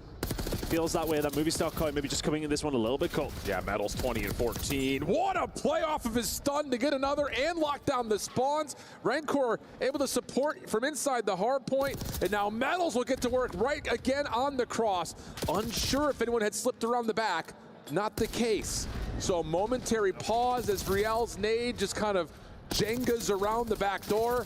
Rancor trying to find some sort of a contest from the front, but with that little team nade, Movie Star Koi will find themselves benefiting in the hill. Yeah, and this is crucial time for them. They haven't really had too many opportunities to get a good chunk. Mel's going to call in this Hellstorm, not going to be able to find a great deal. Yeah, that was probably a little bit preemptive before Abe did find two. Another kill will come in. That will be the final 15 going over towards the side of Movie Star Coin. That's a really nice break to have. Yeah. They don't find that. I mean, they could be, well, 100 points behind. That's a lifeline to be sure, especially considering that the dynamic duo of Insight and Kleenex have been relatively silent to this point. 22 and 40 between the two of them in the KD department. Meanwhile, the rest of Heretics very comfortably holding positive KD. Super getting to work. Another double for him. He is just a walking multi-kill, it feels like. But Kleenex and Joe Deceives clear things out. Hardpoint stays open. We continue to be at a 30-point deficit. Blow for blow over towards P1, and that's some good kills coming through for side of Team Heretics. P2 spawns belong to them. That's popping in 30. Insight trying to get them off with the big shots coming in. Insight with the SMG there, the snapper as well. What can Kleenex do? There's the flip. Nicely done from Movie Star Koi. They're growing into this game, Alan. Yep, but you have to hold on to this setup for the next 20 or 30 seconds or so. Heretics have shown that even against the unfavorable spawns, they've been able to burst right through the setups of Movie Star Koi, and that might be happening once again. Abe vacates the hard point, drops down into the vault. Here come the rest of Heretics, stretching across the map. The ARs of Movie Star Koi up and ready. Abe just looking for the timing to get around the back of this play as the spawns will be blocked. Unless Joe Deceives wins a couple of gunfights, but he's gonna, actually find the first, almost get the second. Good help for Kleenex, and Koi will stabilize. Yeah, that's a big kill coming in from Joe, an unlikely one at that. The pressure's starting to come in pretty quickly. Rancor now will call the Hellstorm missile in. A couple of players actually managing to find kills already. Insight and Joe Deceives have done well. It's getting called in and lands. Rancor finds two, but the rest of his team then get the spawn. Yeah. Oh, that is rough. That is extremely rough. It looked like that was going to end up being essentially a mitigated play thanks to the push out for Movie Star Koi, but the spawns for Heretics have them looking to fight over this last 23 seconds. Movie Star Koi right at the front door, but Metals able to find a couple, including a teammate. Not done yet, looking for the quad feed. Oh, Metals! What a weekend from him, 30 and 22. Knock him down and set up the rotation to do. And the teammate alongside of it will take all 5. Let's have number 6. He's still going. Joe Deceives will take him down, but Metals really has, for me, been the MVP of Heretics this week. I think, like, just based on the series we've seen previously, a really, really good performance. 31 and 23. That's some big time now for Heretics, heading over towards P3 now. Rotation for P4 is very much there. That's just the gunning from Kleenex. Going to try and find their way through over towards this art side, but it's a healthy lead for Heretics. Yeah, and again, it's another situation, though, as we start to look over towards the minimap. Movie Star Koi in position of control of the map, but they have to have this. Down 50 points, clean feed down the street side, opportunity for Abe to potentially hit onto a pinch. And he might need to hit it sooner rather than later, because now you've got, once again, Heretics finding success through the old time, 20 seconds. Heretics will be battling against the spawns of Movie Star Koi, but they're getting time here on P3. Keep an eye on Riel. He's starting to make the move now. If I'm Movie Star Koi, I'm keeping an eye. Yeah, Joe Deceives will find one. The next up top, trying to keep them at bay, but there was actually a spawn out there from Insight. Accidental Big pinch win. gets sent up, and Joe Deceive cleans up through the mid. This will be a rotational win coming in from Movie Star Koi, but Heretics have found breaks time and time again over towards P4. Can they do it again? And this time Metal's not able to get into Art, and Joe Deceive shuts down the playthrough pool, so he'll move spawns all the way up and over towards the top side of the map. 4 in a row for Joe. What a snap! Whoa, 5 in a row. And all of a sudden, it feels like Movie Star Koi have warmed up and gotten themselves into the map. I mean, Joe Deceives with 2 generational snaps there, if anything. Can Kleenex stay alive over towards his backside? The answer is no. Riel will start this pinch. Everybody else coming in from main. Nice and turtle set up tight here for Movistar Koi. Can you find anything with it? They absolutely can. 4 in a row, everybody dead. These 20 seconds will put this game within 5 points. Wake back up there, COD fans. We've got another one coming down to the wire. Under a minute on the game clock. And it's going to be about a 10-point game as we rotate back to our first hard point. Big 1v1 here between Rencore and Joe Deceives. Nade to follow, shut down by the trophy. Over the top of the hard point though. Super, Real, try to lock things down over towards U-Haul, and it leaves Abe by himself. But can he get the double to try to keep this hard point open? And yeah, the clock is going to continue to tick in a 14-point game. This really could go down to the wire as far as the clock is concerned, but 2 kills. Massive kills coming through from Movistar Koi. It's Joe Deceives over towards P1. Able spin. There's not too much to be concerned about for P2 just yet. Still 40 seconds. Alive and kicking here over towards P1. Movistar Koi can still win it, yeah. Feels like Joe Deceives is usually a guarantee for a 40 bomb on this map. He is cooking for one right now. Late lead swap to Koi. Heretics fighting back, able to find 3 straight kills, leaving Joe by himself. Not able to find a single kill. That's 4 dead. Still a chance here for Heretics to put this pretty much at the finish line. They will not be able to win here, but if you can hold off the rotation, you can get the job done at P2. Nels trying to hold it down from the middle, but he cannot get it done. Movistar Koi starting to find the kills in the middle. There needs to be a couple of kills here. Super may well be on his own, but the close one comes in. Abe challenging. 27 seconds on the game clock. We're moving over towards P2. Big win from Joe Deceives for that 40 bomb. That may well be the game. 2:30, 2:37, 22 seconds on the clock. Inside, over the top of Joe Deceives, keeps him safe. Now turns his attention to the back door. Late lead swap for Koi. One chance. Heretics are stacked up, trying to find something from Super on the pitch. Good first blood there for Metals. Joe in some trouble. Here comes the dive into the hard point. 2:37, 2:45. Metals catches another double. Heretics are in the hill, and they wipe things from the front, leaving Abe by himself. One more chance here for the side of Movistar Koi. Can you find a way in? Heretics have to hold. It's open for now. Heretics still spawning relatively closely. You got to find a way to get in, though, and Rencore will not be able to. Yeah, the vibe's still high here for Movistar Koi. Maybe late to the party, but they showed up with the goods when it mattered most. What an ending. Call of Duty fans, we are getting a hell of a treat for a Sunday. My goodness me. What a map, number 1. Heretics will be kicking themselves. It felt like they were in control of that game. I heard the majority of the time. And it just comes down to that one decent P4 hold towards the back end. And then Joe Deceives can get over towards P1, where he has been thriving. The P2 rotation is 50-50. It comes down to the gunfight. And when the first blood drops from Movistar Koi, it is all she wrote.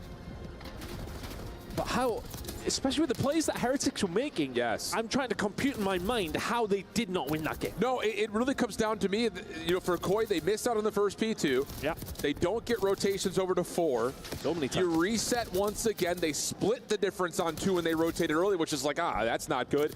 But it's that last play we just saw a moment ago through P4 where Heretics are in and looking good. It's a quick break from Koi. They get a lot of time. They lock things down in that final P4, and they bring the game back to within 20 points.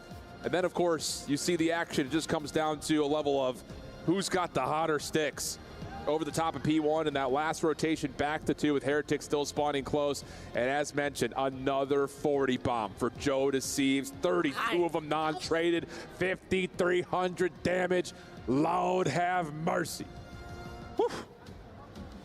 No, that is typical. All things considered. You say. The day he's had, he's like, on your forehead, 5,332 non-traded kills. And you kind of knew over towards P4, it was that snap when he turned on the plant pot towards Super and took him off over the top of that. And then it was the snap inside on the balcony way. It was question. Put it this way, if I'm looking at certain YouTubers, they'd be looking at that and saying, hold on a second. It looked crazy. The snapper was there. And as soon as Joe starts getting to that kind of level, there ain't many better on the map when it comes down to vaults. No. Guy is a walking 40 bomb. So now the narrative starts to move just a touch as, again, Movistar Koi fans know, you see a dealership and you kind of tense up your muscles a little bit. It's not been great for them, although they still play it a lot. However, they looked great at it versus Vancouver just a moment. They looked sensational. It was literally textbook, time and time again. Kleenex was somebody who was taking over on occasion. He was finding many different entries. Abe was there helping alongside. It felt like that mid-map control was very strong for them. Put the shoe on the other foot. Miami are 10-1 on it. So, yeah. You tell me. Yeah. You know, it's one of those ones where it's a slam dunk that Heretics win this one, but that felt like the case in the first semi-final of the day. Yeah, I think the thing, though, is just like, again, reflecting on how Koi just played this map versus Vancouver, I would put Vancouver and Miami in a similar category in terms of playing with tempo and aggression. I think just in particular, who found the most success, it's going to be up to those, again, the dynamic duo of CleanX and Insight that found, I think, a lot of shutdown potential, you know, kind of holding Vancouver back, and just kind of speak to that a little bit more. I mean, just on the search and destroy through the weekend, CleanX has been great. And again, that comes with the roll swap that's in the mix. He's finding a ton of average damage per round. His open duel percentage is high. And of course, the KD is really galactic levels, 1.43. I mean, that's over 4 days of competition. That is extremely typical. Considering some of the teams they'd be going up against as well, it's not been an easy run. And well, it doesn't get any easier either.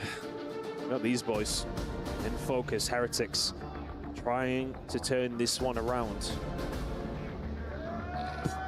Well, that's like apples to pin cushions. Like those, that's not even apples to oranges right there. Pin cushions is quite a random one to pull out of the brain. I don't know. Yeah. It's been a day, brother. Yeah, it has. It's been a long day. I know. For us two specifically, but that's besides the point. No, we're chilling. Not hot in here. Well, it's actually really hot in here. But I think the thing here is, you know, the other side of this, how much more heartbreak can the Heretics face, right? I mean, you're up and chilling. It feels like throughout the majority of that vault, and then all of a sudden 1P4 goes against you, and you're like, oh, wait a second. We got to regroup again after having a hot start. Again, it feels like they're playing with a little bit of anger. But at a certain point, you have to just get back to playing good fundamental Call of Duty too. I mean, it felt like they were skipping through Vault, right? Agreed. It was a gentle stroll to a 1-0 lead. That turned into, well, a bit of a nightmare. CleanX is, as mentioned, somebody who we're going to keep an eye out here in this search and destroy. Fist bumps on your screen. I'll tell you one thing. We're heading in. We're excited to see how Dealership goes down. Again, like, the statistics lean in one direction extremely heavily. Yes. However, that doesn't always tell the story, does it? Dude, today's just a day where it doesn't. Yeah, no. I want to throw the stat sheets away. He's like, we love you, but we don't need the numbers right now. Should we just close our respective tablets of different brands? I am keeping my tablet wide open. I speak a big game, but the bark is louder than the bite. I'll tell you that much. Here we go. Let's jump on in. Movie Star Koi looking to do what really has been eluding them. Win this map. Heretics, bread and butter. Which will mold first? It's going to be Heretics, quick, through arches. Joe receives a bit of information through the window, a little bit on a safer angle, but this is a wide open B side right now, looking for counter nades on a Movie Star. No trophies available, so you can already see both these two teams don't really want to play with the idea of getting some mid-map control because it is quite literally chaotic. Joe having a look, doesn't see anything, bomb goes down. Yeah, that's trouble. Finds CleanX, that's tough. Yeah, that little Semtex to allow the bomb to get planted and also at the same time get Real through tin is massive for Heretics. This is one of those things, you put them in these positions, they don't lose rounds often, but Joe DeCease finds a window, literally, over the top wave. No, not quite. A little high-low setup for the Heretics. For gunfight. Nice work. As per usual from the Heretic side. Vamos's all around. Hopefully we can behave ourselves during the search and destroy round. You heard me. Not a battle I'm fighting. I'm here for entertainment. I know, I have to go out there and film a segment after, so I am saying it quietly. That's fair enough. But a good opener. That's just what we kind of had already alluded towards. Heretics on offense are going to want to play with tempo, but it's not just the speed, it's also the distance that they're able to cover. Playing deep, scaling forward towards the defensive side of the map. Movie Star Koi playing with some passive setups here on their opening offense. And again, that alludes towards what they did versus Vancouver. They were able to catch Surge out with them trying to play too far aggressive. Heretics not making the same mistakes. Feels like CleanX has been an absolute god in and around B.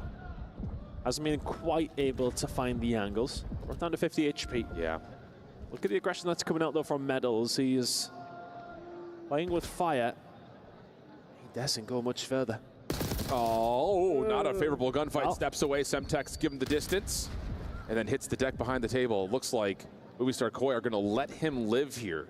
That calls Rencor to have eyes up over to the top of A. Metals going to rotate over towards vent side. Car bomb pushes Rencor off for a moment. Semtex to counter. This has been a really good battle. Now you've got Metals, but no. Joe Deceives slides, finds the kill. Kleenex follows, and Movistar Koi have the numbers, just looking for the plant. Can't get it, not yet. Big pick. Inside does so well to get rid of Rencor, steps forward and finds another. Rencor is an iota away from getting around the corner. Oh, poor Tom, he's getting it all. He's getting both barrels this week, isn't he? He loves it, though. No, here's the thing, and again, like, as much as you have to give some respect to Movistar Koi for what they did versus Vancouver, the Miami Heretics, the Heretics, pardon me, they're not going to do the same things. Especially on the defensive side, as much as they're prone to taking space away, they're not going to do it in the first 45 seconds. They're going to wait to get a feel for where you are or where you aren't, and then take that space away for you late into the round. So if you're Movistar Koi, you got to be really careful, I think, in those opening 45 seconds or so of how passive you're trying to play. Big point of action for the side of Movistar when they were playing up against Surge was keeping an eye on inside. A lot of attacks were heading down towards that A side. They felt like they had a number on him. But this is a freebie over Another towards one. the B side. And I think they've just been out-rotated, out-positioned. Feels like Movistar Koi are happy to go for a retake, albeit not an easy one. No, Semtex over the top, Metals able to find some information. You still have Rial playing forward to stop the connection over through 10. On the flank, watches Super. Here comes the retake attempt from Movistar Koi. And Rial, kind of gets a little bit baited right there. Has to be cautious of how he wants to play. Values his life, ducks into 10. Meanwhile, the play through window starts to develop, and Rial gets isolated. Back and forth we go, 2v2. 15 seconds on the clock. Time is running out for any potential defuse. Joe Deceives has to run at this. Metal's going to back away and then check it once it's at 7.5. No chance for a defuse to come through, and that's just another round where Heretics take away too much space for Koi to retract from. And I want to say incredible discipline from Rial as well. Not to go chasing that one. He was in a good position where he initially got those bullets through. Just dipped back. Do not need to sacrifice your life. A trade there doesn't necessarily help anybody. You staying alive helps your team a bunch. You can't let that keep happening if you're Movistar Koi. As much as Rial, again, does drop, he just kills so much time off the clock. So there's going to have to be some sort of a pressure play next time Koi find themselves on defense towards B. You cannot let that go for free much longer. Trophy system down. Joe, Abe, getting to work with subs over through the front side at Kitchen. And it's a nade on the backside that just connects Semtex into the window, finds Joe Deceives for first blood, and Heretics could just kind of stack the box, play off each other, and Rencor shuts down Abe to make it a 4v2. Incredible work. There's a stun that went through for the check for Movistar. It didn't land on anything, but Heretics are the ones who benefit from it. Now it's a 4-man stack over towards the backside. You're just not reading this. Got to get a lineup of some sort. Not going to happen. Inside, no. Tried for the knife. Not going to work out. And a flawless round for Team Heretics. And again, just the patterns, the trends, all of it favoring Heretics right now.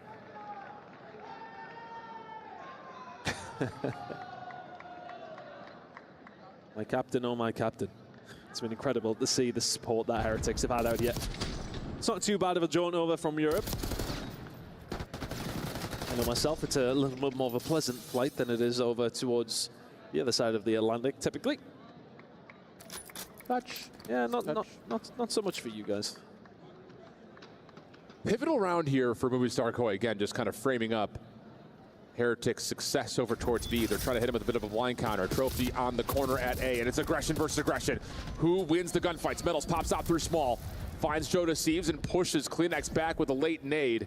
I like it. And yep, Heretics say, we got our numbers, let's back off, let's just reset from our spawn. Yeah, very little information for where the Movistar Koi players are, and they really do have a good idea where you are. Good idea to back off. Let's now create some questions in the minds of Movistar Koi. Okay, where are they? What is their move? What is the play? Yeah. Gonna give some space over towards the A side. That seems to be where the defensive team are leaning. As well as the attacking squad. Big win coming in from Metals. Oh my goodness me, the stun will go through, will not land. But a 1 versus 2 for Insight to try and pull off. This is so tough. He's going to commit to being in the vent. Does he get behind and see the rotation? Not fully, but not seeing anything also kind of makes the Spidey sense tingle that there's a rotation underway. Now he's seen both. 25 seconds on the clock. Insight with the full wrap. Real back to business as usual, but gets caught looking the wrong direction. Now it's just out of the 1v1. Insight. A couple of tags are in. 15 seconds. Super sticking to his gut. Slide out. No! And how about it from Insight? What an absolute clutch up. Jamie Craven back at it again. How many times have we seen him clutch up in the Search and Destroys? The 1v3 in the back pocket. And I am not surprised. Not even in the slightest. I wonder how many 1v3s, 1v2s Insight is. For me, I mean, I just don't know if I'm being a biased European caster here. But surely, there's nobody who has more than him. Brian Stats is on the case. I just throw that guy under the bus like crazy. Yeah, Brian, Tim, whoever. Let me know. Whoever. Well, Heretics showing some force through B on this opening defense. Don't see anything, so they'll have Metals, well, for a moment, a little bit further forward. And that's just one of those rounds that honestly just kind of gets a little bit away from Heretics because they decide to commit to playing for B and the nades over the top don't connect. And the one thing you would love to have with a retake over towards A, it's utility. They did have the RC, and I think that may well have been the plan to say, okay, well, if we really do commit the grenades, we've got the RC to go for that. But to be honest, the nade that came over prior to that, Joe was not very healthy when he left that bomb site. Irrelevant of that, though, the healthiness of Movie Star Koi in Search and Destroy has improved drastically now. Absolutely. 3 apiece, 3 spree for Insight as well. Doesn't contribute after his 1 versus 3. That was a huge round. 4-1 would have felt very different to 3-2, and you find that round after as well. And here's the adjustment from Koi. You get a little bit of a triple setup to just clear the angles at arches, and Abe is now forward. Insight looking for a couple of peeks through the top of the windows on Garage. Now opens the door as Kleenex wants to peek with him. Real pushes that off. Stuns do not land as Real continues to, again, give the Heretics a scale deep than you would like to see if you're Koi's defense. You cannot allow Real just to stay here. Change up in position for Insight there. I went off the 3 spree there. Said to him, okay, well, let's get you involved. Let's keep you alive. Right now, he's going to have to work. This is for Real. What was that? And now Metals catches the shoulder. He's got AR support behind him. But Joe through the vent. Okay, nice opportunity for Rencor to save the day. Insight down to 1 bullet worth of health, and Abe gets predicted through vent. And it's just another one of those offensive rounds you categorize by Heretics don't just take the site, they get past it, and there's no way that Koi can retake into that. A little bit too far past it, to be honest with you. It was a case of not really dotting your I's and crossing your T's. When Joe Deceives comes out of vent, he nearly finds 2. That's different. From nothing, but that was absolutely upset. But look at this. The fact that he was able to even get bullets down, I think he finds 1. Yeah, and then Rencor spins and gets rid of him. That could have been a lot worse, though. Didn't quite have every single angle covered. The aggression was the priority. Right now, they're the ones a priority here. 4-3 up in the Search and Destroy. Bit of a mid-fight going on. Real with the first blood. Metal's lucky to pick up the pieces here as well. Joe Deceives has found 1. Extra subs, extra pressure for Team Heretics. Kleenex in trouble, but somehow finds 1. Tries to stun for an opportunity in a second, but Insight will get up into office, find both weapons to play with as he's got another clutch situation, this time a 1v2 in front of him. He is really just that guy. And he can hear them. Yeah, he knows something's up. His problem, though, is that he is the one that has to move. Got plenty of time. Who does love time?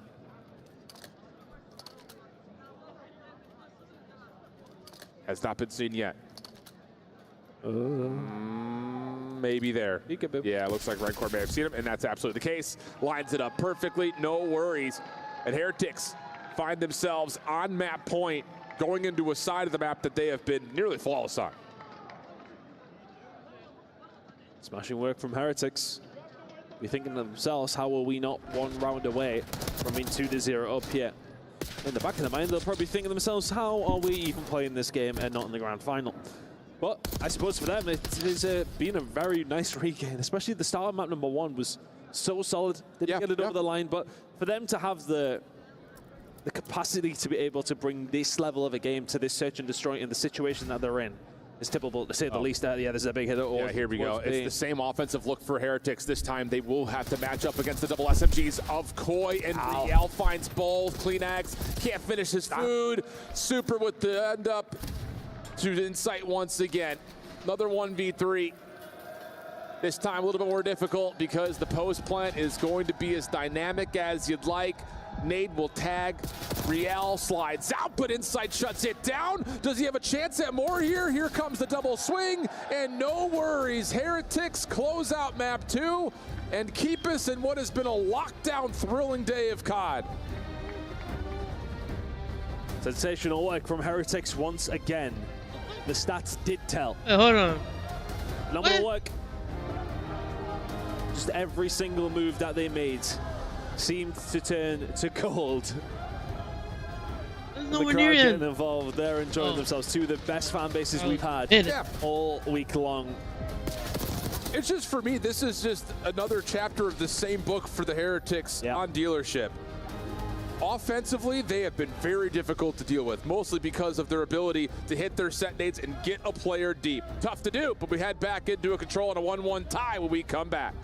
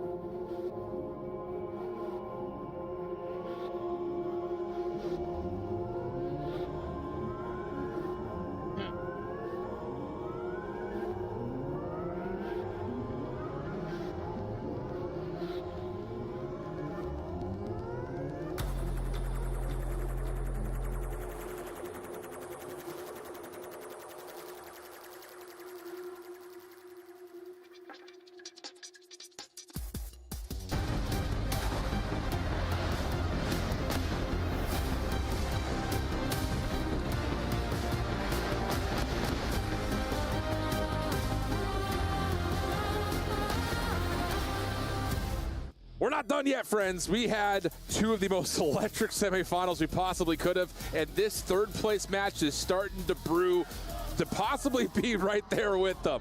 A 5-point hard point, a really in-depth game of search and destroy. We split the difference, and now we start to consider control, and wouldn't you know it, we're on Hacienda again. Over the Hacienda, which has been a catalyst for some absolute corkers this week, and specifically today. And Heretics, I checked the screenshot before, we're 3 seconds away from 3-0ing Optic. Yeah. 3 seconds. As it goes, yeah, they are now fighting for third. So don't let that list, affect you in the PTSD department, because again, both of these two squads have been really good in control. It's actually been kind of like the mode that's determined the majority of this tournament. And for both these two teams, outside of just barely not able to get over the hurdle of their previous adversaries, they still rank third and second in overall offense, which, especially on this map, is a major difference maker. Ticks per attack is high, average life margin is high. All this is framing up is that between the two squads, it's going to be a square up. So maybe we take the conversation back to the individuals again, because it feels like it's been a day determined by heroes. Who are you looking at? I mean, you have to kind of look at Kleenex and what he's been able to do with the side of Movistar Koi. He's been bringing it to the table consistently. And it's always been about the pace change-up. That has been the narrative around this Movistar Koi roster. That's why Abe came in. Beans was a relatively slow AR in a certain sense, and him and Inside didn't really gel together. Whereas Kleenex now in that role has slot in because of the position that Abe is able to take up as an SMG entry. It is working for them right now. And is this going to be the map where he can take over again? We'll find out. These next two maps are a wash for me. Oh, either one of them could go either way. We're squaring up on Skyline after this, where both these two teams are two of the best in the game at it. I'm all for it. Yeah, get locked in here, friends. We're going to be here for a minute, and I'm happy to say that out loud. Rancor for first blood. Real in some trouble here through Secret, as Koi's defense will take over that part of the map. Rancor on the hard point with help from Metals. We'll get the first tick immediately, though. Koi a little bit late to respond off these pinches. And eventually, Heretics will be bounced off, but not before that first segment is locked. I'll dance them round. And really, this whole year in Control has just been about those players who can finesse, who can stay alive. Specifically with Hacienda, you're talking about this mid-map control, staying in that moment, staying in a position where you can hurt the defensive team. Real is doing a sensational job of that. 13 HP in a dream, but continues to survive. In some trouble, though, can't really survive on the point. He does have Rancor nearby. Kleenex going from window to window, finding the perfect angle, and as Abe gets to work playing over towards the other side of the map, now all of a sudden you've got Koi in your spawn if you're the Heretics. Not what you want, especially with Joe Deceives on 3. Nice shots from Super. Has Joe down to essentially a bullet worth of health. Finessing, though, gets his life back up and over trying for it, but no cheekiness there, leaving Abe to pick up where he had left off, and things continue to feel pretty darn controlled for Koi with only 22 seconds left to play. Yeah, Abe being in this position is going to be a right pain. We talked about Real trying to get behind the defensive line. That's behind the attacking line. That can cause a lot of issue as well. Inside, nade out, trying to slow them down. Big gunfight win coming in from Super. Needs to stay alive, but they only have 17 seconds to get something done. That 17 seconds has been stopped. And that's Metals for a moment on the B point. Need to win this. Close to the second tick, but not able to fully get it down. So now Real diving forward. Joe not able to contest in time to stop that second tick, but could potentially still win the round from this position. Trophy system to deny the incoming nades.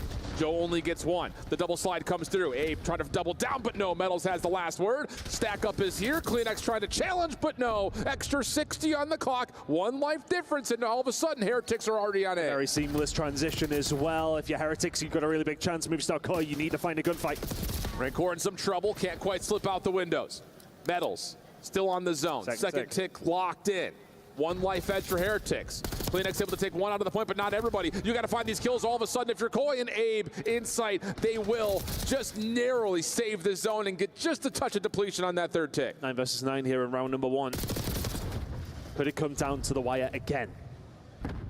Joe Deceives trying to slow things down. Rancor's found 1, gets caught in no man's land. That's 2, nearly 3, 4 kills coming through for Heretics now. Metals left on his own. Has to be insight, though. He's got 2 players looking right at him, and that's going to be the wash. Heretics down to 15 seconds, and Koi in their spawn able to break through it, get the extra 60, and then the biggest part, the quick transition to immediately throw force onto A.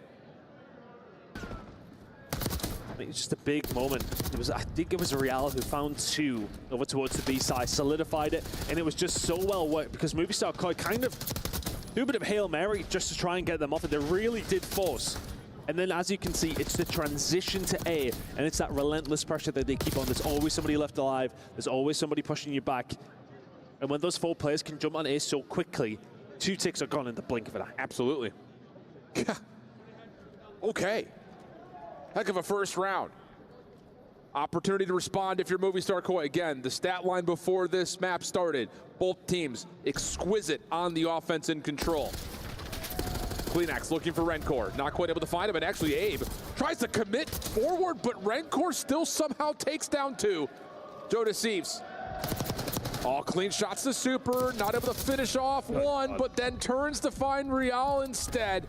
And the finesse for JD now starts to come through as Rencor finally gets the trade. And meanwhile, the rest of the Heretics are putting pressure on Koi spawn. The more I watch some of these young kids, I just realized that Call of Duty is leveling up every single year. You watch Joe Deceives now. Incredible player. And then you just watch another gunfight on the other side of things, and it's Heretics doing the same back and forth we go through this mid-map control. Rencor with a nice kill. Can he find a second? They're going to wrap back around to try and get rid of him. But staying alive. Yep. Staying composed. The life lead for Heretics up to 4. 33 seconds on the clock. Koi have not really seen a zone in the last minute. Able to get out of the spawn for now, but what are the designs in terms of trying to get onto a point? Insight provides you 2, but this is still less than comfortable to stay on to A. 22 seconds where the clock stops. Gotta make their move. Real chipping away. Abe will find Metals, and they will be able to stop that time with a push over towards A. Super is there to pick up the pieces. If he can continue to survive, yeah, it'll keep them at bay. 17 seconds. This will take a big roll of the dice from Movistar Koi. Yeah, Super just in and out of the windows. Abe rotating over to B. Seen by Super, but Kleenex saves the day for maybe a moment. Double for Kleenex. Opportunity to stay on towards the safe zone, and Kleenex is not done. He's going to find himself 3. Rencor in a spot of trouble. Who is it? It's Kleenex, but Abe steals the kill away. Second tick of progress. Looking good for Joe and the rest of Koi as they try to join him for the extra 60 seconds, and Kleenex is on a killing spree. He stepped it up just in some kind of way. And there's it gone. Oh, nightmare fuel for Team Heretics. Unreal. 6 in a row from Kleenex. I'm telling you right now, it's about to be 7. There it is. Oh, little heat check. Running out of ammunition. Has to reset the weapon. Meanwhile, the rest of his team behind him on the B point. Keeps the clock paused at 106. And what a turnaround this has been for Koi out of the blink of nowhere. 8 in a row. Could he get up to double digits? A little turnover to Rencor. Oh my goodness. What a set of shots from Kleenex. And Koi respond with an offense of their own. I mean, he's just ran the lobby. 9 in a row to find the breakover towards top side, clears out window, and all of a sudden A is wide open. And they transition through office up to top plat, controls their spawn. Heretics never clear him out. And he wreaks absolute havoc. It is just the way that he not just manipulates the map on his own, but he's playing off of his teammates to 5 HP. Allow them to make a play forward, and you're not kidding. Unreal scenes. And so we go into round 3 with back-to-back offenses and a hellstorm to boot now for Kleenex. 9 in a row. Well done, Team Heretics, though. There's been so many of these defenses where they've done everything right for 90% of it. That final 10%, that's why control can be so frustrating. You can do right for the majority of the round, it may well not matter. And that's just Hacienda in particular. Yeah. Quick play over towards B for the Heretics as Kleenex gets the double-digit streaks. Looking for the record. Almost able to find one more, but there was support there from Rencor. Insight trying to challenge, taking away some of the angles. Riel up to office. Looking good here for Heretics to get the extra 60. And yeah, Joe just kind of runs forward like a lemming. Not much he could do from that position. And it's a lot of time on the clock here as Heretics have only dropped 2 lives. And once again, quickly transition back to A. These attacks flowing like water between these 2 squads. You mentioned it. 2 of the best attacking teams, if not the 2 best attacking teams in the game. when it comes down to Hacienda. A may well be gone. Maybe one more stab here for the side of Movistar. And we're talking about 3 kills up until that wipe right there for Koi. Just we're not able to find gunfights, but as they do, look how quickly the map starts to change. All of a sudden, some spiral control develops for Movistar. Abe on 3 in a row. It's been a little bit quiet, but that's one way to turn up the volume. 15 and 15, gets over towards P2, manipulates the spawns to Kleenex direction, and you know how hot of a hand he has. Back to a 4-life gap, but there's still tons of time on the clock. Yeah, Renko has managed to find a way through. Oh, Abe, a little bit of bad timing. 4 kills in a row from him did slow them down, but now all of a sudden, Movistar starting to give lives away one by one by one. And Heretics in a good spot to maybe get something done. Abe nearly gets spun on. Metals will be there to pick up the pieces. Insight from Double Doors is trying to slow things down. Half a tick away over towards A for another attacking round. And I love this discipline from Heretics. You need maybe 2 more kills, and then you can just jump it, stack it, win the round. But don't get too greedy. Don't let Koi wipe you off the floor and get back into a spawn trap position. What is this? Maybe a little bit too much caution. As Super's going to be found, tries for the turn, and whoa, mercy. Nearly pulls it off. Elongated engagement between Metals and Joe on the other side, finished by Insight, and this is what you're scared of now. If you're Heretics, a little bit stuck outside, and all of a sudden Koi start to make their defensive line set forward. Good positions here from Koi. Haven't got anybody pushed forward though. 12 versus 7. Heretics have got free reign here. Back over towards Secret. Kleenex, no. Camera broken. Follow up from Abe, looking for the double. In some trouble. Wow, just gets out of the window, but Super eventually able to find him. Does that stick? No, it does not. Rancor avoids it. Insight, trigger discipline. Is it maybe a little bit too disciplined? No. Finds the kill cleanly and a big win from Kleenex. Now a 7v4, and the clock is becoming an ally all of a sudden for Koi. Can they hold? Abe looking to keep them at bay. No lives remaining. Can Heretics find a way through? There's Insight dealt with. 2 players remain, and they've just ran out of lives. Unless Joe Deceives can do something here. Oh, they get it by ticks. But they get it by the ticks, and that's important. Yeah. I mean, it did look like for a moment, maybe Koi didn't recognize that they were as close as they were to getting the capture. It looked like a late call to say dive through the window and forfeit your life, and it looked like the round was won by capture percentage there. So that extra tick could be pivotal in what has been a huge offensive-sided map between these 2 teams at this point. Abe was doing a really good job, and again, felt like around that Movistar Koi would be disappointed to lose. It felt like they had a couple of good control moments, but the Heretics just breezed through them, never let that control back. That's the thing, when you do get pushed up way past that halfway line as a defensive team, you have to make a count, especially in the lives point. They got back to the halfway lines at Heretics. They broke out of their spawn trap with a life lead. Don't let it happen if you Movistar Koi. Wow. Heretics 1 away. Good first blood from Real. Kleenex off the pitch. Oh my goodness, Super almost put him on Reddit. Metals, tough gunfight with Kleenex, but ends up extending the play forward with the win. Real in some trouble though on the site, and honestly, Metals may need to consider about if he needs to come back to help this or not. Teammates able to come through tin, say don't worry about it, keep doing what you're doing, and Insight says, well, no, you're not doing that no more. And it's instead going to be Joe Deceives putting a bit of distraction over towards A while the rest of Koi try to come off spawn. Trying to get their way out. Big snap from Super once again. Joe on the flank though, so on the map balance is very much in the balance, I should say. So now Team Heretics starting to get a little bit of mid-map control. Movistar Koi trying to find a way through here, but they're really struggling. Yeah. It's just the positioning coming through from Heretics is frustrating them. Timing. Wow. Big win from Super once again. Keeps the defense very safe through the middle of the map and keeps more guns up over here at B. Metals, nice shots. Can turn around the back, able to finish off onto A, but the trades are decent here for Koi. Super turns that into a 4 spree. Now looking for more and has enough damage in to make that really easy for Real. Time ticking. Can Heretics find the swing map right here, right now? But coming through Secret, here come Koi once again. Rancor shuts down the play before it can really develop as he finds himself a second. Now you look to Joe Deceives. He's got to find a kill or put himself in position to stop this clock. There is an opportunity for them. Joe may well distract, Joe may well find kills. It could be the point here if they can get rid of the player in the middle of the map, and that might be a stack coming in. They need to do something at 7.2 seconds. They cannot make a mistake. Abe gets 2 more, that's 3 dead. First tick in, second on the way. Metals, what does your timing look like on this pinch?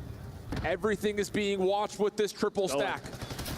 Here comes the third tick. Metals able to find one. Riel following up, but CleanX, 1v1, no! But it doesn't make a difference. The extra 60 seconds have already been tallied. But what have they sacrificed for that spawn trap potentially there? But they will deal with Metals. Super away with his tail between his legs. Again, for Heretics, it's those small moments. Hellstorm coming in. What can he do with it? Has to find some clearance and more than that. Surprise, surprise, a double gets connected. And with 39 on the clock, Joe's able to stop it by jumping onto B with help. Rencor is the only defender on the backside of this play, and Rencor will drop. You can stack this, you can send this to a 5th round. Trophy systems in play. One more chance here for Heretics to try to put the map away. Nades now landing, but no one able to touch in time. We're going 5. We truly are in Riyadh because Heretics have 0 ice on this map. My goodness me, how many times is there going to be that moment you've got 5 or 6 seconds left to defend, you do everything well, can't get it over the line. Their attacks have been more convincing, don't get me wrong. They definitely feel as if they've been the better team, the map number 1 and the map number 3. It's those final small moments where they just crumble a little bit. Ghost of Christmas Past kind of rings through here from the previous game. It's been the same scenario in both of the rounds they've lost. Yeah, but I will say that was a perfect call with the Hellstorm. Yeah, I mean, it's just incredible gameplay coming out for Koi as they find themselves on the defense. Don't even know if you want to be on that side of the map between these two squads. Riel immediately on towards A. Long wrap through Fireplace. Metals in some trouble. Backed up. Wallbangs trying to come through. And Insight will make it 4 down. Only dropping 1 in the process. Stay alive here. Joe up close and personal on a 4 spree. Every bit of utility slung towards him. Stunned wasn't. Oh my God! Some of the gunfights I've seen today are out of this world. Rancor finding that as well on the outside. They can push through water straight onto A. Heretics trying to get something done early. And a big 1v1 there off screen for Super. Riel following up. Abe trying to do what he can to stop the respawns, but he needs some help. CleanX re-clears the office. First tick done on the A zone. And honestly, for Heretics, they're just going to take their time out of spawn and see if they can put a little bit of pressure on Decoy at the same time on the other side. Incredible work. CleanX finding the second after the long-range Jackal kill comes through on Super. And Abe is still very much here. Renko, it's about, well, do I turn around, do I help my team out? And that's exactly what he's going to do. Comes back round, there's the flank. CleanX can find one before he does manage to eventually fall. Wow, good first, and then an exit from Joe. Insight stops Rancor up top, 22 seconds to the clock. Last-ditch effort here for Heretics.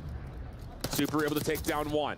CleanX, though, controls the archway. This is not where you want to be right now if you're Heretics. You got to try to flood through all of these waiting, ironed-up ARs. Joe, both weapons to play with. Clock comes to a pause at 10.5. Joe clears out the 1 contestant. That's 3 down. Last one left is Rencor. He may split the difference here, but he's going to have to go godlike. And even if he gets the extra 60, you're still looking at a significant life disadvantage. And finally, we have a defense. Movistar Koi come through big and take the edge of the series. Incredible work from Movistar to get that one over the line. But a couple of different rounds from the Heretics boys that you're questioning, how did they not get over the line? I mean, look, yeah, the Hellstorm, 1,000,000% was perfection from CleanX. And that's the reward you get from going, what was just like 3 and 15 to 15 and 15. Correct. Went crazy. Yeah. And all of a sudden, Heretics think they've got it in the bag. But I want to say that is like 4 or 5 rounds of Hacienda control within the last 2 hours. They think they probably could have won. No, absolutely. I mean, again, it's just, as said before, how much more heartbreak can Heretics take? And you know what? I know as a commentator, we're not really supposed to have any sort of feeling towards it. You know, but there's no rules. There's no rules about that. No, of course not. But I really do feel sorry for them because they've been such a good team all year. Correct. And it's been incredible to see, especially for me as a European, to see a full Spanish lineup go on and do so well. But they have, I think the annoyance is that they have the potential. We see the brickwork, we see the foundation, And then every now and then there's just a crack, and that crack leaks big time. We're at the culmination of the Black Ops 6 title. Yeah. Mistakes are going to get punished, and our best teams are doing that. And not that we can just sit there and harp on that, because let's be honest, Heretics have been punishing other teams for their mistakes as well. 100%. This has been some of the greatest Call of Duty we've seen in a long time. I know a lot of us have been sitting there like we felt a little bit maybe cheated by champs because like we didn't really get the full form of FaZe, we didn't get the full form of Thieves. Other new stars rose very quickly. And wouldn't you know it, those storylines were the ones that we're going to remember for the rest of this, really this rest of this year. Because now we've got our final four, and it could not be tighter, obviously, between them. This has been unbelievable. So let's take our conversation into what will surely be, I imagine, another electric hardpoint. Skyline coming up next. We know Heretics. They play this map, and it's usually a 10-point game at best by the end of it. And yeah, and if you look at the other side as well, Movistar Koi with a 14-5 record matching up to the 16-4 from Heretics. I mean, look, it's a wash in terms of what we expect to come from this. But thinking about the series overall and who really has taken over for both these two teams, CleanX had himself a little bit of a spree there, which was the combination of what got them through that round number 4. Then you think about what's been happening on the other side of things. Renko's been bringing it to the table. So yeah, everybody has been performing on occasion. Who's it going to be in map number 4? Who's going to get it over the line potentially for Movistar Koi? Oh, do we see the map number 5? What do you think, map number 5? I think we have to have map number 5. I'm here for the longest day of COD ever. If it continues to provide matches like this, absolutely. You here on Thursday? I'm in for it, brother. That was for a different reason, though. This is what we came for. And I think the thing about this, and just to kind of give a spark notes on the year for this Heretics squad, this map I think they're going to look back on and say, wow, we're really happy to have this in the map pool. Because it's one that allows them to play with the flexibility the roster has, especially since the swap-ups that happened. Super gets into the mix, one of the most flexible players to come out of Spain in some time. Rencor is no stranger to picking up a sub on the ground and making good use of it. So it's just like the heroic moments that we continue to see from Heretics largely comes by way of their flexibility. And I think that's another kind of notch on the belt, talking about how good this team has been and why they continue to find themselves in situations like this. But on the other side, the addition of Abe for Movistar Koi has allowed Toronto to play with another level of tempo and pace that they were going to need if they want to close out this series here in 4. Do they do it in 4? As we head over to Skyline once again. And this place, frankly, has been cinema today. Give me another one. I'm locked in. 9.9 on IMDb for today, frankly. Yeah, full scores on Rotten Tomatoes. Let's get this thing going. Here we are. It's going to be Movistar Koi on the left-hand side of the map in the orange, Heretics in the blue, trying to cut across the map and will automatically be into P1. I'll tell you, this Heretics team, one of the best P1 squads on Skyline this year, and you're seeing exactly why. First blood and a lot of opening time. It's just so annoying. Just dip and dive away, hide on the point, wait until you make a move, and then they know exactly where you are. They played so cleanly. And as you can see, Movistar Koi, one death, one death, one death, one death. Everybody slayed off the map entirely. Renko's the only one who didn't get involved until then. Dead. I mean, it's a spicy meatball. Team Heretics perfect so far. And now they're going to get a flip of the map as well. CleanX in the corner. What are you doing? Riel on 3 in a row. I mean, everyone's on streaks right now on 3 in a row. A single kill through a minute of gameplay for Movistar Koi. Hello?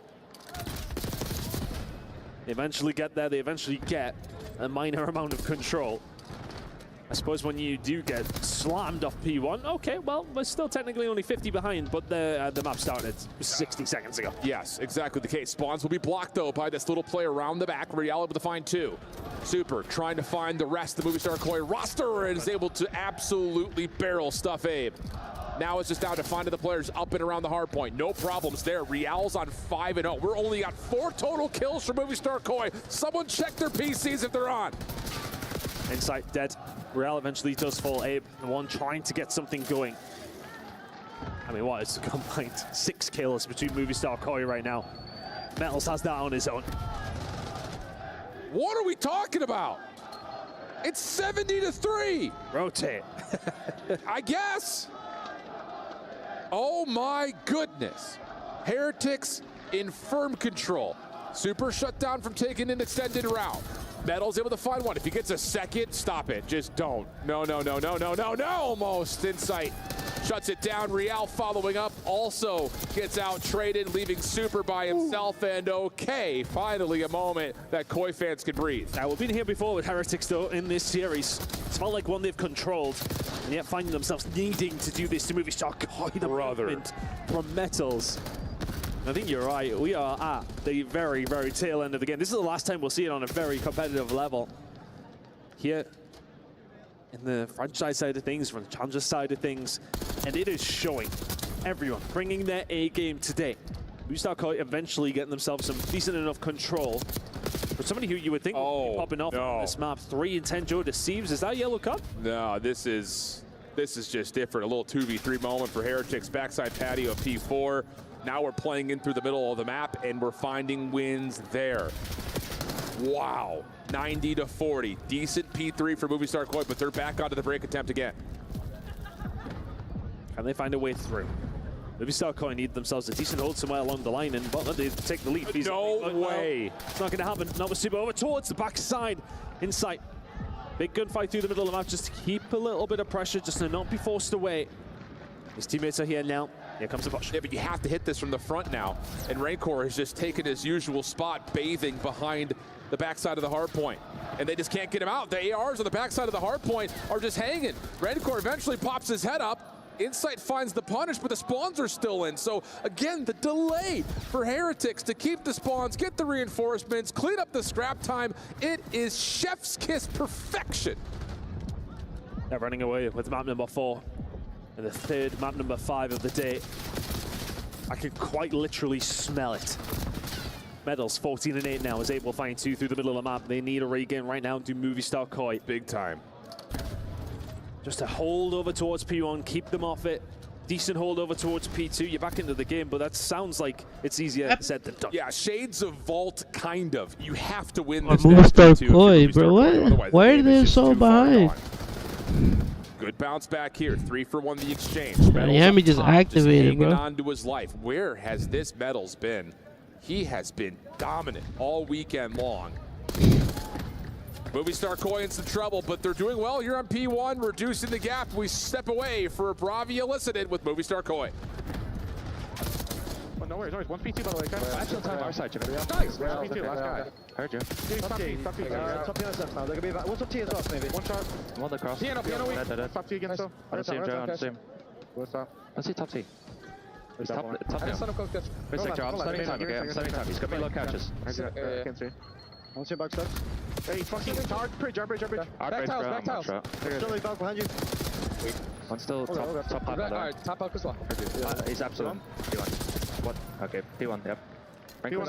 I got him. He's on twice, he's one shot. He's one shot. I'm a grab. He's on twice. Shit, weak. Give me a second. Could be top T. Come on, come on. Nice, 2. One top left. Make him top down. One second, I'm hitting time. Just top out. Back tiles. About dead. Wait. Tree the couches. Nice, 2. I spawned in. Nice. I grip piano. Someone get kids. Come on, boys. Come the fuck on. I'm one shot. I grip piano. One shot. Yeah, hit me front, guys. I need help. Piano me as well. Yeah, good kitchen. Top. Can hit I piano. I heard you. One's kitchen, Joe. I'm looking kids. Looking deep kids. We can smoke low. Low, you're good. Low back, Freddy. Top. I have like kids. Jim. I have it. Yeah, he's kids me. Top. Nice. Low piano, low Jim. I'm cutting front. I heard you. I'll see the bar. There's 2. We are weak. He's taking the top. There's 2 more here. Covers off. I'm weak. There's 4 hedges. I don't know. I heard you trying to get up mid. They're gonna take routes. Yeah, deep hedge. 2 working up hedge. I'll go. Watch it. I'm holding top. Finding outer. It's a slow burn, but a burn nonetheless. Movie Star Koi back to within 40. Pivotal break here for Heretics, but map control as Kleenex is on 5 in a row. No, shut down by Rancor. And what a lifeline Rancor has been continually across the top of this map. Yeah, he's been incredible, but Kleenex and Co have started to step things up. Joe Deceive sitting at 10 and 22, but it's a 60-point game. We need to see a little bit more out of him if they really do want a chance in this one. The kill's starting to fly through in the middle of the map. Rancor, can he hold it down? Trying his best, but with the AR out, can only deal a little bit of chip damage. This hold for Heretics, last time we were here, was immaculate. This time, though, you're going to get Koi a chance to try to set something up a little bit more on a rapid form. Real over towards Secret, shut down.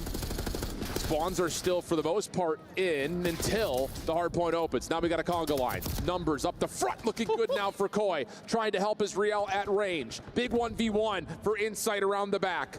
Metals trying to hang on the inside of the hard point as Super's got to watch a million things at once. Off the reload, overwhelmed. Here come Koi around the back. Real, Metals trying to lock things down. Is there enough pressure with the SMGs to actually lock it, though? So far, no, and it's just down to what Heretics can find from the front. And they managed to find a way through. Heretics just about holding on. Rencor for 2. 25 seconds to go here over towards P4. If you're moving Star Koi, you have to find a break, and you have to find it now. Oh, no. And that ain't going to help. Joe and Abe doing well, though, to find the kills towards the back. Joe with another. Needs to step it up and has done. But that's only for 15 seconds. Yep. We head to another rotation, but remember in the second, they found good time at P1, and that set them on their way to come back into this game, but they're still 80 behind. And the problem is Heretics so good at playing from the leader's advantage over the top of P1 to P2. Choosing the battles as they see fit, and Real is ripping them apart.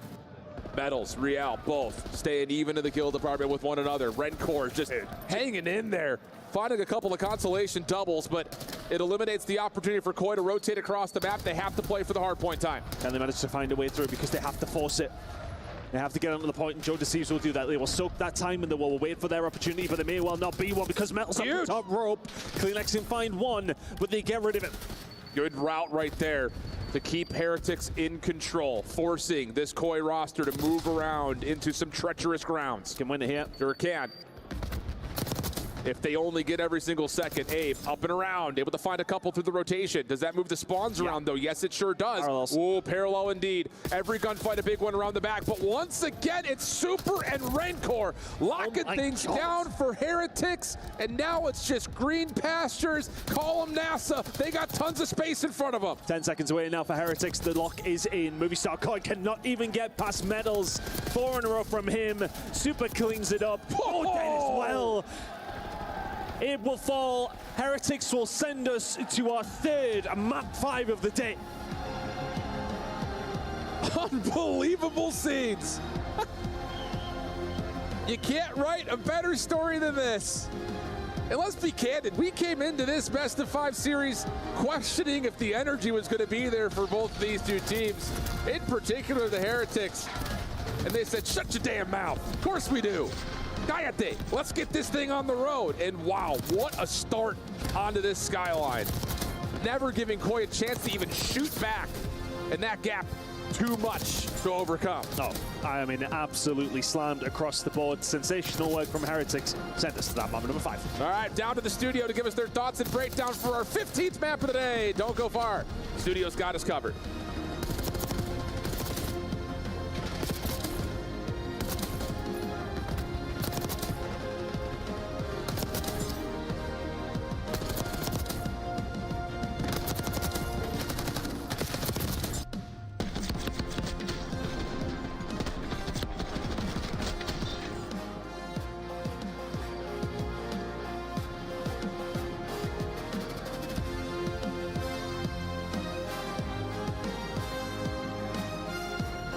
What a finish by Heretics to force a game number 5, 250 to 169, and this is just for 3rd place. You heard the caster saying it. We were worried these two teams were running out of gas.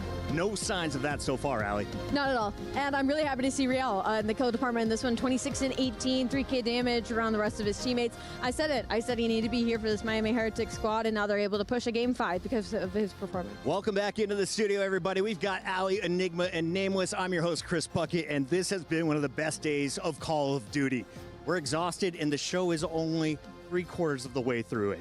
Yeah, I mean, we got a banger to come, but also we have another game 5. I mean, looking at the series, even the way that we started it on that map number 1, it's like Abe making a massive play at the end and then Koi getting that W, and it's just been back and forth since. Like, Heretics will not go down without a fight. And as we jump back to this map number 1, you can see they were leading. It was a massive They had double their score, bro. Yeah, I mean, it's insane what we've been witnessing today. Both these teams playing the highest level they played all year. I was so impressed by Kleenex throughout this series so far. What other names were standing out to you, Enigma? I love the call out on Abe. I think that he shows incredible composure in that first match for that final play, something far beyond his years.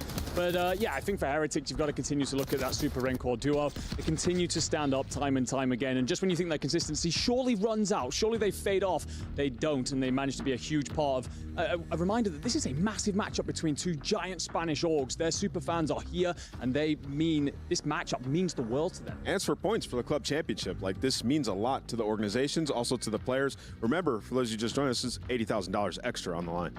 $80,000. Massive cash on the line, and it's a huge mental test as well, because both teams are coming straight off of a loss. So, yeah. Allie, after watching 4 games, what's your heart telling you in this series? My heart's still kind of saying Koi for me. You know, I really enjoyed the Battle of Miami Heretics throughout the entirety of this weekend, but just something in me, I feel like Koi really needs this. And also, we got another 40 bomb out of Joe. We're getting unbelievable performances out of Kleenex in his new role. And Abe, I feel like, is hungry to also make a statement as the newest player to join the league. The scary thing, though, if you are a Koi fan, is that score from Dealership. Dealership has not been kind to Koi, but 3-6 is not the score you're looking for. Yeah, and then also, we're going to a Hacienda, and we know how Heretics like to play this map. They're comfortable just banging out rock all together. They save their tacks. They make huge plays. And, you know, it's a map that Metals has liked throughout the entire year. So if you're Koi, you're in a tough spot. We're going into Search and Destroy Enigma as we take a look back at Dealership. Who are some of the S&D superstars for those just waking up on the West Coast? I mean, I absolutely love that call out on Metals. I think that he's had a fantastic tournament. He's always been a good player, but we talk about his 3 teammates, superstars of the team. He does a lot of the dirty work, the hard stuff. You end up with the situation where Real often plays out for those first bloods, so he gets highlighted sometimes, but Metals really does do a lot of the intangible stuff. But even then, this tournament, he has stepped up his lane. Well, remember when this map was first added, they were one of the first teams that were just like, we're comfortable playing it. They went on that crazy streak. It was like 5 in a row, and largely in part due to what you said about Real. He got 4 first bloods, kind of reminiscent of early stages of Dealership, and then Metals playing off of that. So, yeah, this team has been sensational in Search and Destroy, and we're seeing it here once again. Al, you and I are known for our AR play. So are these two. Let's take a look at Kleenex and Rancor. Kleenex, he's been on this role for 10 days. How is he hanging with the Rookie of the Year? He's been doing so incredibly well. I still go back to that map 3 and think how he was just dominant on that control. But you can't count out Rancor. Again, this is our Rookie 2025. He plays like a vet. He has been unbelievable. These two are certainly going to have to go out in Hacienda in those top hallways. If you're not looking at those two players, what is the 1v1 you want to see in the Search and Destroy? Yeah, I think Abe and Metals. I think that's the one I want to see, because you remember when we were watching them earlier and Abe was just playing so aggressive on the defensive side. Like, I want to see them clash. Abe has been awesome, and you know, something we've been seeing in the reactions every single time is the dynamic between him and Joe Deceives, like feeding off of each other's energy. Like, that is your sub duo. And we talk about Kleenex, he can be a little bit more reserved at times. Yeah. Well, he can vibe with Insight. Joe Deceives got a new duo. I just saw the question in the chat. Is this the grand finals? No. Welcome. You are joining us for the 3rd place matchup, and you're doing it at the perfect time, because one game will decide who is finishing on this podium and who is left in 4th place. Enigma, 20 seconds left. Thoughts before we get this final search underway? I mean, this is a really tough one for sure, but I think I'm going to stand with my European brethren in the Heretics. They surely do not lose another Game 5 in heartbreaking fashion today. They see it through. That's the call from Enigma. Ant, final score? I'm going Heretics, and I'm going round 11. Why not? We got the Spaniards. They're feeling the faith. Allie and I, we're still riding with the Dutchman. We'll see if he can get it done. Kleenex, it's time to shine. You know what, Nameless? You're damn right. Give me that round 11, brother. Let's see that. What a day of COD. And it's just another map that, again, you just put the number on it. It's an $80,000 game of Search and Destroy.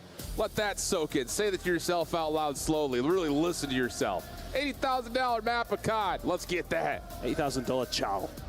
Casual. We'll keep it in with the kids with the sayings and stuff, Alan.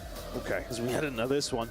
I mean, look, it's all on the line for both these two teams. Maybe not on the line with the prize that they wanted, but a prize that is very much worth fighting for. $80,000 in the 3rd place of this year's EWC Black Ops 6. Merely 11 potential rounds away. Feels like we deserve it. No, I mean, we kind of have to.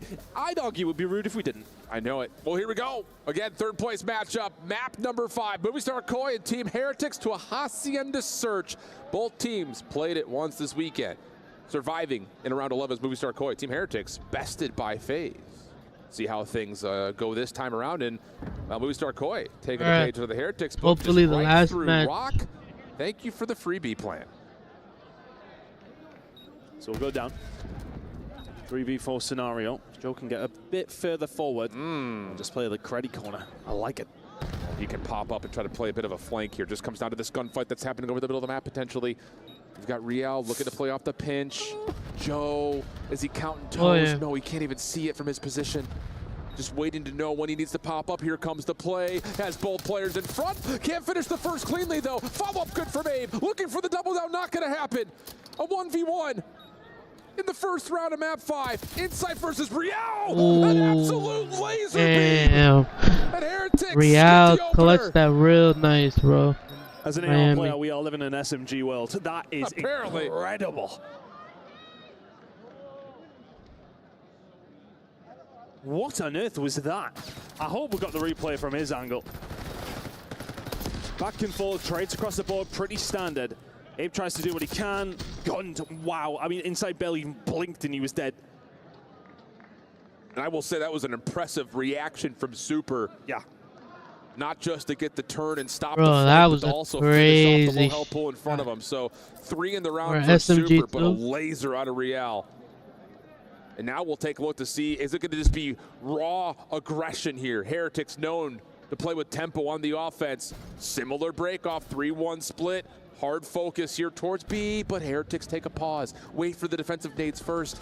And now, like Ant mentioned, do they hit those late tacks to burst a little bit on the later side of this? There's the stun. Here comes the follow-up. Abe in some trouble, but Jodeci's provides the first, and they clear the front door. Yeah, you were right about them waiting to see if that nade would come through.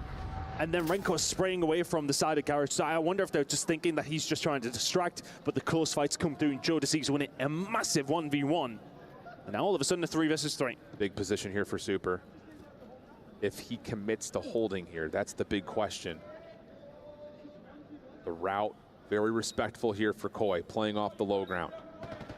They get the clean first, and they get the read onto Super. Unreal stuff. Now down to Rancor. Ooh, he almost collapsed the first 2. Still has a little bit of space between him, the defenders, and the bomb. Nades not coming up. Rencor, more tags, needs to reload, or does he? Oh my goodness! This would be another 1v3. He's got the pistol out for now. No challenge yet for Insight. And how about it, Rancor? Danced with, trying to get away. Not gonna happen. Insight stops the drama and ties this up. Oh, the close fight with the pistol was the one that he kind of whiffed on. The others were absolutely sensational. Fantastic work from Rancor, but could not quite get it over the line. But it's Insight you're going up against. You know he's going to potentially clutch it. Gets the job done. Super over top mid. That was the opener for him. But the 1 versus 3 here from Rancor, just giving them the shoulder, showing what he needs to. Just about around in time from Insight. Find the round. Sensational work. We've been flirting with the idea of a round 11 here, Alan. Too soon. But please. Koi switching up their offense. 3-1 split the other direction. Whereas for Heretics, all 4 members playing window to window with, yep, a little peek down towards Fountain. Riel seeing that he's been seen. Will back off, and now we're just going to contest over the top of the bomb site. Jodeci's will get the plant down, but can he get an exit? The trophy doing the job it was designed for, but this is a lot of damage, and yeah, Koi are wasting no time as Jodeci is in trouble, and Heretics will have a 3v1. Next on the worst of positions, do they have eyes on? Well, yeah, they do. There you go. Rancor will find him. Back and forth we go. Trading both blow for blow right now. It's difficult, isn't it? Because both these 2 teams are kind of throwing everything at it. It's aggressive. Yep. It's kind of curveballs as well, though. They've been taking their time, waiting for the stuns, waiting for the utility to get out the way, and then maybe making the move. It's not necessarily being standard across the board. Correct. It's aggressive, but it's not out of control. Yeah. I'll put it that way. I think even just to kind of highlight that, it's, again, Heretics looking for a window battle with all their ARs, but Riel, knowing he's got a check connector, doesn't overchallenge anything. He's been seen. Don't bother with the push through. Just reset with your squad. Give yourself the numbers. So good stuff there. Similar idea. Window to window. This time, Joe's down low. Today, expected to be a second player. May not make a difference. Rencor and Nettles clean things up in the low ground. Now just looking for the window. Fights and Kleenex connects through the wall. So all of a sudden, in the first 20 seconds, we've got a 2v2 bomb down. Just connected from inside of the wall over towards the top left-hand side, and it's already down low near Archers. I'll have zero read on this. They'll think it probably up high. Insight. I'm not quite sure where Insight is going here, but irrelevant to that, he's positioned himself way out in the water. Can help over towards B. Just resetting to catch a long angle in case there is some sort of a wrap back. Bomb collected. Corner of connector being held by Kleenex. Insight still lurking with his toes in the water. Super Metals making their play over towards A. And they're going to have to commit to this with the clock ticking away. Next is going to be here. Sees the activity, What gets timing. the timing, gets out as well. The chase is in. And if you're Metals, you kind of knew you had to go for that. You'll have no line on Insight. Oh my God. Never mind. Deleted. 1v1. 10 seconds of the clock. He's able to find him. Oh, one more bullet. Unbelievable. A last second 1v2. And it's just clutch after clutch here in map 5. I mean, the snap onto Insight is absolutely absurd. How on earth does he manage that one? And then the second, he's just caught him napping. I mean, I don't think there's a world where Kleenex thinks he's flying out of top mid against me here. And then he gets the cover. Kleenex in no man's land. Heretics up. What more could you ask for? 1v3s, 1v2s. Heretics clutch up with Metals and now up 3-1. Metals, ooh, his reticle may have actually blocked the cross. He sees Insight, but I don't know if he knows how many players had already moved past that window. It may not make much of a difference as Koi have reset this play and are just going to get Kleenex deep and allow him to stay there. Bit of posturing from both these two squads. Neither want to make a slip up here. When we start thinking about a plan over towards this A side, by the looks of things, they're heavily stacked. A line of Team Heretics players across the map. Yeah, they're just here, though. They're trying to show force, so Kleenex can maybe get a route underway. He's going to back off and try to watch the flank. 1v1 with Redcore, trying to slide through it. I don't know how he's still alive, but he's a cat with 9 lives, and with 35 seconds, Koi are going to feel a little nervy about hitting this A point. Coming in from top window. Don't think anybody's there. Trophy out's going to confuse things for a second. The utility running out. Kleenex is just the most free. Not 2 that he's going to get, but 1. 3 versus 3. Still trouble, though, getting onto the site here, especially with that window control still going the way of Heretics. Someone's going to have to just absolutely gun one of the Heretics players, and there's just not a lot of ground to stand on. Rencore is going to find 2 over the top. He's been alive since the get-go, and he makes you pay for not finishing him off when you had the chance. Called it at the time. How was Rencore alive? And for him to come back and find 3. It's going to be painful. 4-1 to Heretics now. There's maybe a few people in the STC arena who don't want to see that round 11. I'm not one of those people, but all those Heretics fans will be amongst the many of them. Or do they want the drama? Do they want it as well? Yeah. But obviously with the win. I mean, the thing about this, and I think if you're looking at this from the mentality of Koi, is like, we just don't get clutched on 2 different times and we're in the lead. But this is going to feel like a must-win round on the offense. Different look here for Koi. 1-2-1 split. Metals is trying to feel things out, and oh, it's dicey. Lots of shots come through. Everyone survives. Keep in mind, Metals does have an RC on the back pocket just in case they want to try something different there as well. Movie star with just raw nightmares of RCs after today's shenanigans. Maybe a little bit of a play in the water here for Real. Kleenex checking it. Real lingering just around the corner and makes his move. I'm not going to do the Jaws music. It's been done before. Correct. And this is just good discipline here from Kleenex, but how long does he hold that discipline as now a hit starts to develop? Here comes Real. Kleenex backs off, though, gives away that space. They're in trouble. Yeah, they sure are, because the timing of the pinch looks pretty flawless. Real for the first freebie. Rencore over the top, though, shut down. And this is just Koi sending it forward, trying to stop the bomb from ever being planted. We don't care about the flank. We'll just take you off the site. Just down to Real, 1v2. Not going to happen inside of the corner. What a call from Koi. You've been pinched from 2 different ways, just forced through 1. And it's sheer brute force that gets them through. They take rock control after what is a brilliant play from Real, to be honest with you. As you said, the perfection of this pinch could not be understated. But then Jonko, like, yeah, okay, well, there's somebody behind us. Yeah, let's just kill the rest of them. No problem. Insight finds the end of the round. And a lifeline for Koi. Unbelievable stuff. And you have to give credit to someone who barely even showed up from the kill feed there. Abe putting the pressure in their open hall makes Heretics feel really nervy about backing all the way up past Rock because you just don't know where the challenge is going to come from. So mind games coming through nicely. And how about this, speaking of mind games, Heretics, a 4-man push on the defense, up and over towards A. They don't see what they like, so they back away, but they're going to be late to the party here at B. Yeah, Insight gets the information.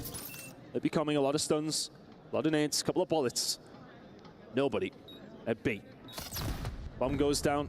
4v4 retake. The only person who's not really in charge here is Insight. He needs to get over pretty quickly. Yeah, he's flank watch though, and if there's any noise that gets created through mid, he can watch on the cross or take a late play over towards office. Here comes Heretics, 4-man flood from the front. Kleenex, Abe getting affected by these stuns and nades. Real for the opener. Does he get a second? Yes, he does, but Insight now on that pinch has an angle over the top. It's a 1v2 for Insight. Can't fully see the bomb though. Headshots lined up. Oh my goodness. Metals, Insight, 1v1. Insight trying to get there. Oh! It gets diffused. Massive round as Insight tries to get the angle. He made the play you said when he pushed through office, but the bomb's planted for the other side. It must be so close. But this one, Real gets around 1, 2. Abe not quick enough to turn around. Joe DeCease is there for the trades. But that is so close. Insight on a 5 spree and they lose the round. Do or die. Have to have 4 in a row. Patience for Heretics on this offense. Joe already getting an early look over towards topside spiral, sees nothing. And Movie Star Koi just kind of back up and say, have we missed something? No, they haven't. Heretics are just playing very patient. A nervy affair. To be expected. Heretics 1 round away from securing an extra $80,000. The timing for Joe just does not land. The player gets across, Metals puts the bullets in. Joe has to back down. That's a little bit of room now for the side of Team Heretics down near side. In particular, Super just needs to make a little bit of noise because Real's hitting a bit of a pinch. Super's going to do more than make some noise, but Abe, big 1v1 win. Now, I was going to say, look to your focus on Real, but he gets shut down on the flank, and somehow Movie Star Koi come away with a flawless round. He did really well considering the timing on fences that Joe did not get. Not necessarily a breakdown by any sense of the imagination, but gives the room. Heretics push forward. I would have put my mortgage on Super winning that gunfight from that position. Abe maybe just lands a couple more, gets some coverage from the side of the door, and it's a big win to find. Because they lose window control, it all falls apart. Absolutely. 6 in a row for Insight. Very close to a Hellstorm. And if this little comeback effort continues, that Hellstorm could be a big difference maker. Trophy system towards Archway. That's just Insight by himself trying to create a little bit of noise. No one home here, though, for Heretics. And Koi, yep, they need to get a read on that. Late stun. Affects Insight. He backs up, needs to value his life. Tough battle with Metals. Both players survive, though. It felt like Insight sold the bait, and then the rotation came from Movistar Koi back over towards A, and it's allowed a lot of room like this for Heretics to try and gain. But there's some information gained from Insight himself. Yeah. Does not necessarily have too much backup. And Heretics are pushed way up. Movistar Koi have got a lot of map control they need to regain. You have to expect this, though, if you're Koi. Rancor will still hold very near to the A site. Super. He's got full reign at the top hallway. Here comes the ISO. Well done. Crossing T's, dotting I's. Rancor trying to rotate over, trying to catch timing of his own right. This is bold if he commits to playing on this flank. He may not have time, though. Real drops, and now the play starts to develop towards B. Rancor has to find something through P2, and Insight has that covered as well. Oh, my goodness. Back-to-back flawless rounds for Koi. Insight finding another is massive as well. Heretics fans starting to look a little nervier than they were 5 minutes ago. Guy players, you're supposed to be impartial.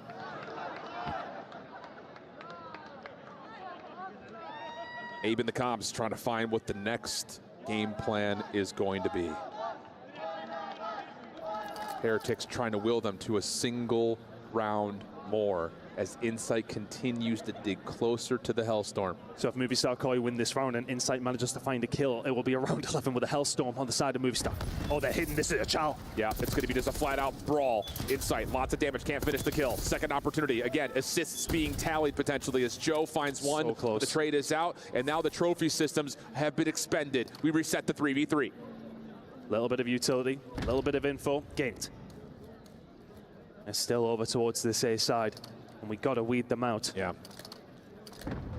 Koi's going to play for window control. Insight wants to make sure there's no long flank developing. Couple of tags over the top of the barrels. He's playing nervy, that's the thing. Sometimes when you start to play for these streaks, you can then start to play differently in a way that hasn't worked. Yeah. You played how to get towards that 7, and here we go. Giving it up, Insight. It's all on you, buddy. Gets info on the first, it's clean. Not enough to earn the help. May not make much of a difference, though, because it's just about getting a read on where exactly the Heretics are, and Abe is able to provide that. Metals collects the bomb, tries to get out. Insight's got him low, pistol, chill! Insight gets the win! Round 11, give him a Hellstorm! The final kill solidifies the Hellstorm and solidifies another round 11. Are you kidding? What a crazy, crazy game. What a crazy day of Call of Duty in general. Both these two teams have been in around 11 today. Movistar were on the wrong end. Heretics found the win against Optic, but lost the series as well. Redemption on the line. It's an $80,000 round of Search and Destroy. Started as an $80,000 match, then an $80,000 map. Now it's down to 4 lives on either side. How do we play this out? Heretics on the offense, full flood to A. Gotta be Shots passive. coming through for Kleenex, and now the Hellstorm's called. How do you rotate away from this if you're Heretics? Do the double doors, and there's somebody watching. This is about Abe. Can he find anything here? Does this land? Does this connect? Real gets the 10, but he gets isolated. Hellstorm does not land. 3v4 for Heretics. Is there more heartbreak, or is there heroics for it? Abe over the top. Found the RC, comes in late. Oh my goodness! Another massive comeback. Wow, to the what a 5-2 deficit. What a win! And it's just constant What heartbreak. a game! From the heroes of Spain, the Movistar Koi will take third Damn. and cement themselves a spot on the podium here at EWC. The villain and Joe deceives. The humongous plays out of Jamie Craven in the Search and Destroy. Ranked 7 or 8 in a row to close out the year. And you'll say thank you very much for the check, and we'll see you boys later. What a year for both these two squads. You could go back and categorize it for the Toronto Ultra, now Movistar Koi. Did they want to be the 3rd best team in the league? It was hard to tell because it was a narrative that was dominated by 2 squads. Took them a while. But then they find another young gun in the form of Abe, and it gets them to be the 3rd place spot here at the Esports World Cup, whereas for the Heretics, so close, so many championship Sundays, just not able to clutch up when it matters most. It's 5%. They're missing a tiny little 5%. They're a fantastic team, a phenomenal team, and it's been an absolute pleasure to see how they've done this, how they've developed as a team. They are so close. They are so close to being one of the best teams in Call of Duty. They are one of the best teams in Call of Duty, absolutely. That tiny little bit extra, they could really go on and do something special next year. Well, it's been rocking here in Riyadh, the greatest show on sand. And we've got one more match remaining, but before we get there, we've got the new gun of Abe with Fancy on the main stage for our final reactions. Thanks, guys. I have Abe with me on stage after a stellar performance.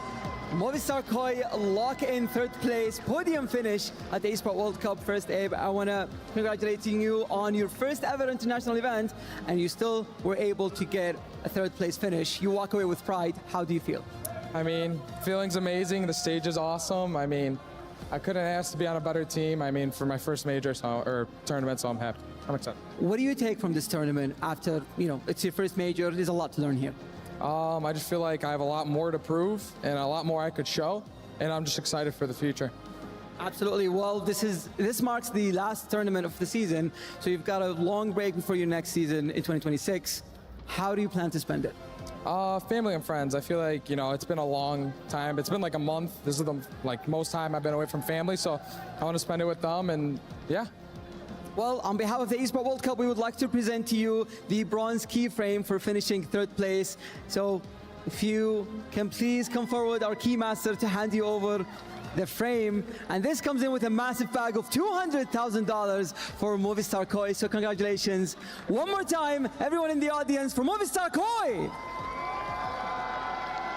Is there anything that you would like to say to the audience before we go to our studio? I appreciate all the support, and we'll be back. I'll be back. All right, they'll be back. All right, let's go to the studio. We'll be back, and I'll be back.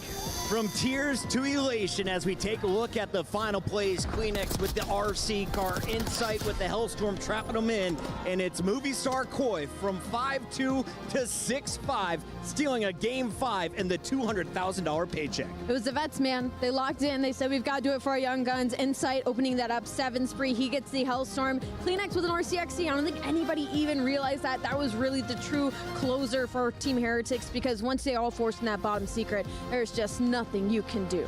I mean, I just feel heartbreak really for the Heretics. They're start thinking they should be in this grand final. Right. It choked so hard in that series. And then you come into this, you've fought your way all the way to this point. You're 1 round away. And this story of them has been so much about brotherhood, about trusting in themselves and their system and their beliefs. And they've done a wonderful job, for sure. Surprised so many of us. But just at that final hurdle, you can't get over it. No doubt that will be sitting with them for the next just so close to second to last round. Like, they had it. They made the play and decided to go up and just feed Insight. But, with all the questions that have been on Insight's game and, how he's performed, a lot of people, saying, like, maybe he shouldn't be on this team. He shows you, like, why he's here, why he's on this team, and, why they're able to pick up a player and just find success immediately, because the system that they have in place is just so spectacular. Well, I love the system comment, because I think there's a couple of things that build into that. First of all, the great recruitment of Abe, so understanding that it would release Insight and let him play in the way that he has. But also, we kind of mentioned there, we haven't heard from Abe all weekend, and we've seen a lot of moments where Joe Deceives has been putting his arms around him and giving him plenty of love. They've done a fantastic job of protecting that young man from the pressures of this event. It is a huge event to step out on the stage. You're a vet, Nameless, and you stood to yourself and go, wow, this would have been incredible to play in. It would have been absolutely insane to play in. And, you're seeing this guy, he's getting so hyped right alongside Joe Deceives, right? Bringing that energy. And sometimes you have to, like, taper that back a little bit when you get to a Game 5. And, in that same round that I was talking about, like, Abe, I'm sitting there screaming, I'm like, you got to help Insight. You got to help Insight. Takes his time, finds the kill. Like, those are veteran plays. Just beautiful to see. And I think I really love you guys touched on the system, because I think both these teams very much echo that across each other. I think on Movistar Koi, it's the same thing. They have a very good system. They are very known for their comms. They're known for their fundamentals. And bringing in Abe, clearly it was already a very good system to be able to plug in that player and play. And for Movistar Koi, like, I feel like they kind of needed this, especially Insight as a player that has been such a strong AR over the past couple of years. His game skills are very transferable. He's a vet. He knows how to get things done when their backs are against the wall. I really am happy to see that in Game 5 he was able to take over and do it for the younger guns and kind of make a statement for himself as a player as well. At the start of yesterday, I asked you who should break up, who should stay together after EWC. I think everyone on this studio desk is going to say both of these squads. Absolutely. We hope to see the full roster back in action. 100% run it back with these teams. Koi, you have found your fourth, and Heretics, I mean, they have had a sensational season. Like, top 4 at basically every single tournament. Spain's on the map. Yeah. It took them a decade, I'll be honest, going all the way back to Pain X and Black Ops 2. They were on the fringe. They were competing with what a throwback. That is never a favorite. Wow. Now I look at them stacking up against some of the best from the U.S., the best from Canada, Europe.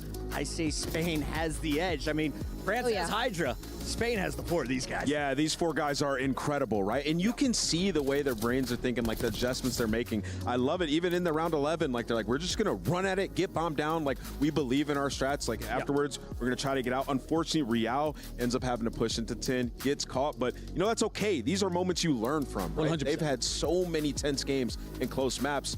just not the better team today. Massive congratulations to that young man. Joe Deceive sent down to challengers at the start of the year. Now he's back at EWC with a second top 3 finish in 2 years. He does it this time with movie star Koi, as they will exit the tournament with $200,000. Not bad. Damn. It's not a bad paycheck at all. As we turn our attention to what is directly above it, though, that is what everyone in this venue is fired up to talk about. On the other side of the break, we have our grand finals enigma. If they're just tuning into the show, why should they get excited right now? I mean, we've had arguably the best day of Call of Duty ever, ladies and gentlemen. Easily. And the last time these two teams played, it was a generational bang out. So we're expecting even bigger and better today, and we could well see that Game 7. If you're just joining us, this is how it all broke down. Allie, we started with 16. Now we are down to the final 2. And I can't believe, I mean, the final 2 makes sense, but when you go back to the start of this weekend, it was nothing but absolute chaos. We lost FaZe Clan. We lost 100 Thieves. Team Omen knocking down our defending champions. It's been an insane weekend, and somehow Sunday has still been the best of them all. Are you all enjoying the show? Let us know in the chat. We got to throw it to a quick break. When we come back, it's the grand finals of EWC 2025.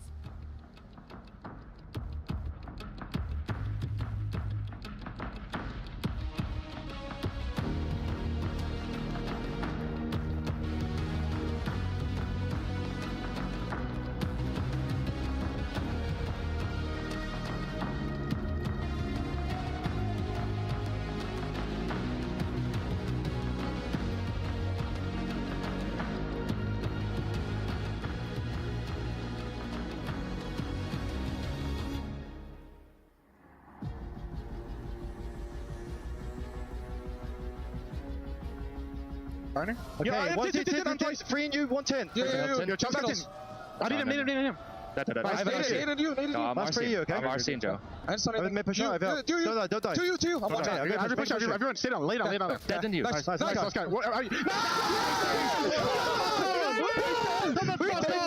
We take that.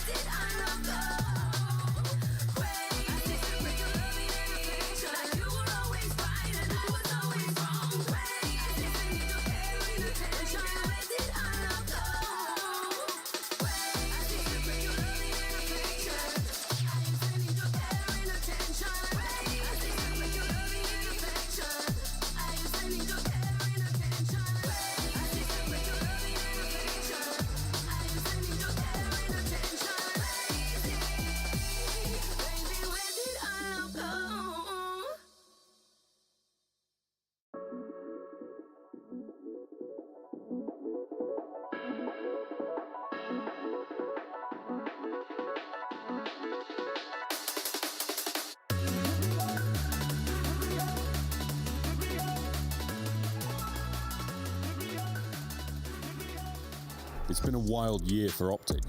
Kenny and Pred departed, Skies and Hook joined, and then a promising rookie arrived named Mercules. The change wasn't sudden, but something was different this time. They were able to best everyone that came before them, earning their back-to-back victory. Let's get straight to it, shall we? You turned it all around in the end. How the hell did you do that? This guy right here, man. It's just weird because like the roster that we had is just like a championship roster, and no one obviously would have expected that. And then luckily, you know, we made changes, this and that, but then Hector made a call and got Mace, and ever since then, we've been a totally different team. Yeah. What is it like playing with the guys? It's been easy playing with them, bro. All four of us like have some of the best gun skill in the league. Yeah. Talent-wise, everything. So. Do you feel like you have a target on your back now coming into this event? Definitely. I feel like everyone is always going to want to beat the champs winners. This is probably like the same thing this tournament. Everyone just wants to win. And if they play us, they're going to be going 100%. So. Last question, fellas. What would winning EWC mean to you? It mean a lot to me because I feel like in the COD world, I've pretty much accomplished like everything you could when it comes down to majors, rings. I feel like this is like the missing piece that I have is EWC. It mean a lot to me too. This would be my second tourney win. Would be back-to-back. You went from a Challengers player to joining Optic, winning your first tournament with them, and now you're here in Saudi Arabia competing at the Esports World Cup. How the hell do you describe what your life has been like over the last few months? Yeah, no, it's changed a lot, but like at the end of the day, I'm still just playing COD. You're a pro now, truly a professional now. Life's changed a lot, you're working more, but at the end of the day, you're still playing COD and you're looking good. Still having fun. Right on, man. Boys, thank you very much for your time.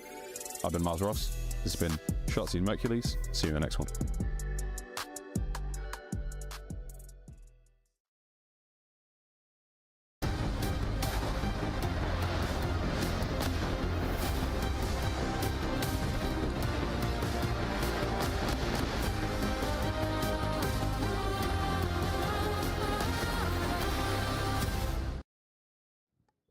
Hello, one and all, and welcome to the grand finals of EWC 2025 for Black Ops 6. I'm your host, Chris Bucket, alongside Allie. We have Enigma and Nameless as our analysts today, and I want to start with you, Allie. What's up? This is a story we saw just a few weeks ago on the biggest stage back in Kitchener. We're about to relive it here in Riyadh. Yeah, in this battle, Texas has had the dominating side of this versus Vancouver Surge, but as you can tell, they're on kind of a revenge tour right now, taking down 100 Thieves that had their number all season long, and now this is their biggest and last opportunity to get a win. Enigma, let's start with this Optic squad because they have been fan favorites. Everyone was elated when they rose to that championship level once again at the end of the year, and a lot of questions were on how this team would perform in Riyadh. Yeah. They have lived up to their potential, and they walked away with a crucial Game 5 victory to get here. They did, and I think one of the few questions that was remaining of this roster is what do you look like when you get punched in the mouth? Well, it turns out they're pretty damn good. Backs against the wall, come out swinging,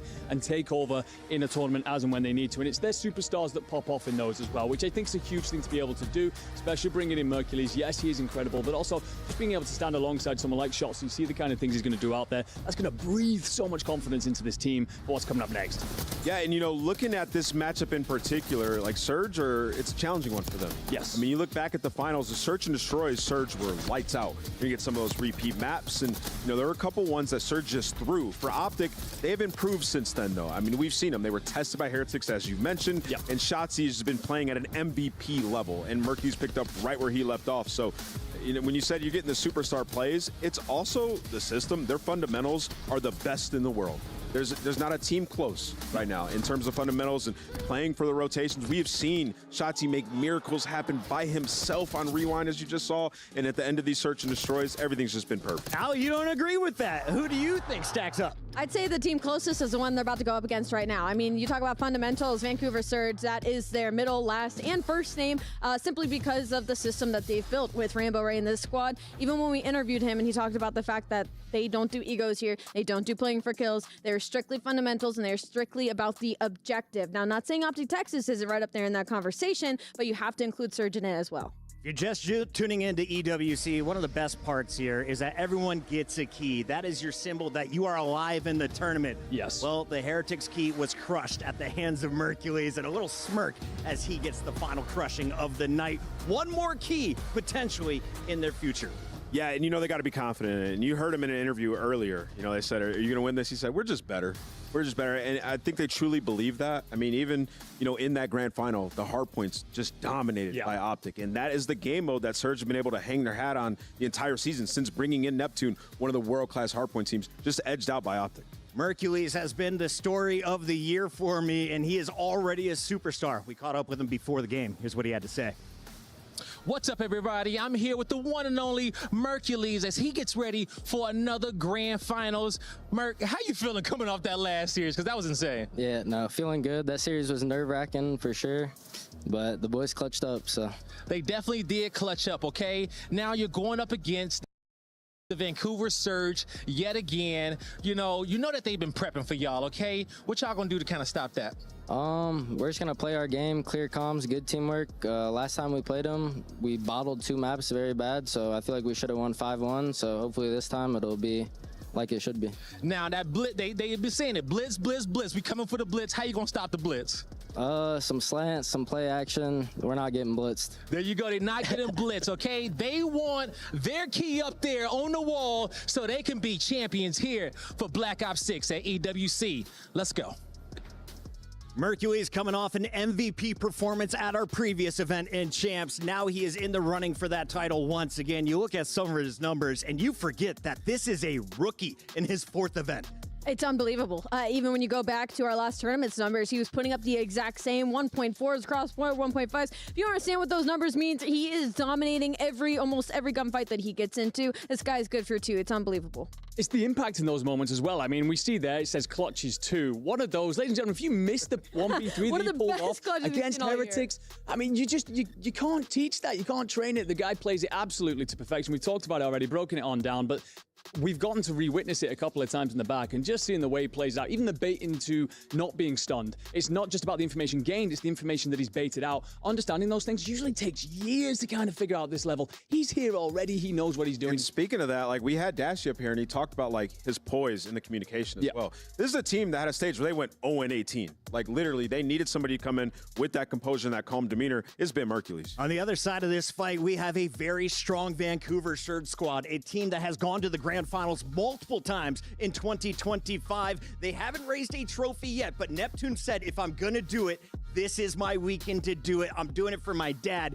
Can he get it done in a best-of-7 against the world's best team? Absolutely. I think if anybody has shown us consistency on this roster, it has been in Neptune. Obviously, he did have a lackluster series today, but they still were able to get it through the hoop. And we got to talk to him afterwards and be like, look, he knows that he didn't play well, and he's going to show up for this grand final. Honestly, for me, my eyes are more on 04. I feel like he is due for a takeover. He is due for a pop-off series, and he's got one more to go before BO6. It's the end of this season. I feel like there's some pressure there. I would have agreed with that, but he had some big moments in the last series. I'm not saying he didn't. I'm just saying he's going to be their X factor. Fair enough. I think it's Neptune though. You're watching Neptune? He let me down in that series. Even afterwards, he said it was like his worst series that he's ever had. He had some moments in the control, some individual like pop-offs, but in the following maps just didn't do too much. And I think Neptune's the guy who can be the equalizer on the opposite side of shots. Enigma, we got to talk about that, man, though. Abuza finishing the final 1v1 to get them this spot in the grand final. An epic moment for the team.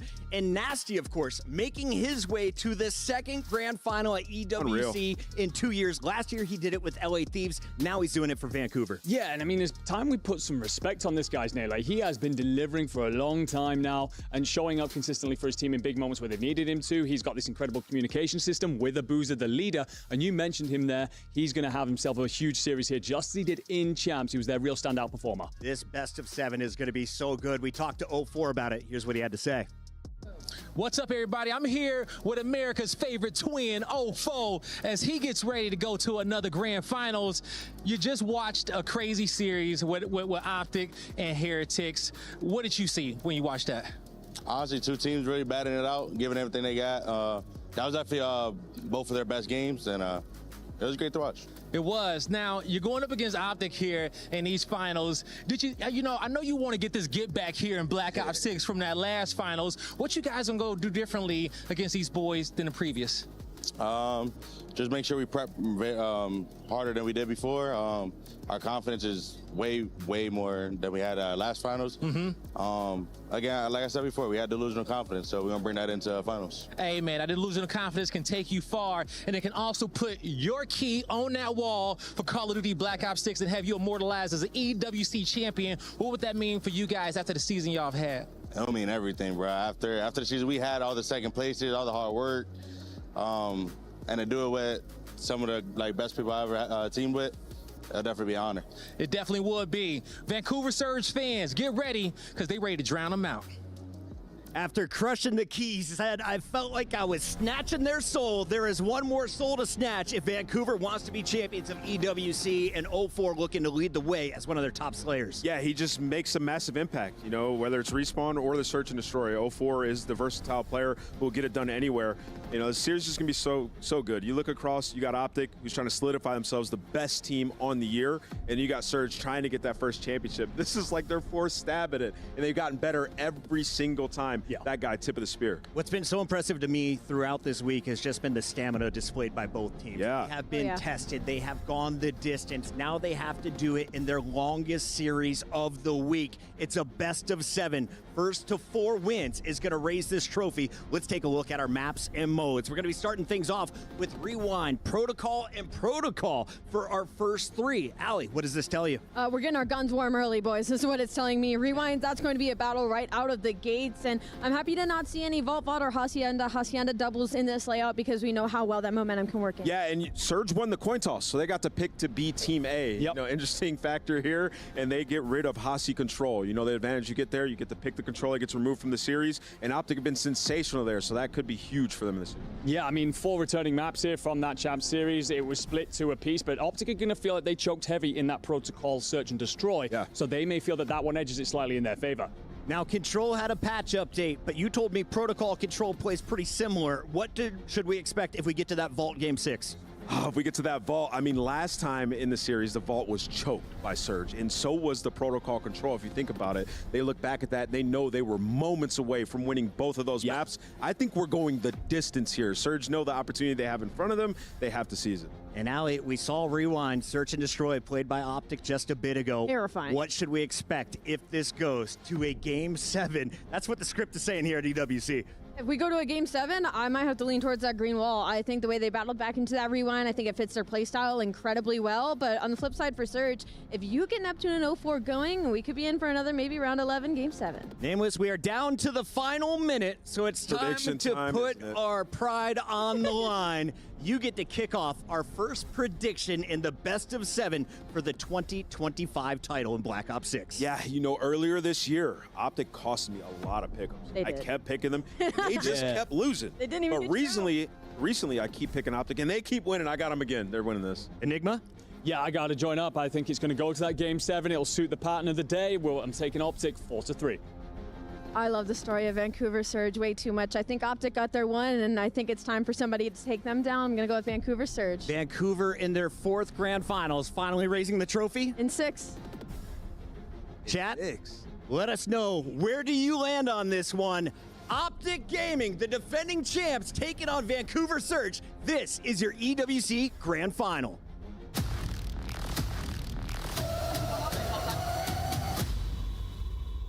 I feel like Optic, they're going to definitely have to worry about our playstyle. If they come out flat, we're going to win. Surge, they've made what, about like 3 grand finals, 4 grand finals at this point, so they're a tough team and we're not going to, you know, treat them like bad or anything. Safe in the spawn and I get out of here. Side to one, baby!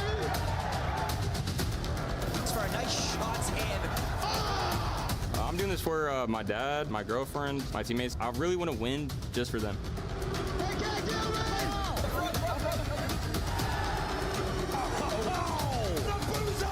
I think what we have compared to them is just the composure.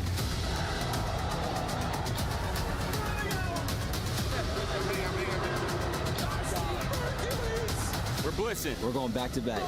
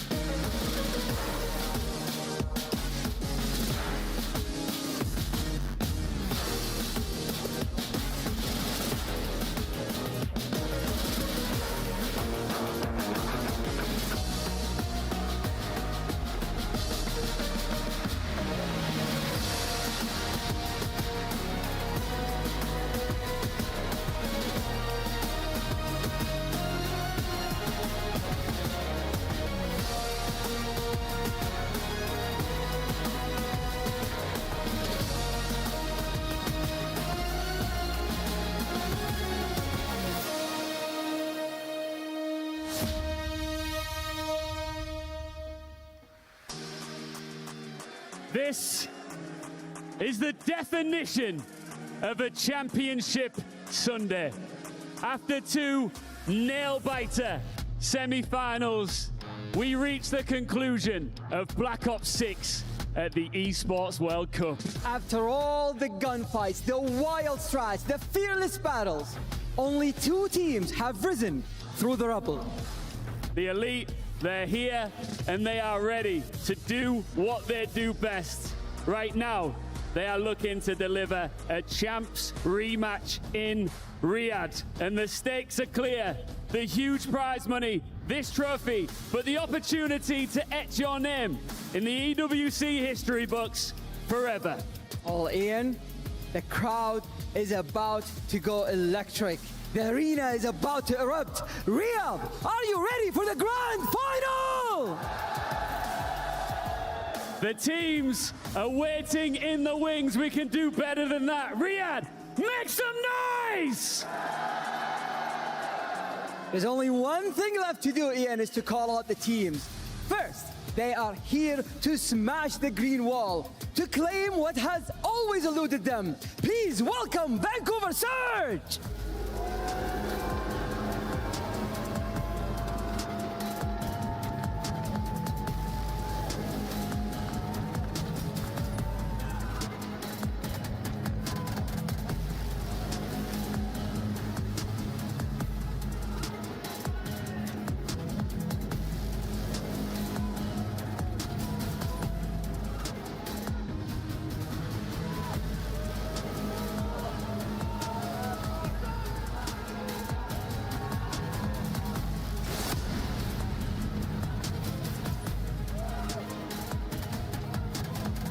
Their opponents are looking to conquer the world once again.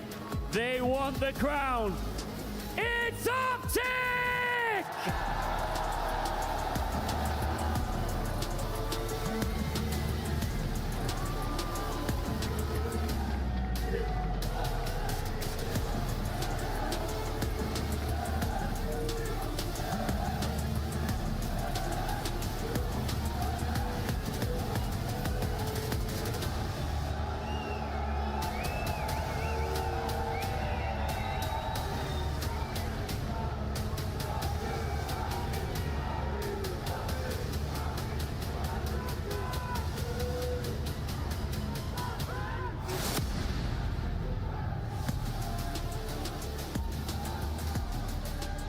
This is it!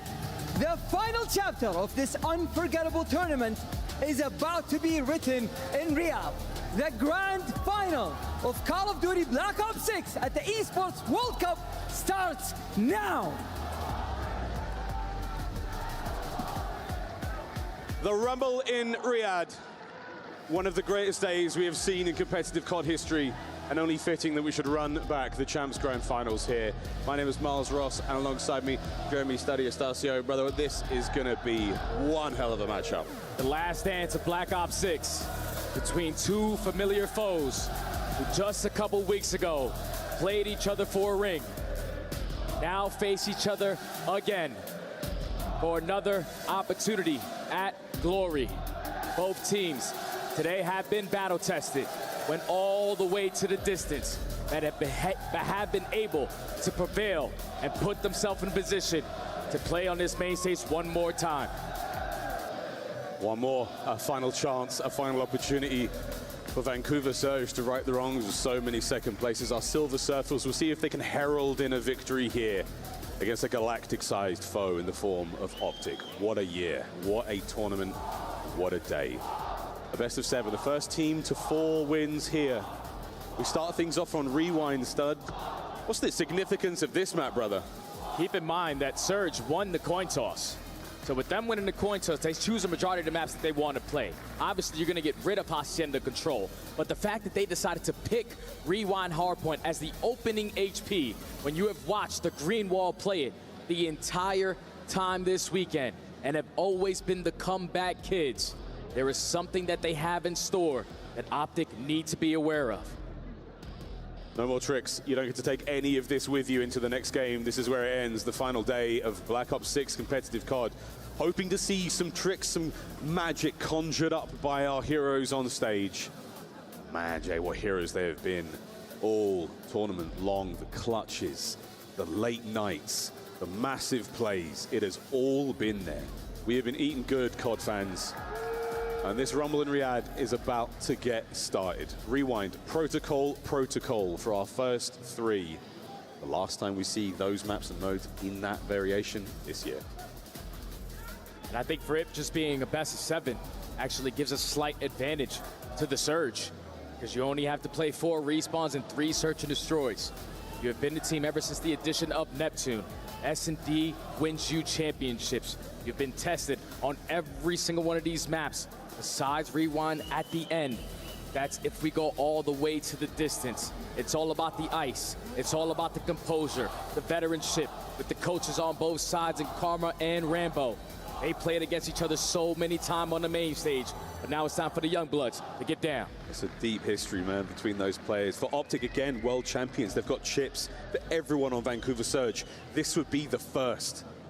And what a tournament to get it done at. To remember this day of COD, to remember that you were the team that came out on top of all of that, of every single nail-biting moment.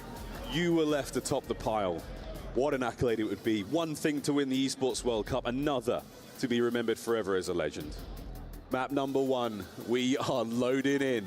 Let's get it. Let's get into it. If you are Surge, you know how powerful Optic can be when they whip out that third AR and go from the P3 to P4 setup. So that's something that you're gonna have to think in your back of your mind. But here we go, ladies and gentlemen. Get loud, because this is gonna be a banger. Straight to P1, we go. And the opening nades are exactly what you find there from Abuza. A slight exchange of gunfire in towards time, and Optic in the blue arrows, Vancouver Surge in the orange. They managed to overwhelm time. That is a perfect break-off. You spawn not on the preferred side. You clean out house all throughout the middle of the map. Instantly flip the spawns. Now you're soaking up all of this P1 hill time. With 30 seconds still remaining, Shots are the only one that can try to contest for the spawns. He gets taken care of. And for now, Surge, they are happy with this play. Yeah, number 4, Nasty spawns up in the right spot. You can see 04 now reposition. They're going to lock down the low left-hand side of the map. 15 seconds, a new hard point is going to appear. Our teams make their way there. Contest over it for an entire minute. And what a run. Mercury's and Shotsy find their kills, but still not necessarily the full break yet. Yeah, but the spawns are secured in favor of Optic. So allowing them to find the opening kills puts them in a position to fully set up. Trophy systems are gonna go down. Vancouver now need to find a way to approach this. Everyone gonna work their way around the back to isolate this one on 3. Stuns are out. Shotsy trying to push forward on the street level. Oh, that's a nice bit of damage from 04. The wonderful back and forth. Shows one shoulder on the double dip over to Hook. Coverage there from Mercules and Dashi. Hard point still remains in the hands of Optic. But it's still a contest for the spawns. Abuza and 04 are on the backside. So the close spawns for Optic are still going to be here. But you need to take care of 04. Yeah, this is like camps, bro. You're going to have the rookies. And now you have the numbers. It's still a 2v1 with Optic in control of the map. Yeah, Surge unable to really find a whole lot of time here. And the spawns are going to flip at the last possible second. So not an ideal situation right now for the Surge lads. They're going to have to fight their way through time. Happy to get the next 10. But you're looking towards the top side of the minimap. We now go. And this needs to be calculated risk right here, because there's no space currently taken from Optic. So those spawns for Surge are still going to be over towards the new HP. But you got to watch the OE. Don't allow one of these SMGs to be a nuisance to get behind enemy lines, and Hook already finds an opening. A brand new hardpoint now open for business, and it is Neptune who trying to farm that time, taken down in a wild exchange of gunfire over there by Dumpsters. Once again, 04 isn't going to contest for the flank now from Hook. Top right-hand side, he's now making a play. And the dance is on here for the top right-hand side of the minimap. Well, the hardpoint is still in contest, and Hook the nuke finds it. Oh, and that's a very fundamental play right there out of the nuke. Your teammates flood their way through the front, get the early break. Now you are in a powerful position with this final 30 in your favor to blow this game wide open. They're almost up by 100 already. 04 push back into the depths of kitchen there. Shotsy asked to see the manager. Back over the time, over the top. We go! The second!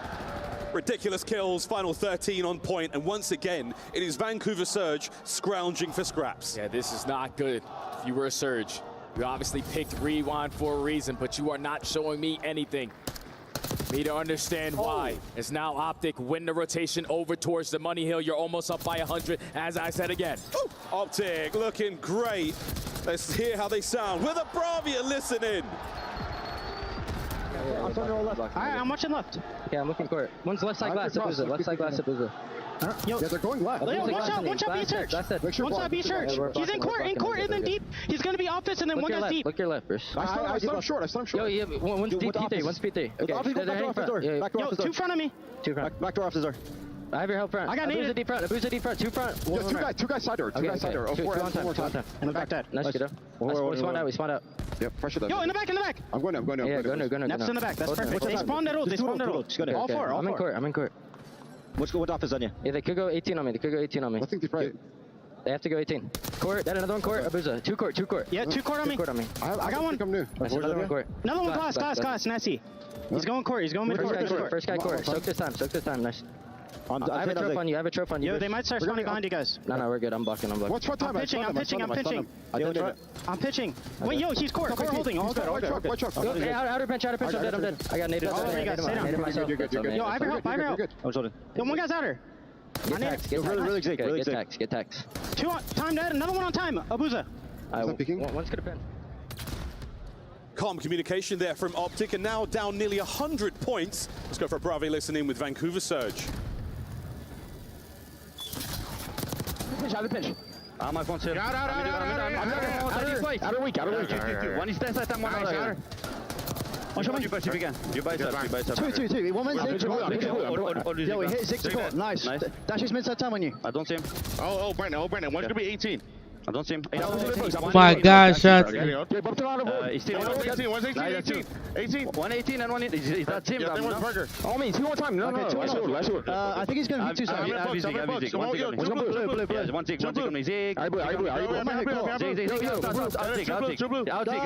Nice, that's it. One side glass. Go default. Spawn P2. Kill him, They're gonna spawn P3, guys. Yo, Court, watch out glass. Oh, listen, he's already P3. I can't stop it. I'm dead on night. I'm on P2.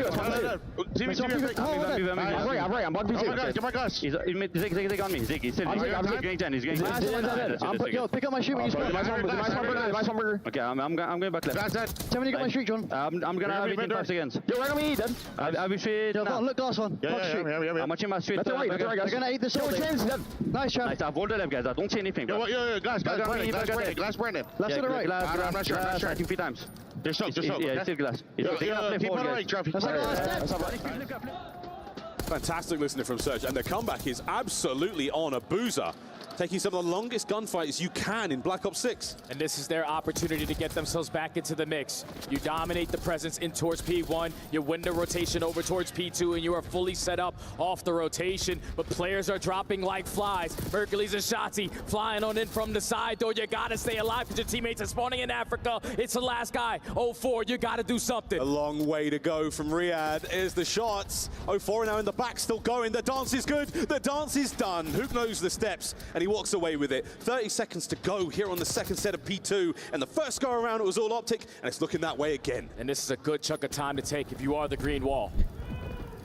Because now you know that with the lead that you have, Surge have to approach this. They cannot afford to give up this time here. But the more aggressive that they are, this is when Optic can start to take space. They're more focused on just soaking up all this hill time, keeping that 100-point lead in their back pocket. Still looking to be 100 points after a couple more moments.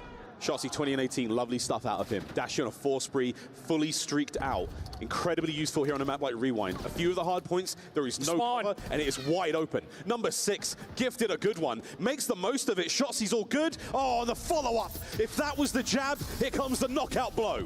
The spawns are being blocked. You're not going to be able to survive on the hard. Oh! So the break is going to come on in, but a team kill is only going to assist Vancouver potentially on holding this down. If you are Optic, 40 seconds still on P3, you're gonna give this a couple more good pushes because you have the side of the map that you want. Okay, back we go. Another point to the dreaded Gen soon. Thinking about next. Thinking about Shotzi finding more kills from this same position. Top of the box, 3 dead once again. 208 and climbing for Optic. And just consistently playing from the back foot. If you cannot find an early break or a couple set of kills here to make your life a lot easier off the rotation, it's basically gonna be game at P4. You need something. Making the moves now to Beepers once more. Optic starting to run away with it once again. It feels like champs all over. This was the map it ended on.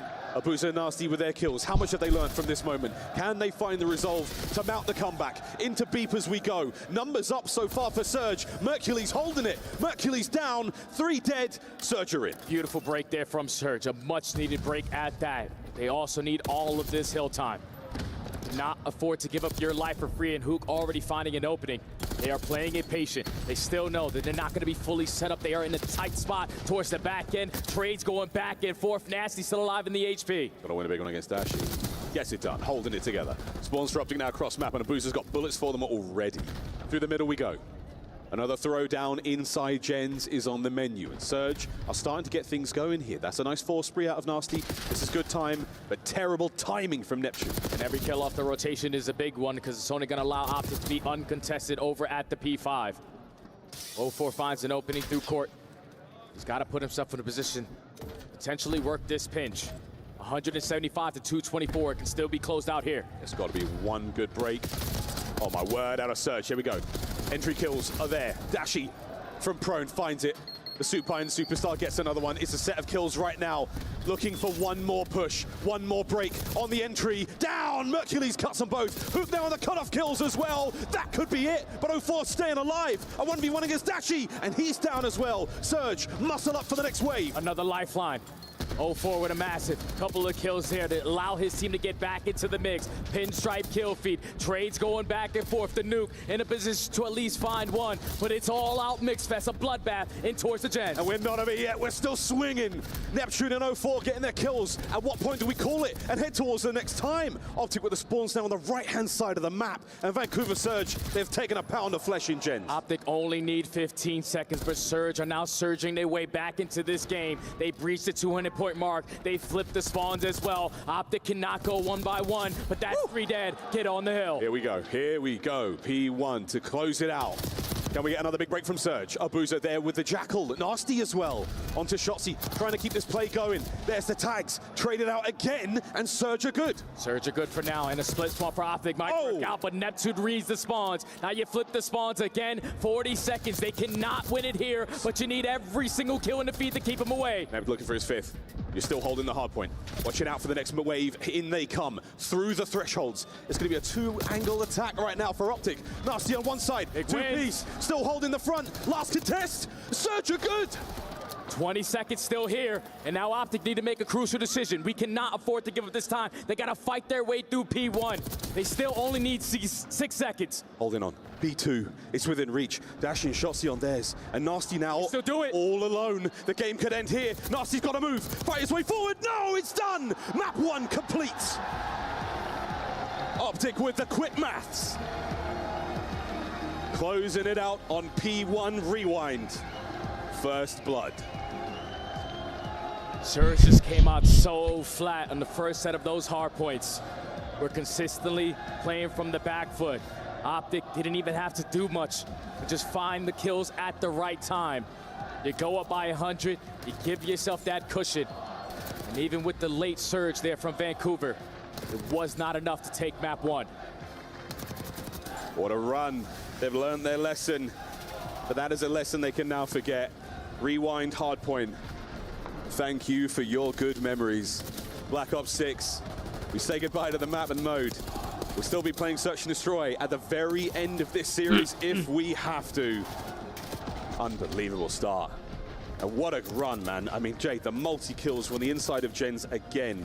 Teamwork on point for both teams, and I'm loving, as far as the long run of the series goes, loving what I'm seeing from both squads. No, especially from Surge, just coming to life there. What a match, bro. Looked like they were going to run away with that game very, very quickly. But just gaining some momentum towards the end of that game.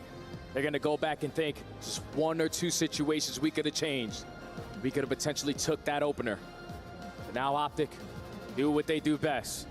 Take the opening HP. Now we're going into the Search and Destroy on protocol. But we've seen both teams go down to the wire on this one. Oh yeah.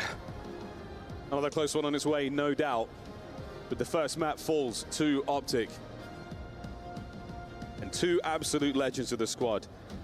The superstar himself, arguably the GOAT of the CDL era, Shotzi, and the young Mercules joins the roster. And what a run they have had together. Their stats absolutely unbelievable in this tournament, Stud. Whether it's his search, whether it's hard point control, you name it. Everyone has been pulling their weight as they battled their way towards this finals. Everyone has to give their 25% if you want to put yourself in this position, but these young men right here on your screen, were going above and beyond in Search and Destroy. We've always said it for years on years. S&D wins you championships. A 1.62 for the rookie, a 1.24 for the champion. And both great in their opening dual win percentage and their clutches. These are guys you got to put a lot of focus on going into this map too. And those clutches, they make the biggest difference, man. That's a round count. That could be a map. And that is exactly what you were looking for in these dire moments at the deepest end of the biggest tournament of the year, EWC. The attack win rate as well there for Optic. So a couple of pieces here to think about as we roll onwards now into this grand finals. Protocol has been an incredible map to watch. Very, very memorable moments so far, Stud. It's so fun to see, man. It's so fun to see because in the beginning of the year, it was just nonstop action in towards bottom comms. As time's going on, teams get a lot smarter, team starts to develop some strategies, and it's always about that finesse game. So between 04 and Shotzzy, the Nuisances on both ends of the stage, those are guys that you have to put everything into, because if you allow them to get comfortable, if you allow them to get into that flow state, neither squad is going to have a good time. Plenty of time to get into that flow state here in our best of 7. Lots of time. Lots and lots of time still. Get back to that flow state in the respawn modes. But Search, we've seen a lot of look start, a lot of crazy plays when it comes to Protocol. It's a map where players are able to get really creative. How are we feeling about this one? How are we feeling about any sort of secrets, anything left inside the playbook between Karma, between Ray, anything you're expecting? No, I think it's just an absolute square up. You know what both teams are going to get thrown at you. It's going to be a mixture of everything. Slow and steady, fast pace, ego challenging. This is what you expect when you have the two best teams duking it out at the end. We're going to run into a little bit of trouble here. Up top, Shotzzy spots out 04. He's unable to get the kill shot in here, but there's the exchange of lethals and tacticals. Whoa, an opening salvo puts Shotzzy down to 13. But the positioning, the Ant-Man finds the first. 04 is getting the calm that he's going to be weak, so let me send it in for the kill. But Shotzzy does Shotzzy things with the movement. Already finds his second on the round. You have A control. No trophies to work with. So you're taking the slow approach. Here comes Dasher with the bomb. There's the plant. Mercury's tagged up. I'm going to see if there's any aggression here. Shotzzy again. He's found the first 2 kills of the round. There's 2 more left to be found. Both players do put down shots.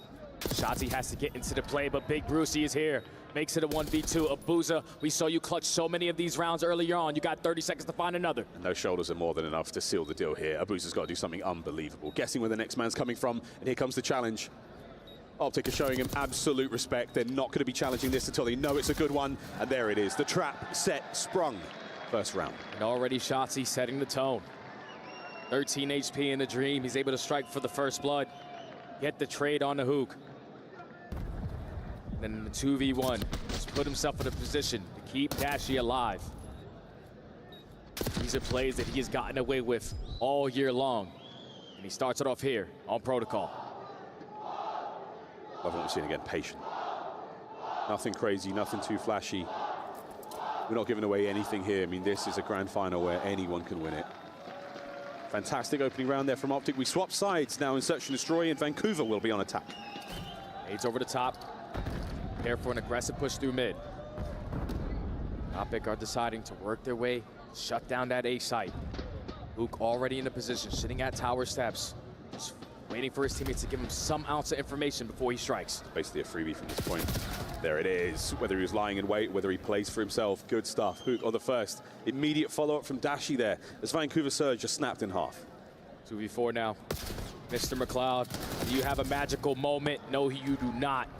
Now Nasty left in a 1v4 with Palm down in blue. Yeah, good luck. Yeah, this is a tough one.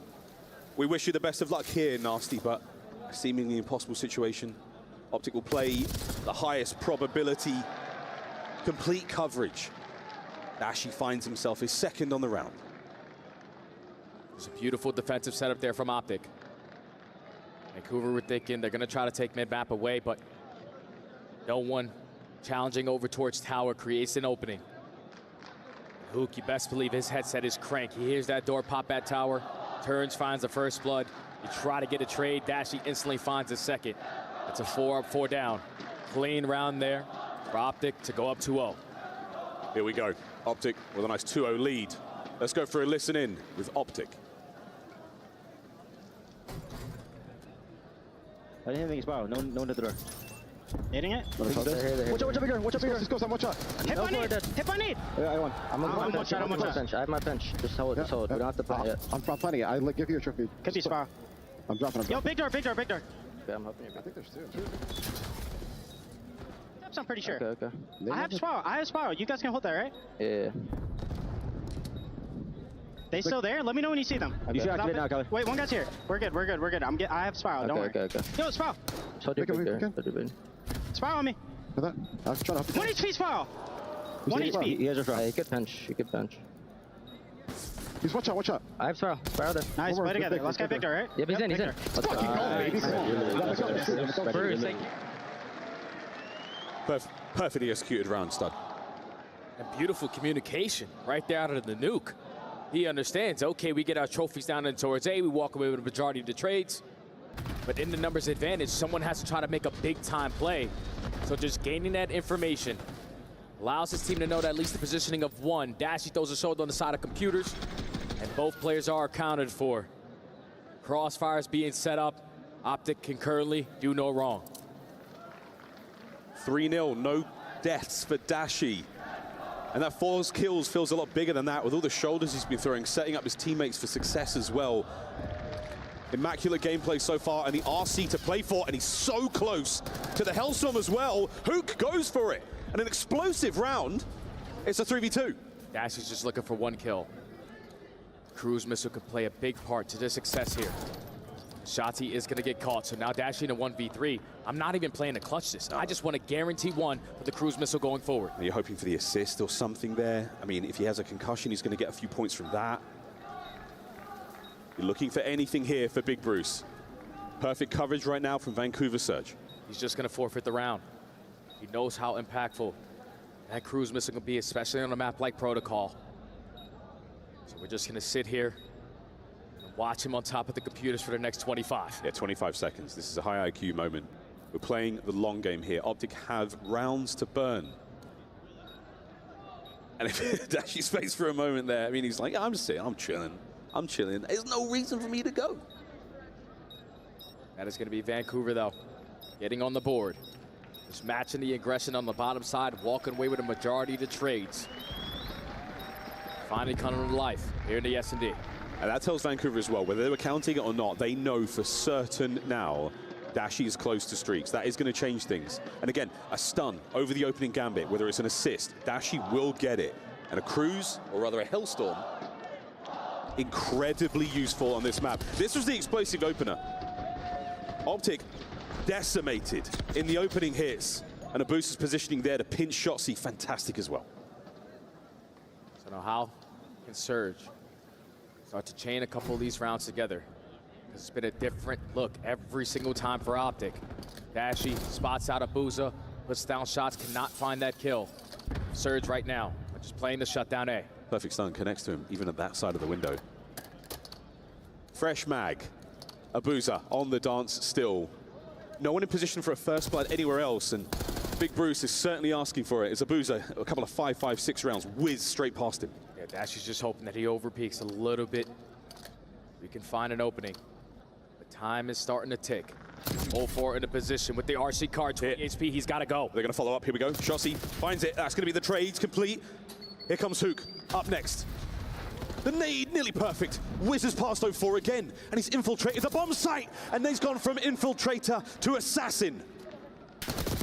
Hook, the nuke, again. 1v3 now for Nasty. Hook is going to plant that bomb.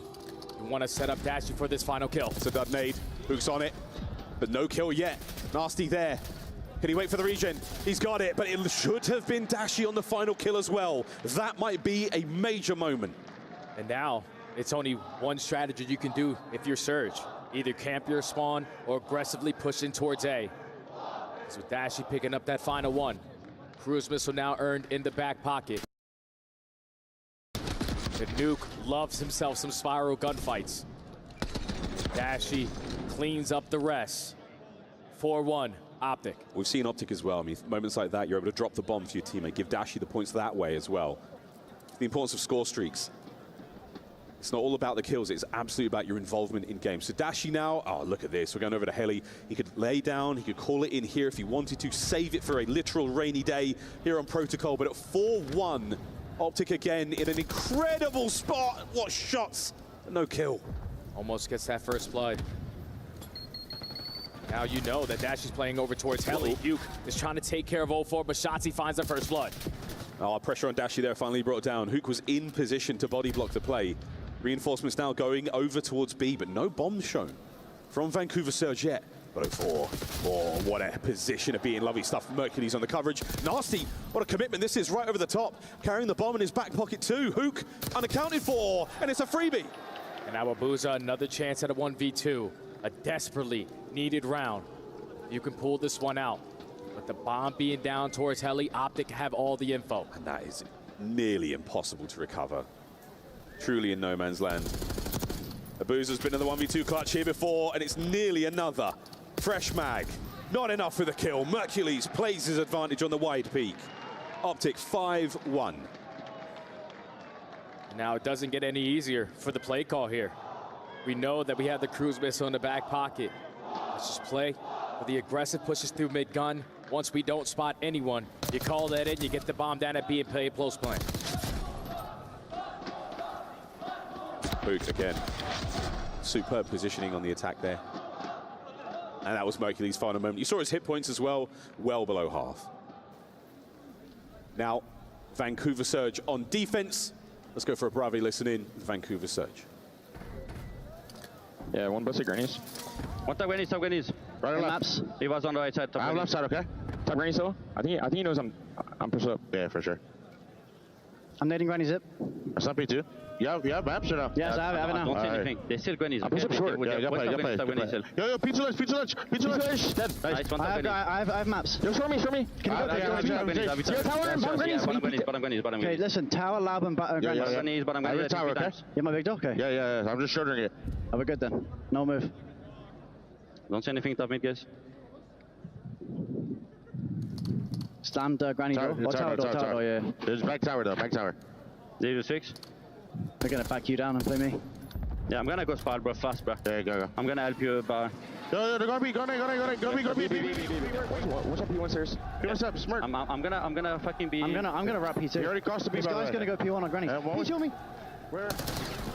One shot P2. He hit big dog. He's in. He was blow, One more. P2 on me, P2 chest. I'm trying to help you, bro. I'm trying to go fast spot. Where's Bobby? Big door and boat. I think it's probably. You must have gotten weird timing, yeah. That is it. Optic close out the search and destroy. We're as mind blown as you are, brother. And the listening couldn't have come in at the perfect time.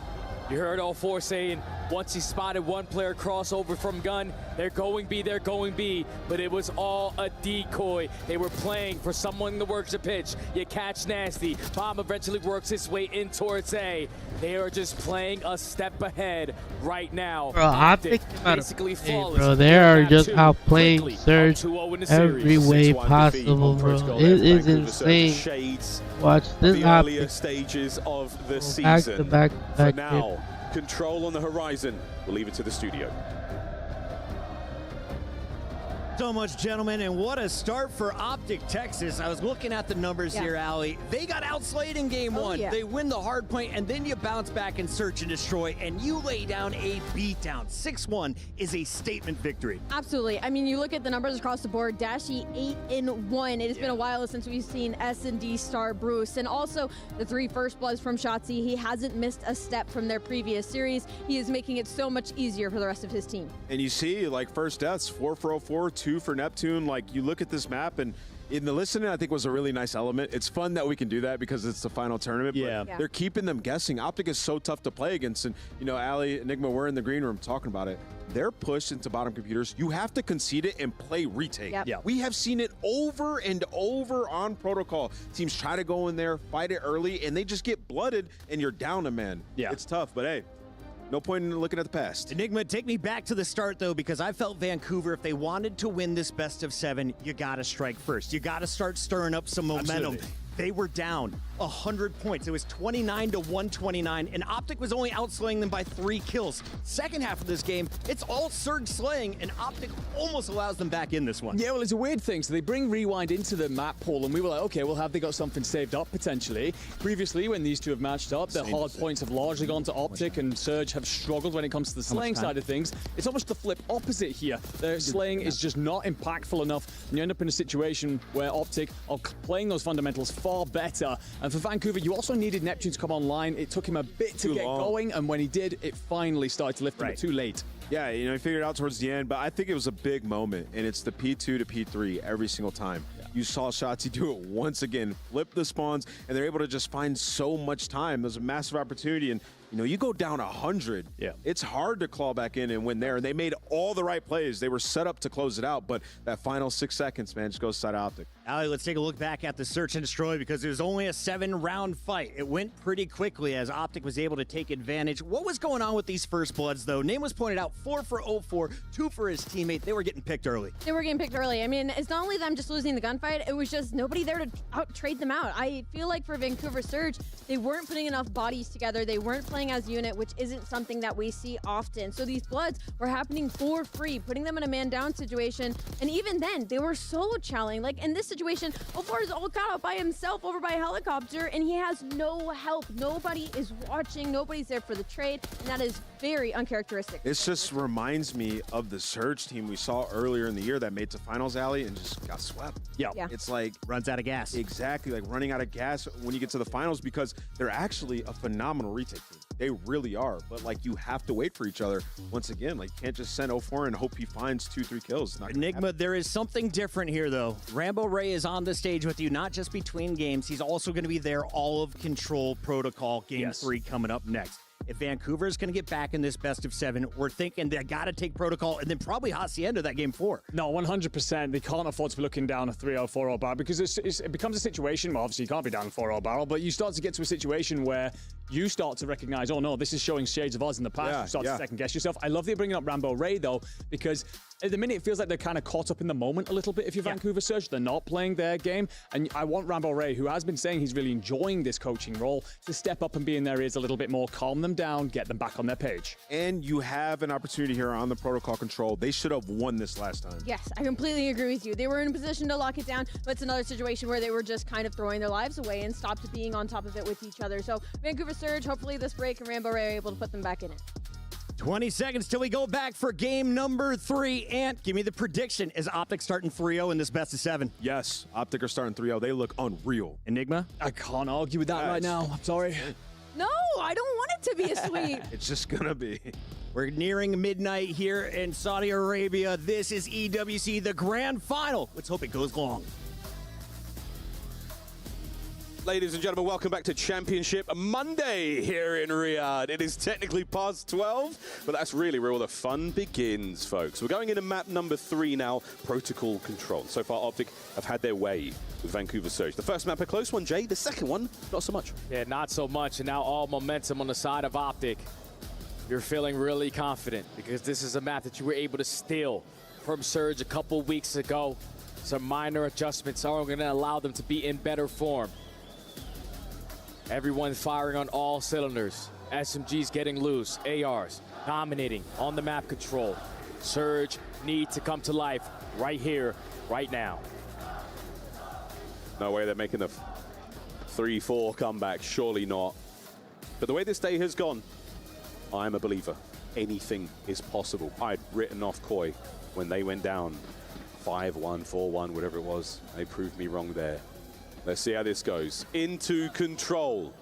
Vancouver Surge had the blessing of not having to play Hacienda. That got vetoed. Will this treat them as well? Let's get it. And it's all about the break off in Control. You win a majority of the fights, dominate the map control, but Dashi already opening up with one. Mercury's opened up with the second. Vancouver need to spring to life. Let's just listen to the comms. Bravia listening with Vancouver. He's dead. Nice. He's granny zip. And front lab, there's two. One's on our lab. He's mid-gun. One was lab. He's on B. I'm in V12. This is shots in our base. Top him, hold the cross, guys. One on there. Short and on B, okay? Try to take on B. Hey, one with Granny Alley. You gonna go big gate? Yeah. He's maps holding it. Alright. I need that one big gate. Yeah, I'm here. Alright. I said deep left. I don't see it. On B. Chug it. Okay. Yo, I'm gonna come help you, Grannies. I'll come help Stop ammo, guys. They're not on fucking field. No, dead. I'll see ammo. He was top ammo. I'm here. Fucking hit the cells, guys. Carla. He's on our base. He's on B now. He's on A. He's going mid to front Grannies. Okay, we go. A one-sided affair so far here in the opening round. Optic are running the show, stud. A segment of B and A's already gone. Yeah, Surge are not having a good time. You can already hear how frantic they are in the comms because their Optic are just so in their face. But with 2 kills not going their way, a chance to stabilize. But it's still Mercules behind enemy lines. The nuke on the staircase cannot get the better of Nasty. Your next focus is where the hell is Mercules gone? And he almost pops a double to make an impactful play. Crazy. And push it forward as well. Picking up on the damaged player. Shotzi is back over to the zone for a brief moment. And this could be an opportunity for Surge to fortify. They've still got to fight their way forward. And Nasty pulling that gunfight away. But the trades are there. And Big Dashi. What a moment. And again, Abuza now might show a little bit too much here. Dashi's shooting hot. Don't give him the chance. He's hitting pixels at range. And Shotzi's in your spawn as well. So now you got to be aware of the guy. Thankfully, Nasty is ready with the knife.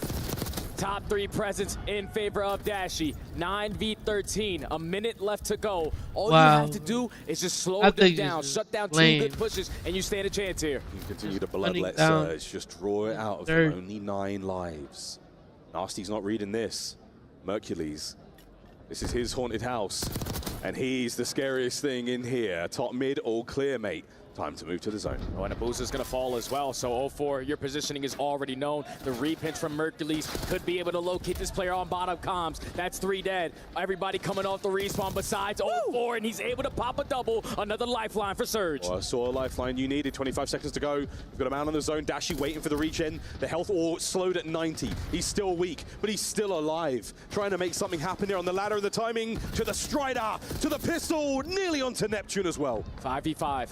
10 seconds. Optic are going to waste at least 5 to get out of the spawn. You have to touch the objective. So close indeed. It's a big old flank from Nasty now, trying to make something happen. No lives. The contest is on. 3v5. We're inside. Neptune fighting for this one. You have to get them off time. You have to maintain the lives. It's a 2v4. It's a 2v4. You don't want to give the segments, but now it's a 1v4. Still holding his own. Shotzi on the hops. Here they come. This should be the round. But no. Optic. Pull it out. It does not matter how much time is left on the game clock. Optic always rally together for one final team push. You start off with dominance in the sling. You extend time early on. And even with all the heroic plays out of 0-4 to give his team a chance, Optic still take it away. 1-0. Oh, man. We're going to swap sides now. Vancouver Surge will be our attacking team, but as far as the highlights go, man, so many big kills. Again, kudos again to Surge. The fight is there. They have the resolve, but they're just in the back foot the whole time. You don't want to have to make a comeback. You just want to stay at an even keel. You cannot continue to start these respawns slow because Optic are taking full advantage of it. You're leading in the sling. When you give yourself one more opportunity to freely roam out of your spawn, they make the most of it. So now Surge on the attack. Instant pinch from Shotzi, already showing presence towards top 3, but at least Abuza is able to find one of his own. Eyes from 0-4. He's aware, he's in the back line, feeds him to Neptune. Now front you go. On your horse, charge forward into battle as Nasty gets his from upstairs, stays alive after that great moment from 0-4. You're just trying to keep Abuza alive on that 8 point for as long as you possibly can. Mr. McLeod needs to try to get loose, but he's only able to get one. First segment almost being locked, but you can see how Optic are approaching this. They are waiting for Shotzi on the pinch before they go. A lot of exposure here from Abuza, not a lot of cover. The trophy system now gone. Incoming stuns, incoming nades, and incoming Optic. Here we go. Mercules will be the first man on contact. Dashi with the kill. A-zone safe. No second segment. Dashi lines up 3 with the AR. Now time continues to dwindle down. The rotation though from Surge. Put the game clock at a pause by B. Is simply taken away from Hook and his flank route. 50 seconds to go. We only have 1 segment locked in. At the very least, can we close out A? Oh, Mercury's caught out on Spiral. That means there's a bit more pressure towards the B zone. Couple of kills. Dashi trying to back it up. He's staying in these gunfights. A confident Bruce is a dangerous Bruce. 13-7. Oh, but the second segment at A is going to be locked. Shotzi was already sniffed out over towards Heli. Abuza on the pitch with the SMG is able to find 2. So now that's off the respawn, but the Mercules, Mr. Hercules, lines up a double-double, and he's not willing to give up A for free. A sweet nade in its 04 throws that peach. A is done. 1 more minute to play. 19 lives for Surge. Surge up by 3. You have a lot of time to work with. You cannot afford to lose. All of these 1v1s that are going down all around the map. Dashi sitting at 14-8 is going to get picked off by Abuza with 1:20. Look at the positioning of 04. Slow and steady. Keep it all together. You're waiting for a moment to strike as a team. Shotzi. Great damage against Nasty, but Nasty has the hit point advantage, and that is it. The pressure there with the Jackal in hand, and now we're waiting for the cap. Can we get towards that segment? 04 not going to be there on the capture as well. He's got eyes on the spawners. Abuza holding it. That is the backline wide open. Head on a swivel. Abuza down. 3 dead. Back to spawn. That's all 4. Now everyone coming off the respawn for Surge. You're going to take some time to work out of your base. You got to check every single corner because there's 3 SMGs causing mayhem. And they've sniffed the weakness, they've sensed it, and they've gone for the pounce. Mercury's keeping you in spawn. 16-10. You've got 50 seconds. This is a long time in control. Hook brought down, and Surge are managing to battle out of spawn with as minimal casualties as possible. And 04 is already out. Puts himself in a position towards Grandma's. 11v11. Mercules on the pinch. Neptune gets the better of him. Shotzi effective on the trade, but there's only 35 seconds left to go. You're looking for 1 clean set of kills of your Surge. 10-10 life count. Vancouver Surge now slowing down a little. Mercules wins the big fight on the B zone. 20-odd seconds to play for here. Optic with a top mid presence. Shotzi on the corner. You can see they're playing it so patient in their spawn because Shotzi's on 5 in a row. Dashi locking down all of mid-map. Final 15 seconds. It's time for Shotzi to get loose. He is going to get caught, but do you have a heroic moment the same way Optic did? Optic, they hold the line. Lost 2 members of Surge, down to 1. Abuza from spawn will not get to see the action. 2-0 in control. They are getting outclassed by individual skill and teamwork at the same exact time. When Optic need to clutch up on some 1v1s, they are finding it. And they need to hit certain routes. The SMGs are getting lost. And the safety nets in the ARs, Dashi and Mercules, giving them chance after chance. Now put them up 2-0 in the control. Starwisty and Dashi use that aims like a jackal. Close range gunfights for both he and Mercules. Lethal. Not an easy thing to do in this game, but they are making it look so simple. Keep it simple, nothing flashy. Just get it done. Optic, 1 more round. They have trophy systems that assist them on this push. Optic looking to potentially close it out in 3. I know they have to be roaring, so if Bravia listening with Optic Gaming. Okay. I'm just holding with you for a sec. They could go sidewalk. You is low left, that's Abuza. He's your dip, I think. Still on it. Wing to left, Ivy. Yeah, he's weak, he's weak. Ivy, weak Ivy. Okay, you're in back. Push up, zipping up. What's close to arch? You're nasty. Okay. Breaking it. One's low boat on me, Sorry. Neptune underground, 1 shot. Neptune was underground, 1 shot. The guy. Okay. There was a guy Abuza in our spawn. Still on it. Back up. 2-8. Literally 2. There's 2-8. Get this. Yo, one Ivy. Still. Okay. Ivy on me. That was 1 shot. Yo, there's 2-8. 2-8, boys. I'm getting out underground. Okay. He's T. I'm whipping out. He's T. Neptune. We go away, maybe. He stunned me Ivy, and naded me. I'm going top trips. Yeah, 2 in our T corners. Underground, 1 shot. There was another one, T. Dead. Neptune was still in our spawn. Somewhere Ivy. Yeah, can we go to A? Still Ivy. Yeah. Let's discuss spot. Go to A. Nep was still Ivy. He's still Ivy. He went Ivy steps. Ivy steps, dead. Just try to get on the plant. Stop some time. Push out. We have 18. Chris, there's 1 more. Yo, there's nothing at A. They're owing B. No, elbow, wait, I'm behind him. Elbow. Another one top. Wait, yo, fucking Heli. 2 on B. Heli, 1 shot. Heli, absolute. I'll play Chris, Heli. I'm on B. Heli was one shot. Still back Heli. Where's our Turks? And our Turks spawn killing. 04. And our Still Heli, right? And our Turks and Heli. Yeah, still Heli. Two guys are side. Two guys are side. And one guy's elbow. Okay, I'm pitching dubs and I'm gonna touch it. And Vancouver Surge, welcome back to Control. What a round this has been. Technically not over yet. Mercules, 2.1 on the clock. We're alive. Not again. Not give them another slight chance at hope here. 04 already finding a double. Dashy able to clear out Heli. No one in a position to get Mercules off the point currently. That takes so long to do this alone. Here comes the counterattack. And it might be 04 at the top. That's the cleanup in the final seconds. No one near B, no one near A. Vancouver Surge live to fight another day. And it all comes back to the break-off. Getting at least 3 for 1 in the trade fights, taking the map control away. Nasty valuing his life over towards Heli. Forces Optic consistently spawn over towards B Street. He was setting them up, walk right into the preams of his SMG players. For Vancouver, spring to life here. Still down by a couple of segments, but now you have some momentum on your end. And momentum goes a long way, man. In Call of Duty, it's one of the most valuable resources our players have.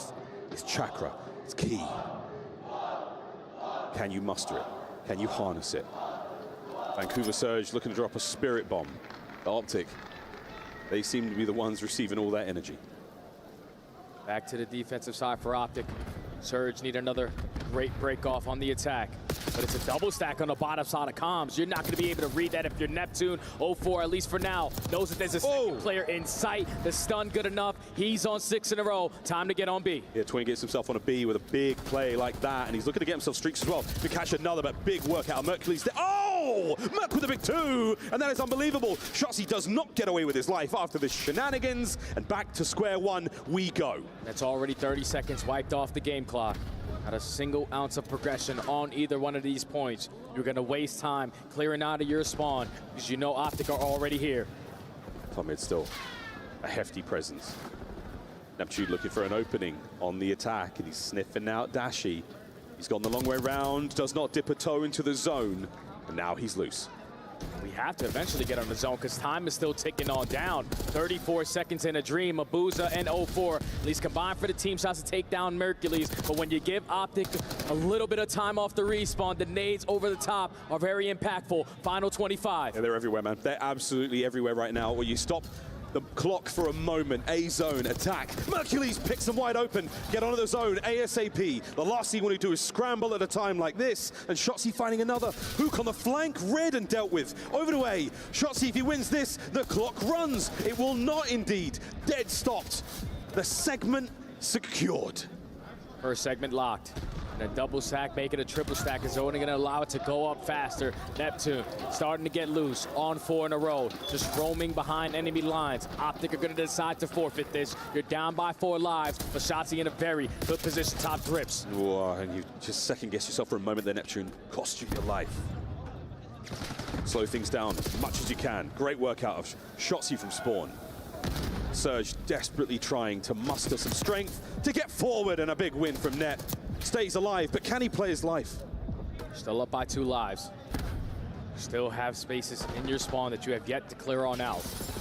2 players from Optic sitting on bottom blue, just trying to time their pinch to perfection. Here comes Mercules with the SMG, puts down shots onto Neptune, but his teammates are starting to fall, so he has to value his life. He doesn't get the trade, so you've still got numbers over here right now for Surge. Dashy, this little 3 spree might become a 4. He can get the guys on zone. No one's looking top. No one's got eyes on top mid just yet. It's free pickings, fish in a barrel right now as Surge, the zone is stopped. And a life lead still, but what a dire position to be in.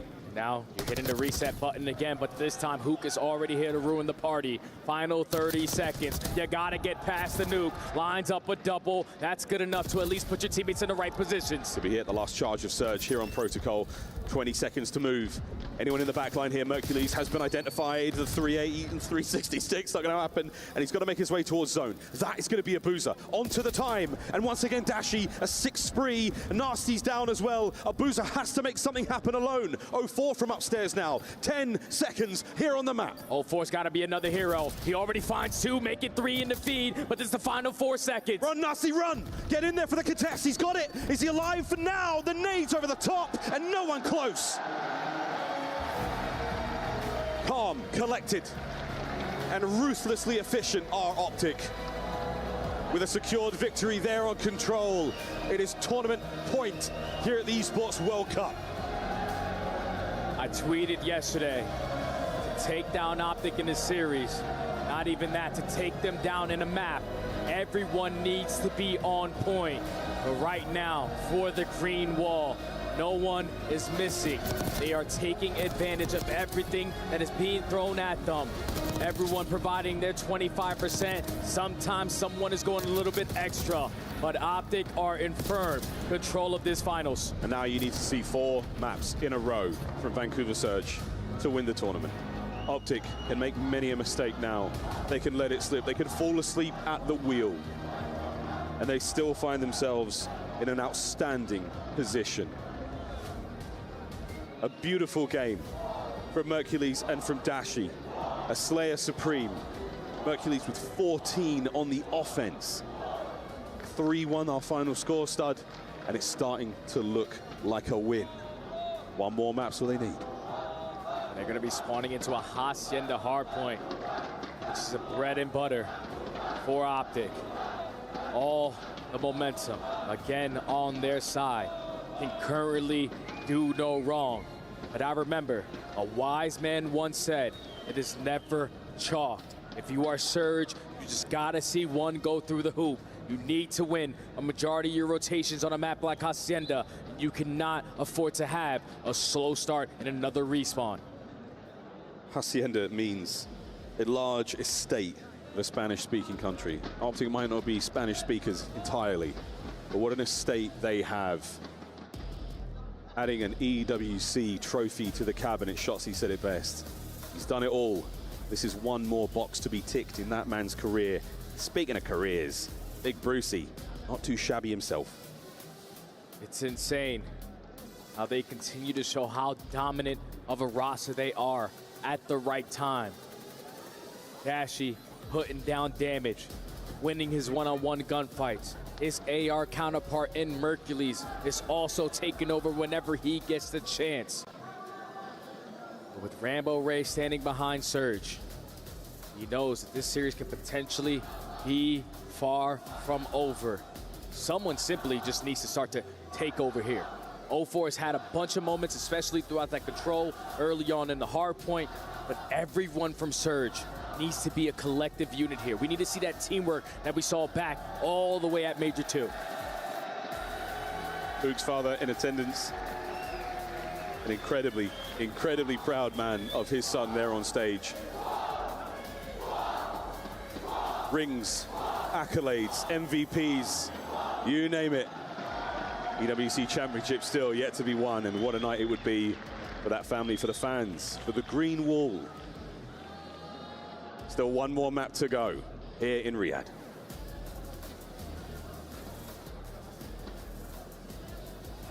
You are Rambo Ray. What do you think that he is saying to his players? They're all experienced. They've all been on this stage, not once, not twice, but 3 times.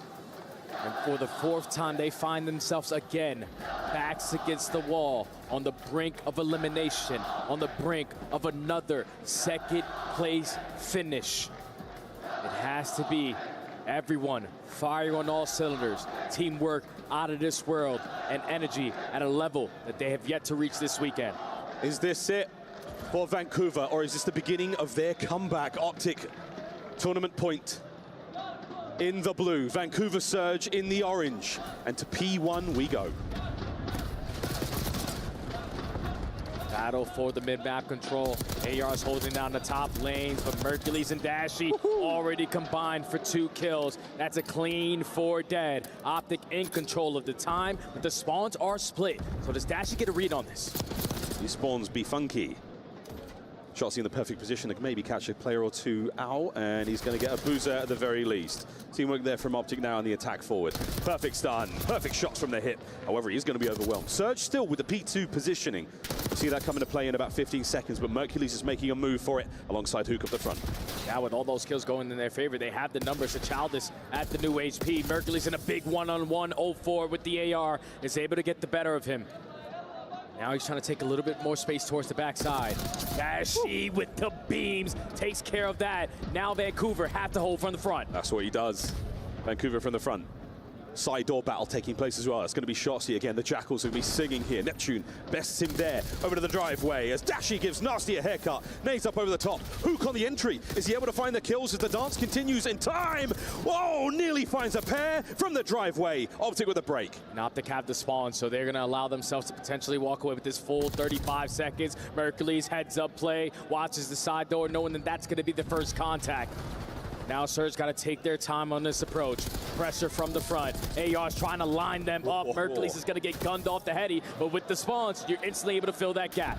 Shotzi manages to tag Neptune back, and this is great scrap time for Optic. They're not going to find themselves too happy on that rotation. A lot of Vancouver Surge members out and about in the middle of the map. 04's got himself a spot to work with now, but Optic now on the move to New and with a huge lead. That's a big double kill after 04 falls, because he spawns all the way at O, but as soon as that new hill pops and Mercules is in a position to contest it, lines up 3 with the wall bang and the pistol. So Optic technically win the rotation. Have control of top pad. Vancouver letting this game get out of hand. It's starting to get real bad. It's getting a bit squirrely. Force breathe from Mercules halfway towards that Hellstorm. Over the top. No one's getting close to time. Mercules still alive. 2 in the feed. 3 in the feed. Last man down. 4 dead. Another clean 4 dead. And Shotzi's already reading the spawns. They are feeling themselves. We gotta listen to him. Abravia listening with Optic. This match is crazy, bro. There's no way Optic goes back to back to back. It's like 3 back to back. 3 as the org and 2. Or what's it called? This team. This team's going back to back. Back to back. And as the org, 3 times back to back. It's crazy. He's weak going to time. Weak going to time. Stay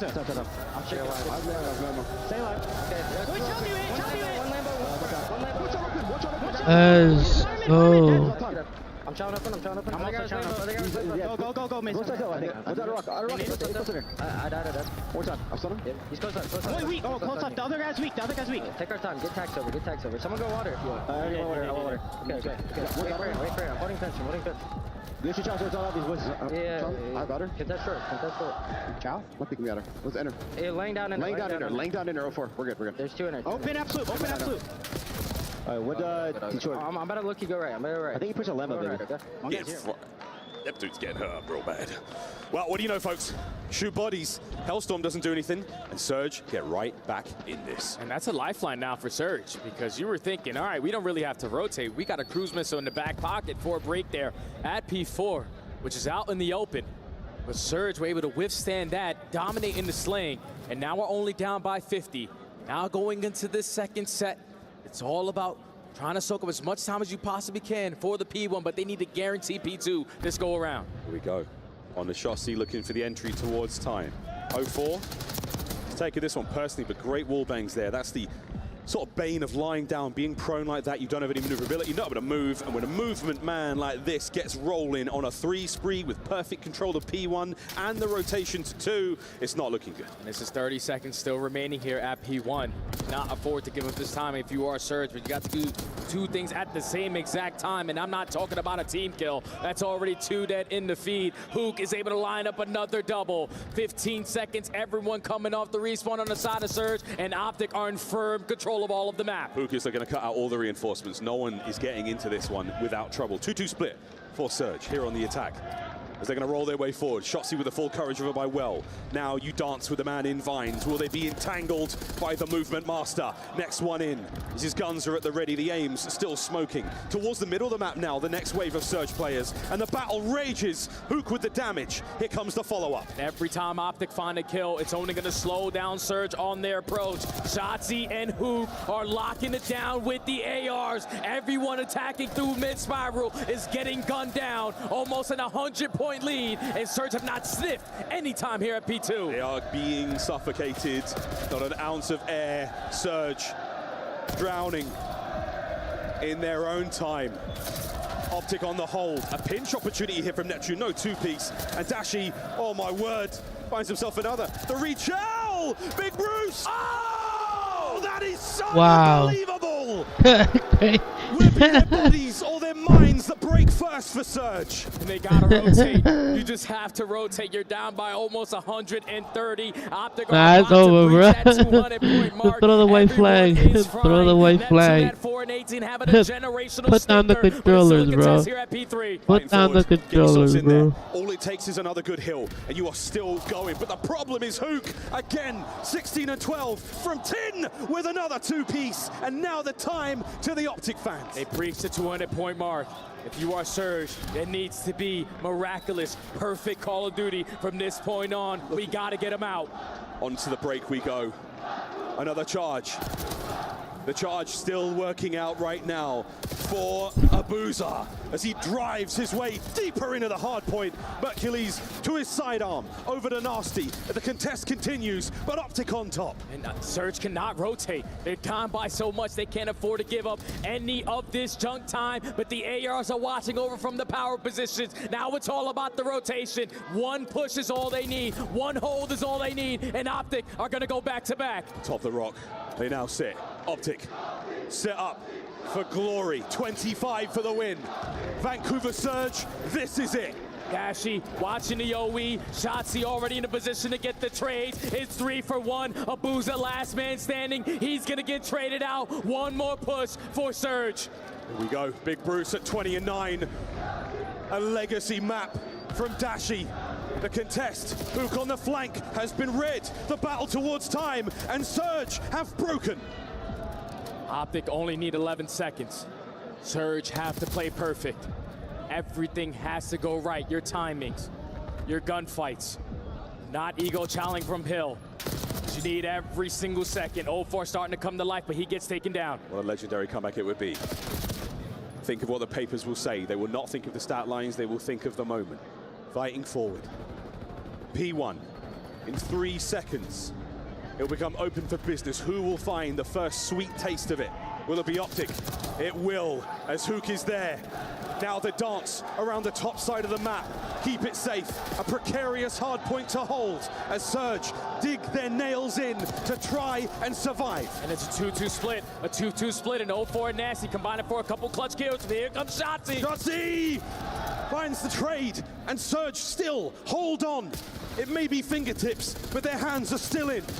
And now it's Hook on the pinch. Already finds an opening. You got the numbers. You got to fight him. Man off, pistol up, but the trades are still effective. And what do you know? Optic have found it. That was it. It's done. I don't believe it. Let's go. World champs now. Of the gaming world. Your Call of Duty champion and your world champ. Let's go. Esports World Cup.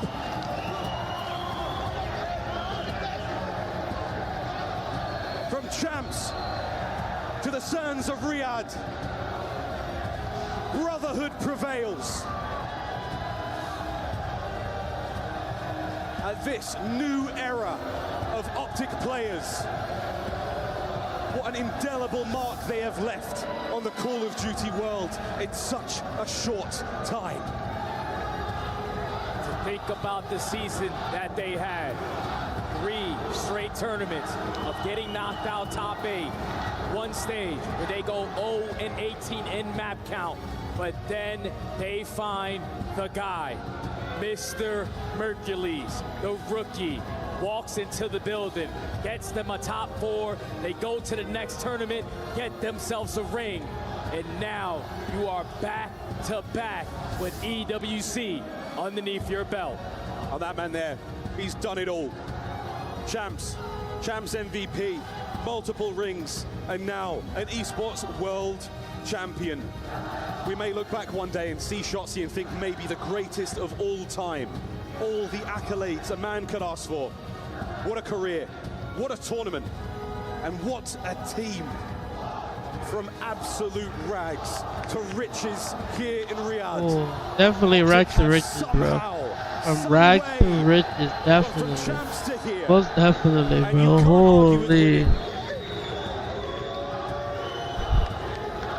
Their key, the final piece of their puzzle to be entered into that Esports World Cup trophy. It is complete. Optic are your Esports World Cup 2025 champions. Wow. Yes, sir. Yes, sir. Your ECW World Champion. A slow start, but a phenomenal finish to the season. They solidify themselves as the best roster in Black Ops 6. And this may be the end of Black Ops 6, but I feel like it is just the beginning of this team's success.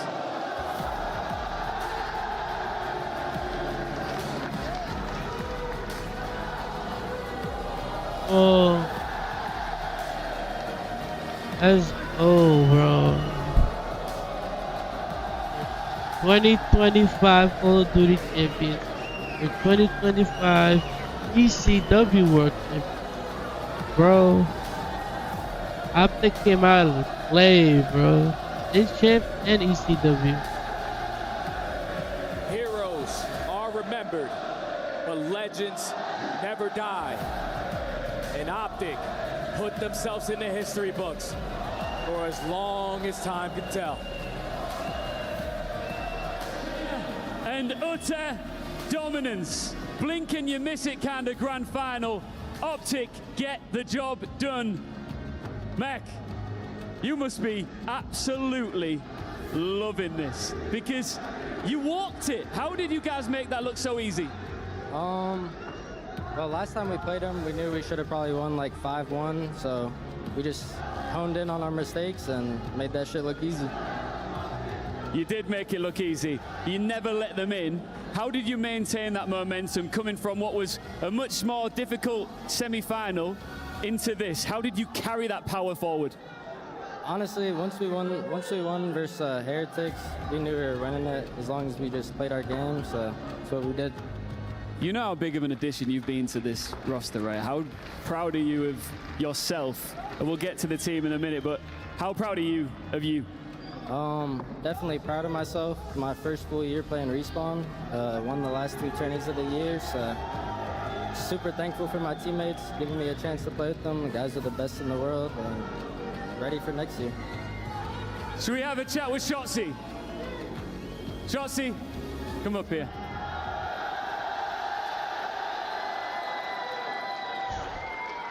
I want to talk about you personally in a minute, but first, what does this win say about Optic? This win means everything, man. The season that we had in the beginning of the year was so dark. Yes. And the fact that we were able to turn around. Shout out Mace and shout out that border agent. Seriously, the light if it wasn't for penetrated the darkness. the 9 beans, then I don't think we'd be in this position. So shout out everyone and obviously the Optic Green Wall. You were chanting something a second ago. There was 3 letters you kept saying. What were you saying?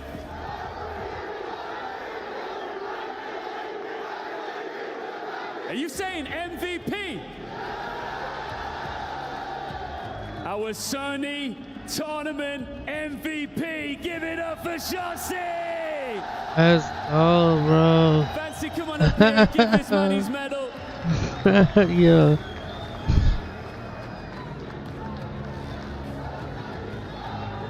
I've got to ask. I think it's pretty obvious right now. But you're the best team in the world. Undeniably. I think this has started something crazy. The players that are on my team are unbelievably talented. It feels like we're cheating at times. Are you in contention for the greatest of all time that Call of Duty has ever seen? Hey, I don't tell what people I am. They tell me. Everyone's saying it. I'm putting it out there. Guys, just come round for 1 second. I want you to gather around for this moment in front of your fans, because one more time, I want them all to give it up for the Call of Duty Black Ops 6 at the Esports World Cup winners. It's Optic! Guys, you've been incredible here. There's only one last thing to do. Should we go and loot some keys? Hell yeah. Hell yeah, let's Let's go. go. Let's go. Loot the keys, bro. What a finish by Optic, as they are now going to choose which 3 opposing keys they will put in their trophy to remember this event. I know they're going to take phase, You can see the joy 100 on their faces T's as and Gook leads Surge. the charge. Who do you think is the first team they're going to choose from this podium? Honestly, I'll be amazed if it doesn't turn out to be Surge. We were talking about potentially snatching souls when it was 0-4 earlier on. Well, these gentlemen could be well about to do that same thing, having done it back-to-back. Ali, from a world championship now to an esports World Cup title, Optic finishes the year as the greatest team in Black Ops 6. What did you just learn about them this weekend? It is just unbelievable. Just the fight that these guys have, the tenacity to be in the spot that they were the entirety of this year, and to pull off 2 of the biggest wins and the biggest tournaments. They picked 100 Thieves. They say, give us the as their Thieves. first seed to put in their trophy. That was an quick. easy choice. That, of course, was their opponent in the opening round. Big Bruce says, give us these. Heretics? Ooh. And that was an absolute grueler of a series. Their toughest match all week. And they do go with the Surge. Okay, then. So, yeah, I mean, at the end of the day, I don't think they need reminding that they've lost these back-to-back events to Optic, but that will be a moment held in history forever for them. Yeah, I mean, you look at Optic's season, it's really like, it's like a movie. Yeah. I mean, think about it, from 0-18 map count to winning champs to winning EWC on that stage and bringing in Mercules. He's been sensational. As we jump into the highlights, watching a little bit of him. His first year of Respawn, he says. First year of Respawn. Never playing hardpoint or control before this year. And he's this good? He has got to be, he is so inspiring for all of you at home trying to become a pro player. This is the ultimate story. I mean, the kid comes out of nowhere. He's so good at search and destroy, figures out Respawn, and he's just the key. Joins Optic, completely turns their season around. It's unreal. I look at him and I listen to his comms. He's so young, but he is so mature. He knows this game so well. He is at the start of his career, Ali. So poised. I mean, in case you guys don't really understand the scale of this is only this guy's like 4th or 5th event, and he has won 2 of the biggest tournaments as a rookie. Should he had started way earlier in the year, he probably would have taken the crown of Rookie of the Season. He has been unbelievable. Taking a team that was 0-18 in map count, bottom of the barrel, and has made them the best in the world. Well, this now gives Mercules the highest average performance on LAN over his opening performances on tournaments. So it's a case of who you overtaking there? Sim. Do we remember how damn good we thought he was at the time? Yes. And the years of dominance he has had since just the beginning for this young man. And you've been here since day one. Is this the best start to a Call of Duty career you've witnessed? Yes. I had to really think about that. Yes. I mean, he's unbelievable. And the way he turned this team around, they were unsavable. Yeah. They had so many different iterations depressing. of this roster. It was depressing. They thought their season was over with. Not only that, when he came in, got top 4 with a different team, immediately switched. On top of that, as we mentioned, first time playing Respawn this year. He's just Mr. Intangible. Everybody plays better when you sit down next to Mercules. Where it really turned around for Optic this year is when they brought Hook back in the mix. That's what gave them the first 6 wins, gave them that confidence. They went through a number of rotations, but once they found this foursome, it was the championship roster they had been looking for, and now they've gone back-to-back at the biggest events on the year. Yeah, and you know, I saw something on Twitter yesterday, and it was when Scump retired. And, you know,